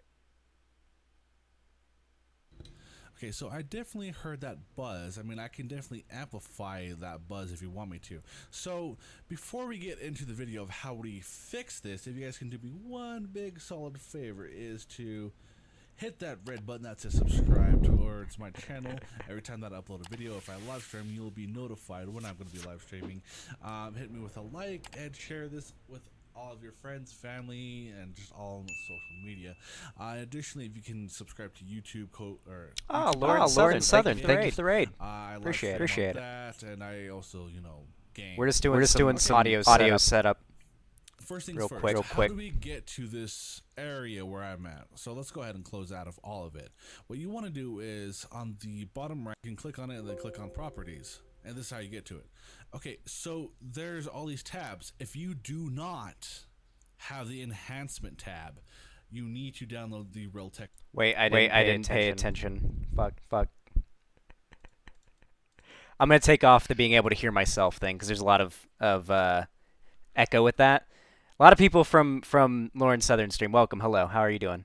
I wasn't paying attention to the tutorial. I forgot how to open up the thing he had open. Echo. Well, okay. All right. Here is the deal. Okay, for new people here.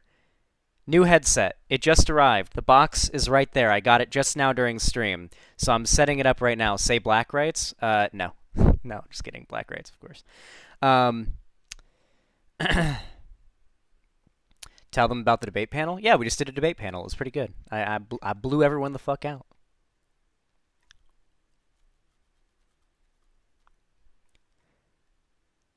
Clipped, yeah. I said black rights. God damn it.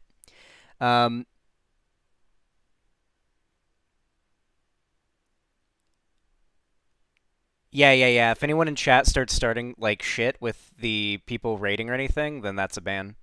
Hey Zan, love the headphones? Yeah, I'm just trying to get the microphone to the highest quality I can get it because I hate using that little puppy up there. It's annoying. Hold on really quickly. Let's see. Drivers. I'm not getting any drivers. Do not trifle with me, video. Go ahead and select that. You can double click on that, or you can click on it and then click on properties. And this is how you get to it. Okay, so there's all these tabs. If you do not have the enhancement tab, you need to download the Realtek drivers, which all you got to do is go to google.com, type in Realtek audio driver, and it'll be the... Okay, never mind. That's something I have to do off stream because drivers do require a system restart. So we'll do that after stream. Okay, I'll get the audio on this microphone nice and crisp.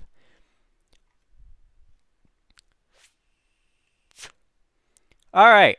Well, I'm tired, hungry, and we just did a big debate panel. So we're probably going to wrap up. Anyway, I'm going to read donos really quick, and then I guess I'll be wrapping up stream. Yeah. Kumami. What an amazing name. I'm going to assume it's like umami, but with cum at the beginning. Thank you for the tier 1 subs. It's God bless America's huge mommy milkers and abort all the people not on this Shrigma male grind set in GTA 5. Peace and love. Thank you so much, Kumami, for the tier 1 sub. Let me just go ahead and yoink. There we go. Nice. Thank you. Thank you. Lazy Gales, thanks to the tier 3 sub, says, fine then, take your donation, but I'm going to use it to show my music again. Haha. Okay, let's get a look at this. What do you got for me?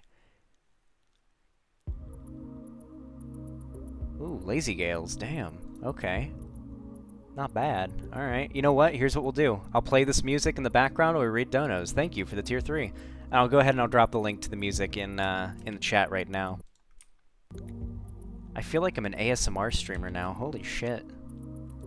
With this mic. ASMR Andy, huh? Yeah. Thank you, though, Lazy Gills. I appreciate that. Razatriton, thank you for the tier 1 gift sub to Just So Positive, says, and one more for the road. Thank you. Thank you for that. I appreciate it. Thank you for the tier 1 sub. Razatriton, thank you for the tier 1 sub as well. Said I need to deal with bills first, but now that it's taken care of, take my money. Thank you, Razatriton. Thanks for the $5. Thank you for the tier 1 sub. And then an extra 10 because we had a... Or wait, how much is a tier 3? Tier 3 should be like 20, right? Isn't it? I don't remember how much my... I don't even remember how much my subs go for on the site. I totally forgot. Tier 3s are $20 unless it's a 3-monther. So I'm going to assume it's a 1-monther and just say it's 20. Thank you. I appreciate that. Nice. My smooth, deep voice. Are you smoking a dry erase marker? Nah, I vape. I'm a vaporholic, okay? If you're gonna raid, can you raid Keffels? They're a meme streamer and I love them. I've heard of Keffels, yeah.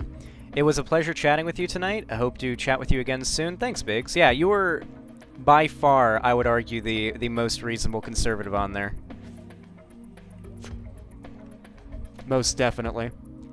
For sure. There's like this tendency I find when it comes to like, there's a lot of people that I meet that will claim to be libertarians, but then at just moments later will just go ahead and spout the most authoritarian takes ever.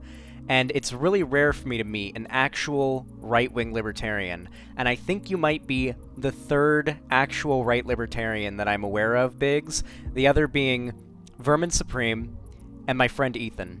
And then you. Because, like, your takes on that panel were pretty consistent with that of what I'd expect from a libertarian. And I can appreciate that. After all, libertarianism did originate from leftism, didn't it? Yeah. It's been nice. It was nice being on there with you, though.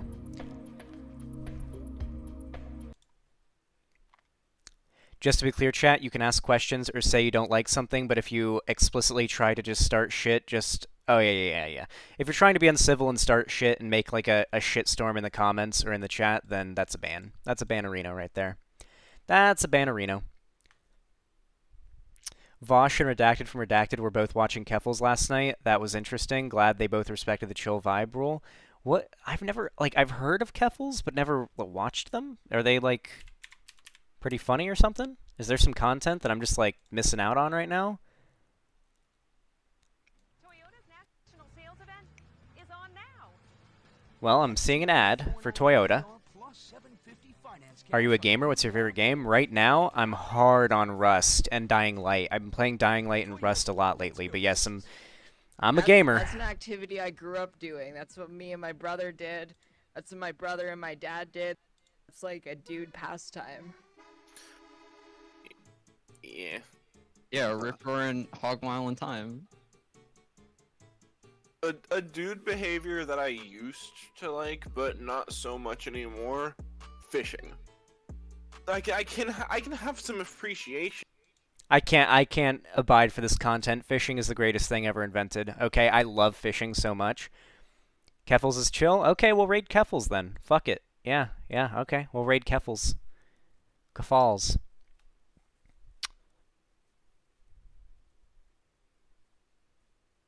Yeah, fishing's amazing, dude. I think fishing... I haven't been fishing in so long. Back when I lived in Florida, I lived in a place called Minnow Creek. You can look it up. Like, Minnow Creek Drive was the name of the road. I can show the house on Google. I don't live there anymore. I live across the fucking country, so I don't think it matters to dox that previous address I lived in when I was 16. I lived in a place in Hernando Beach, Florida called, and the road was called Minnow Creek Drive. And all the houses in this neighborhood were all on a canal that led straight to the ocean. And so every house had, like, you walked out the back door, then there was a seawall, and then the ocean, and we all had a dock. And you'd think this would be, like, really expensive, like, you'd have to be rich to afford a place like this. We were not doing well financially when we moved there. Florida has a surprising amount, like, out in the middle of nowhere, of really affordable housing in surprisingly nice places.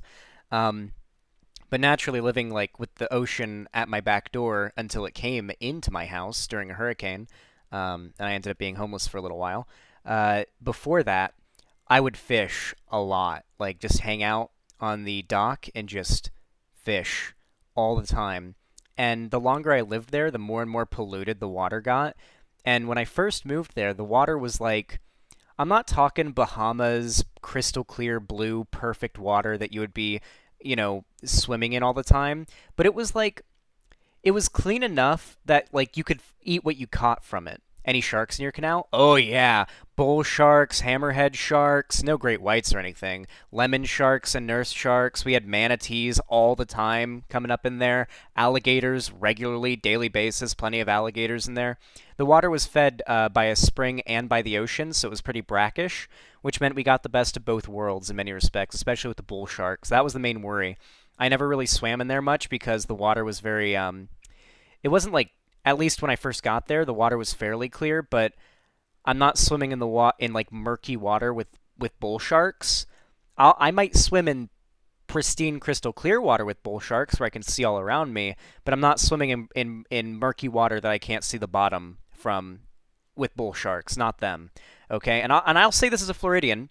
I will say this as a Floridian who would rather swim in the water with sharks than swim in the water with alligators, okay? I promise you, okay? I promise you that my reasoning here is good, okay? I'm from Florida. I can verify if you get the option of gun to your head, get in the water with some sharks or get in the water with some alligators, get in the water with the sharks, okay? I promise you, sharks are way safer than alligators.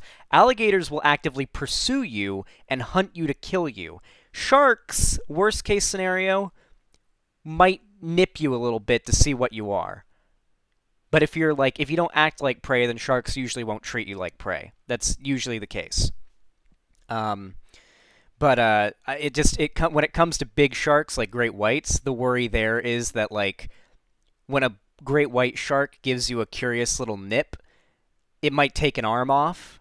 So that's why people use cages for great whites. Even though great whites aren't necessarily any more aggressive than a bull shark or any other type of shark, they're just so damn big that if you're, not smart about it and you do end up getting a bit of a love nip from a great white, you might lose an arm, You might lose up to the elbow.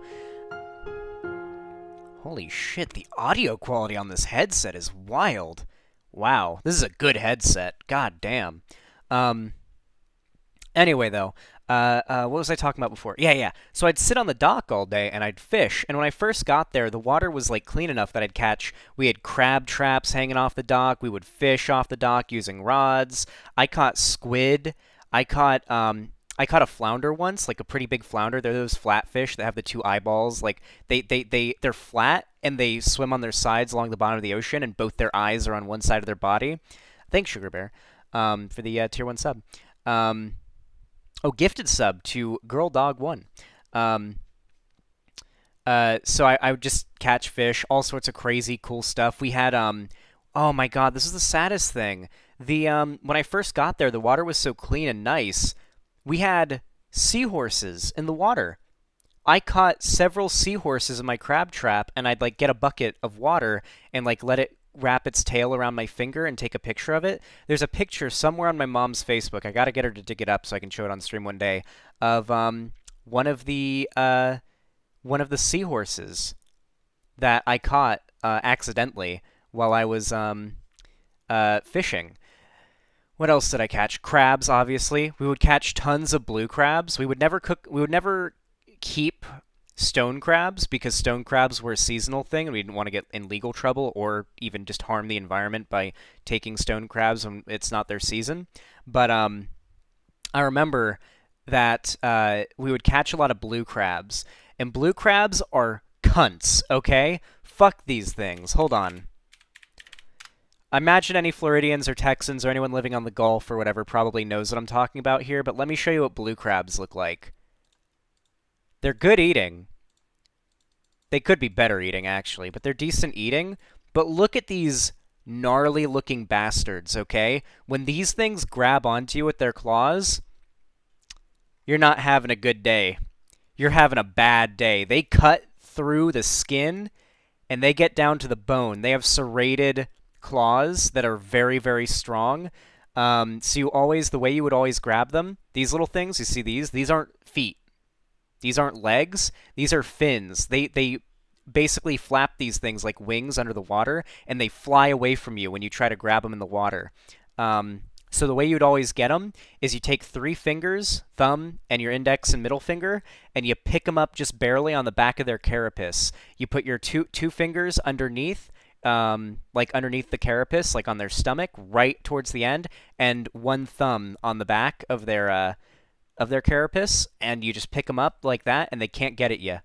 They can't reach back and get at you. They don't have much backward mobility with their claws, so I would cook these guys up pretty often. We would catch during the summer. We'd get a boat. We'd rent like a pontoon boat for the day. It'd cost like $100 to rent a pontoon boat for the day, and we'd, bring it up to the dock, and we go out for the day, catch a shit ton of bay scallops, and bring them home. I think there was a limit of like 2 buckets of bay scallops that you were allowed to harvest during scallop season per day. Bring them all home, and I'd sit on the seawall with a little butter knife and shuck these scallops. And I got really, really good at shucking scallops. So that was really fun. I missed that. That was cool.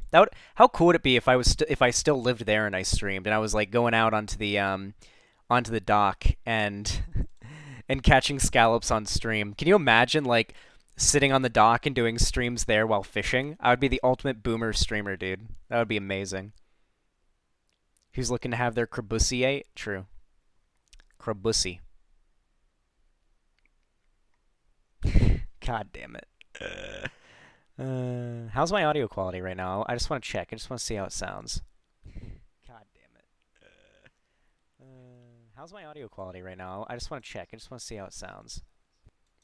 It's very obviously a step down in terms of quality, but especially once I get the drivers, that should be improved. I'll do that as soon as I end stream. And I think that overall, like, it's completely passable. I think it's fine to keep using this mic.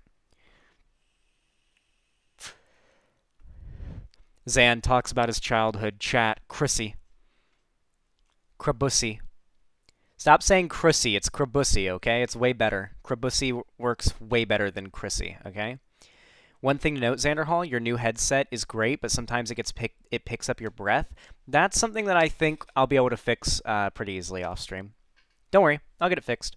This is just like I haven't changed any of the settings. I haven't done anything with it. This is the default microphone on this headset. Trust me, I'll be able to get it. I'll do some stuff off stream, and I'll make the next stream, the quality will be way higher. Speaking of next stream, I believe, so tomorrow I'm going on a panel with Hans, but I also have D&D, and we haven't been on top of the D&D campaigns as much as I'd like to. A lot of them have had been canceled, so I'm going to message Ethan tonight and see how we can work that out. But tomorrow I'm doing Hans of Hakir's panel. So that's 2 panel shows 2 days in a row. So we're going to see how that goes. Better start D&D early then. We may just have to do it later in the night, which should still work, I think. The panel's at 8 EST. 8 EST is 5 PST. So yeah, like the normal time. So we'd have to do it later, or probably just cancel. Might have to cancel. Damn it. I totally forgot. Cherry, I'm so sorry. You got... I should have remembered when he asked me if I was down to do it, but Sundays I can't stream on Sundays. I've got D&D. Want to call about it later? Yeah, we'll do a call right after stream, don't worry. Yeah, don't worry. I have not smoked any weed. Yeah, guys. So much cool stuff so far out of my time zone.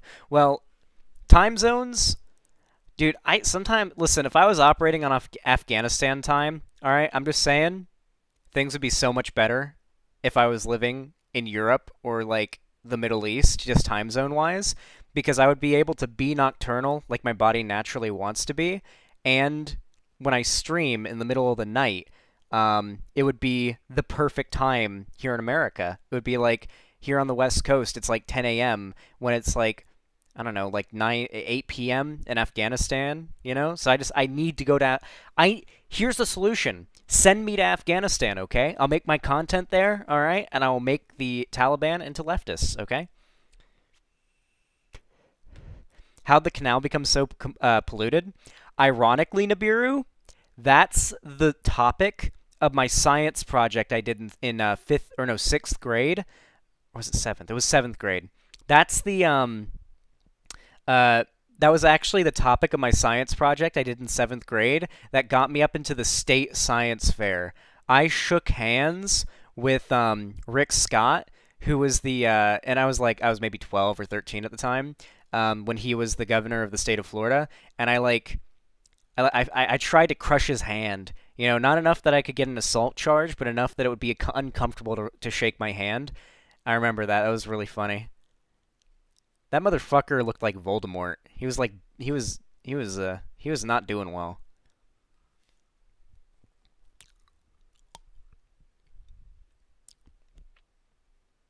Well, it's because I was raised pretty progressive, to be clear, but like kind of like liberal, you know, kind of. You've heard my mom talk, right? Like, you know, my mom hates men. Who needs a Zussy 8? Yeah, my name's hard to make an Ussy joke about, which is probably a good thing, frankly. Honestly, probably a good thing. Xander Hall Spiritfarer is going on sale. It would be a really great /chill stream game to play. I actually have so many games on the roster to play in the future. We've obviously got the Walking Dead games. All of the Telltale Walking Dead games we're going to be doing in October.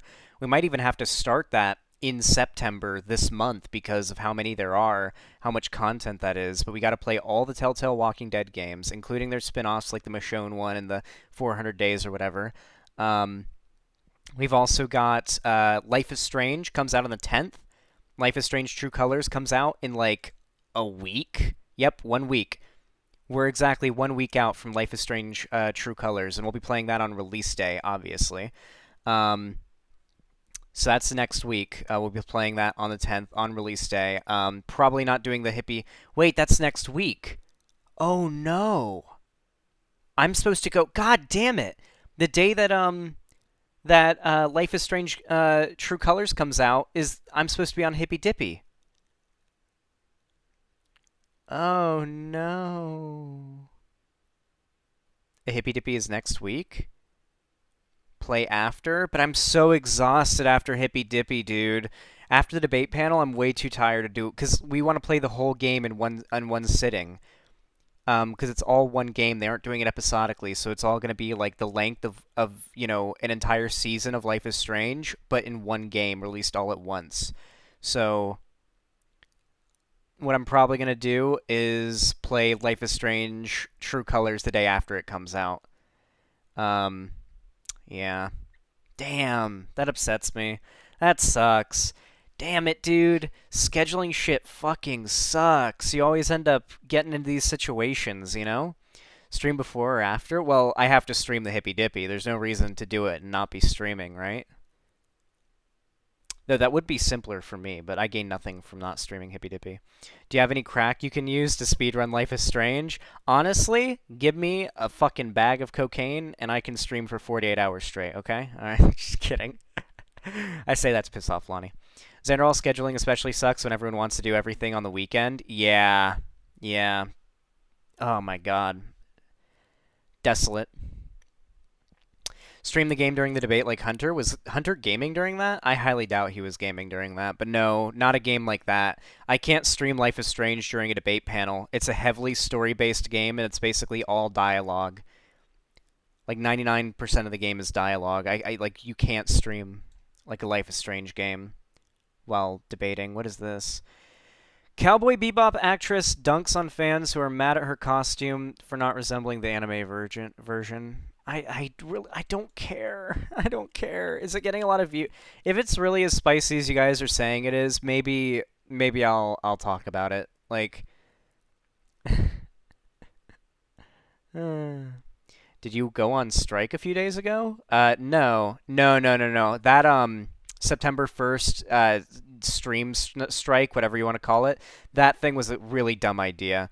If you want to actually protest Twitch or any other platform that you're on, you need to get a bunch of people together, ideally a bunch of people who have some like viewership, who aren't like 2 viewer Andys, who are at least getting like 100 viewers or whatever, and then you want to get everybody streaming at the same time on the same day, and for all of those streamers to encourage their audience to get a hashtag trending.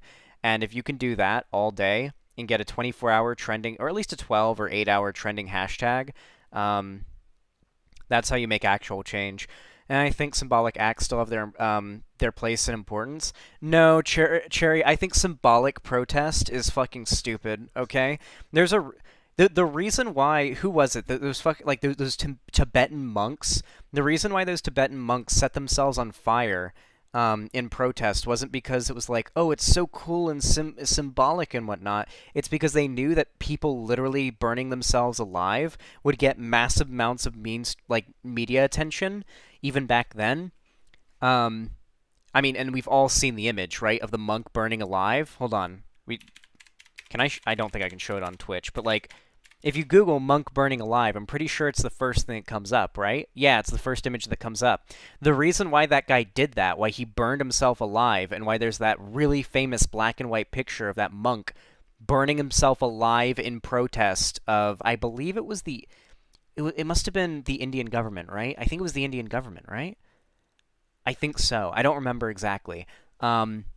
There's no gore or anything. It's a picture. Actually, it's such a historically ubiquitous picture. I feel like it's fine to show on stream. There's no gore or anything. It's actually like very good, like a very good picture artistically speaking. It was South Vietnam. The monk was South Vietnamese, not Tibetan. Ah, I'm racist. That's the real problem. Yeah, it was Vietnam. Thank you. Anyway, yeah, like you've all seen this image. The reason why this guy did that wasn't because he thought, burning myself alive. Very good symbolic protest there. Very symbolic way of protesting. No, most likely the reason why he did that is because how does this not make the papers? How does this not make the papers, okay? A man is burning himself alive and sitting there. Look how well this dude is taking it, by the way. Can we acknowledge how well this guy is taking it? Like, look at him. He's not even wincing. Look at his face. Not even wincing. At all. Anyway. I'll try to stay on topic. No, I think the reason why you want to do protest is to get media attention, and that media attention then puts a lot of pressure on whoever it is that you are protesting, and that pressure is what makes change happen. That's the whole point of protesting. You get constant news coverage of your protest. That ends up getting a lot of attention. Mainstream media outlets cover it, and then, in this case, Twitch feels the pressure to actually act on the thing that people are protesting. Maybe I'm wrong, though. Who knows? Maybe I'm a dumb fuck. What do you think of boycotts? Here's the thing. Boycotts don't really seem to work. Like, maybe I'm wrong, but maybe it's because the only boycotts I'm very aware of are, like, right-wing boycotts of media that they don't like because they think it's SJW or whatever. But, like, at least from what I've seen, it feels like boycotting doesn't really tend to work. If anything, the attention you get for boycotting something just ends up benefiting that company. Like when all the conservatives were piling up their Nike shoes and burning them on YouTube or whatever and posting it on Facebook, Nike's stock value went up from that. Their sales went up from that because left-wing people out of spite started buying more Nike shit. The monk picture was also in the cover of a successful album, so that helped. No, most definitely, yeah. That probably had a big part of it. But the reason why it got onto that album cover was probably because it was such a, big deal. Like, that image had become, resonated with so many people. Like, fuck, that motherfucker was burning himself alive in protest? Like, damn, what was this guy protesting? We gotta find out what the fuck's going on, you know? Most likely to push attention on a topic? Yeah. Boycotts prior to the American Revolution worked, but that's about it. Well, yeah, because before the American Revolution, there were 100 people in America or something, okay? So if 50 people got together and boycotted a company, then it was oh, fuck, you know? That's an exaggeration, obviously. But nowadays, there's the internet, and political discourse has admittedly changed a lot since the American Revolution, and politics has gotten more and more spite-based, I've found. Type 1 in chat if you agree with this. I feel like politics has gotten way more spite-based and way more spicy. There's no way that politics was as crazy as it is now back in even the 90s or the 80s. It has objectively gotten more interesting, okay? It has objectively gotten more, spicy, and arguably, we make jokes about it being a hellscape, but fun, okay? Politics has gotten fun. Okay, politics used to be boring. Now it's fun. And I think Gamergate and like Trump and the anti-SJW and the SJW and the yada yada, all the culture war shit online has actually made politics more fun. You know, and less boring. I don't know. Maybe I'm wrong. I'm hungry, okay? I'm hungry and I'm tired.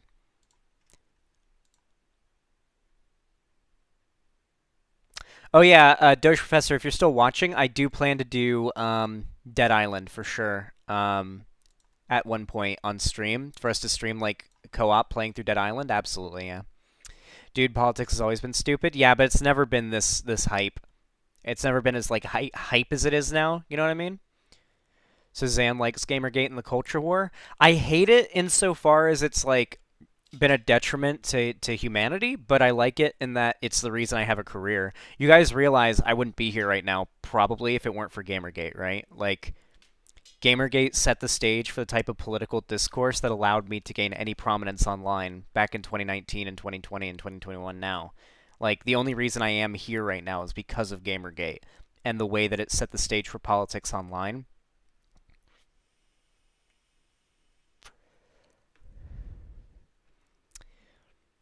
Yeah. And Trump's presidency, too, unironically.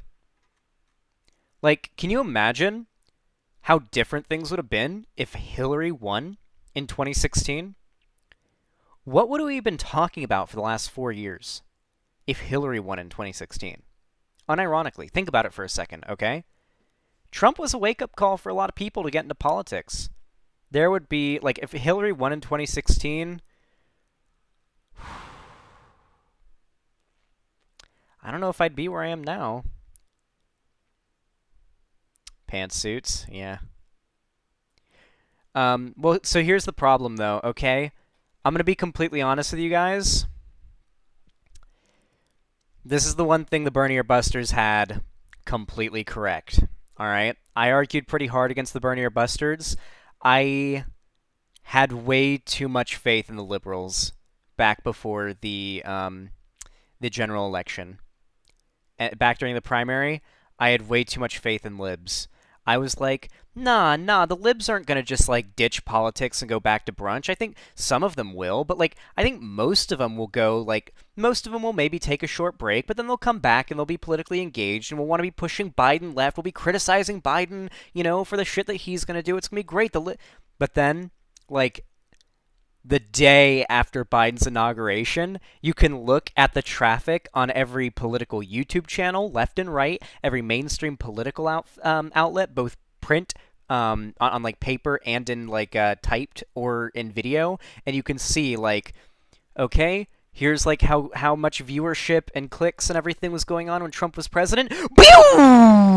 Right fucking down to the floor. The second Biden got inaugurated, and it's been like that since he got inaugurated. I don't feel like politics is going to be back to where it was again until Trump starts running again. Once Trump starts his campaign, like really hardcore, and mainstream media outlets start to realize that, okay, we've got another cash cow coming in, you know, we can really start just like, we can really start like talking about Trump again because he's running. He's already doing rallies again, but it's not quite at that level yet.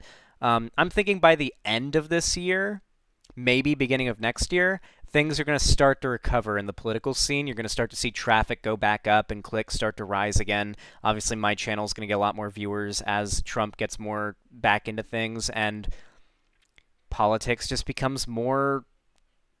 What's the word for it? Not flammable.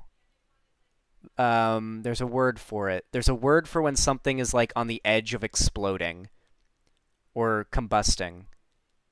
There's a word for that. Like when something is like a spark away from blowing up. What's the word for that? Do you guys know in chat?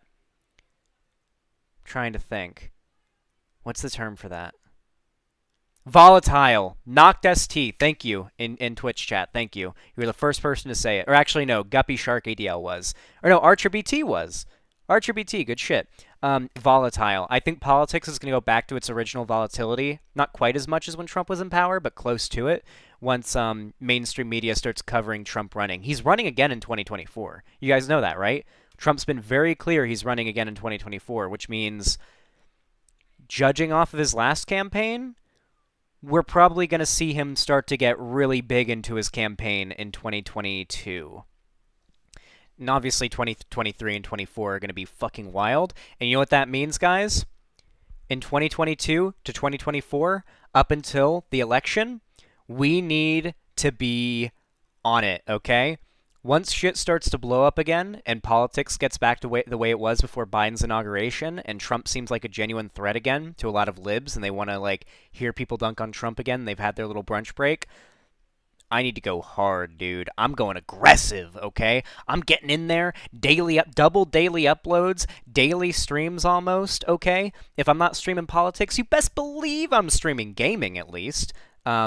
I should have taken a lot more advantage of that big, like, 100 subs a day boost in growth I was getting back in 2019, 2020, and early 2021 up until the inauguration. If I'd taken better advantage of that, I'd be well over 100,000 subs by now, but I kind of squandered a lot of that opportunity, and if I get that extra, that chance again, better believe I'm not squandering it. Absolutely not. No way. So yeah, that's the plan, guys. That is the plan. I don't fly an Antifa flag in my rooms to have us fall to fascists in 2024. Yeah. Some of the crazy QAnoners in office admitted that they are planning to do another 6th. Yeah, but here's the thing, Razzatriton. Like, when it comes to, like, libs being politically interested, they don't even know that. Like, the libs don't give a fuck about Marjorie Taylor Greene. They don't give a fuck about the QAnon anti-vax fucking flat earthers in power right now. They care about who's in the presidency. Because if someone like Trump is in the presidency, they've always got something to talk about. They really want that's what they want to talk about. But, like, they don't really care about anything else. They really just didn't want Trump in power. So we'll see what happens. We'll see what happens. I'm thinking that 2023 and 2024, I think, are going to be part 2 of 2015 and 2016. You guys remember what things were like politically on YouTube and everything back in 2020 or 2015 and 2016 when Trump was running, before Trump was even elected? Do you remember what things were like back then? We may very well be going back to that in 2023 and 2024. Maybe as early as 2022. Maybe as early as this year, but I wouldn't hedge my bets on it being that early. But I think it's possible. I think it's very possible it could happen. Yeah. It's going to be Pog. It's going to be Pog. If Kamala runs, I don't know if she'll win against Trump. Yeah, I think Kamala versus Trump wins most of the time. Like, I'll call it right now, like, mark my words, if it ends up being, like, if Biden dies or is deemed unfit to run in 2024, which I don't find all that likely, if it's Kamala versus Trump, I think Trump wins. Maybe not, though, because of COVID. I feel like COVID really soured Trump in the mouths of a lot of people. I really don't know. Maybe not that far, because Breadtube is a thing now. Yeah, maybe, but it's very possible that over the next year, Breadtube ends up becoming irrelevant. Like, hold on. We're not going to compare my channel, because a ton of reasons have caused my channel to fucking die, but, like, if we look at Vosh's Social Blade, for example, because he's one of the bigger Breadtube streamer guys. If we look at Vosh's Social Blade, he's still doing well because he's a large channel, but if you, like, take a look at things, like, let's look. July 2020, massive boost in growth for gained subscribers and obviously viewership. Then it all went up, and then November 2020? December 2020? This is when the election happened. This is when Biden won. This right here, this is when Biden won. Do you notice anything here?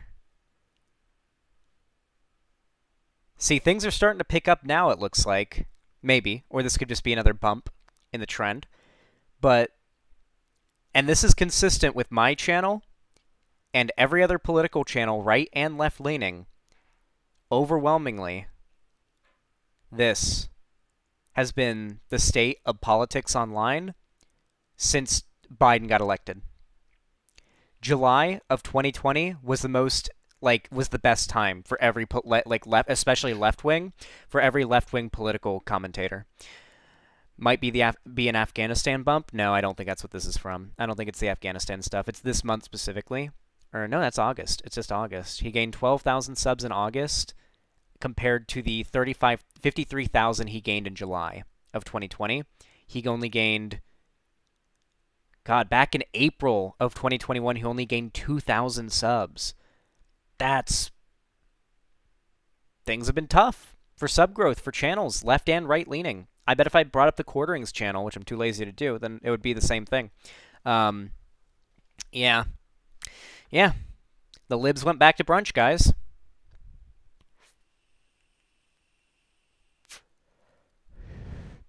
You're reading those numbers wrong?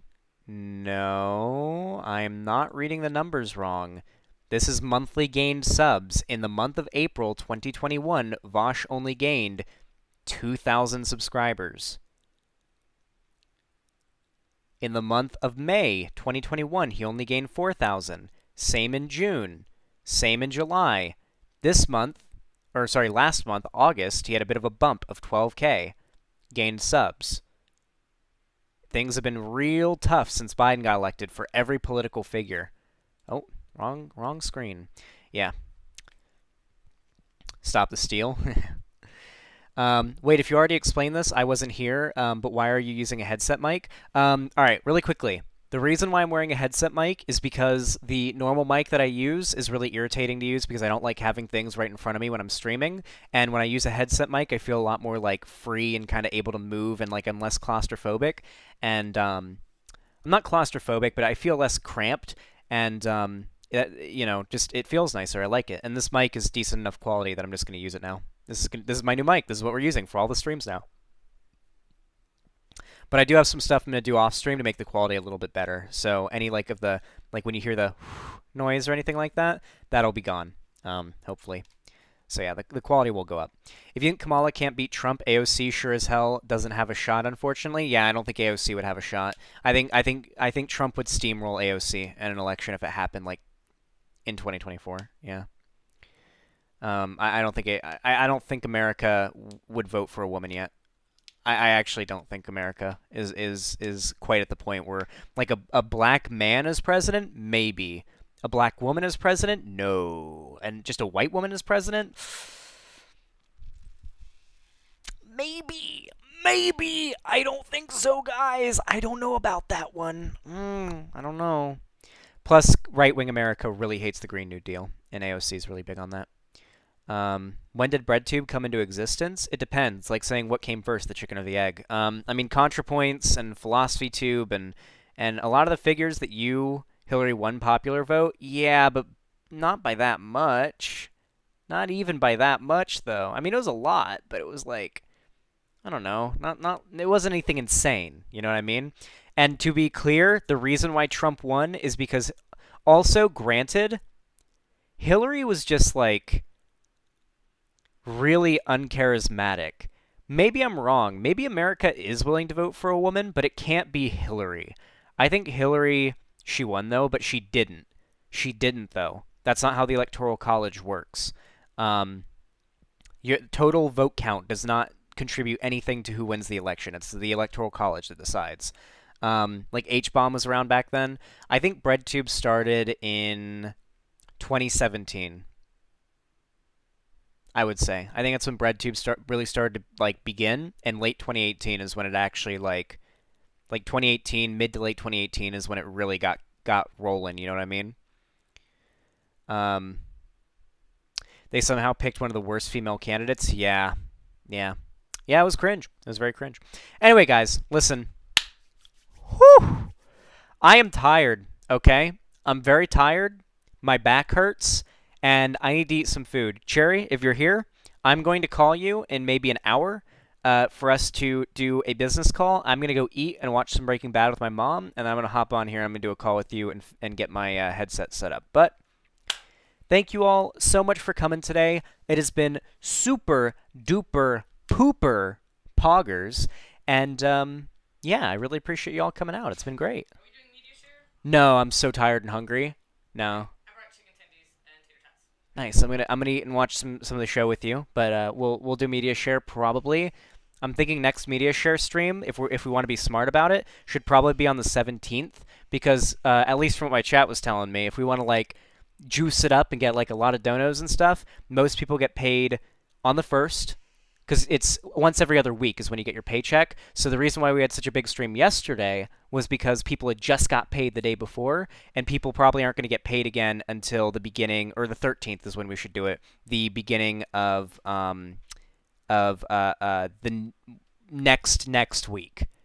Not everyone's payroll runs halfway through the month. Some people get paid on odd weeks, some people get paid every week. You should do it once a week. Well, I mean, for comparison, I had more viewers today than we had during our media share stream, and I've only made like $60. So it's like, yeah, it's yeah.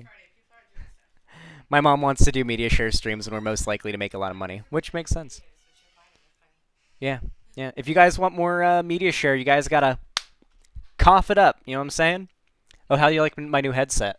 Very sleek. New headset, new mic, and everything. This mic is worse than that mic, but I feel so much more comfortable using this, because this thing being in front of me, like this. Look at like my, like, how unpleasant does this look to have to deal with for hours on end? Having to reach around to reach the keyboard, having this thing in front of me, this big bulky thing. I whack it all the time with my knuckles. It's annoying. Now, I chill. Such an upgrade. Anyway, guys, thank you all so much for tuning in today, and I will see all of you tomorrow when we do the Hans panel. We're doing a Hans debate panel tomorrow, so that'll be fun. Alrighty, guys. See you all tomorrow. Bye!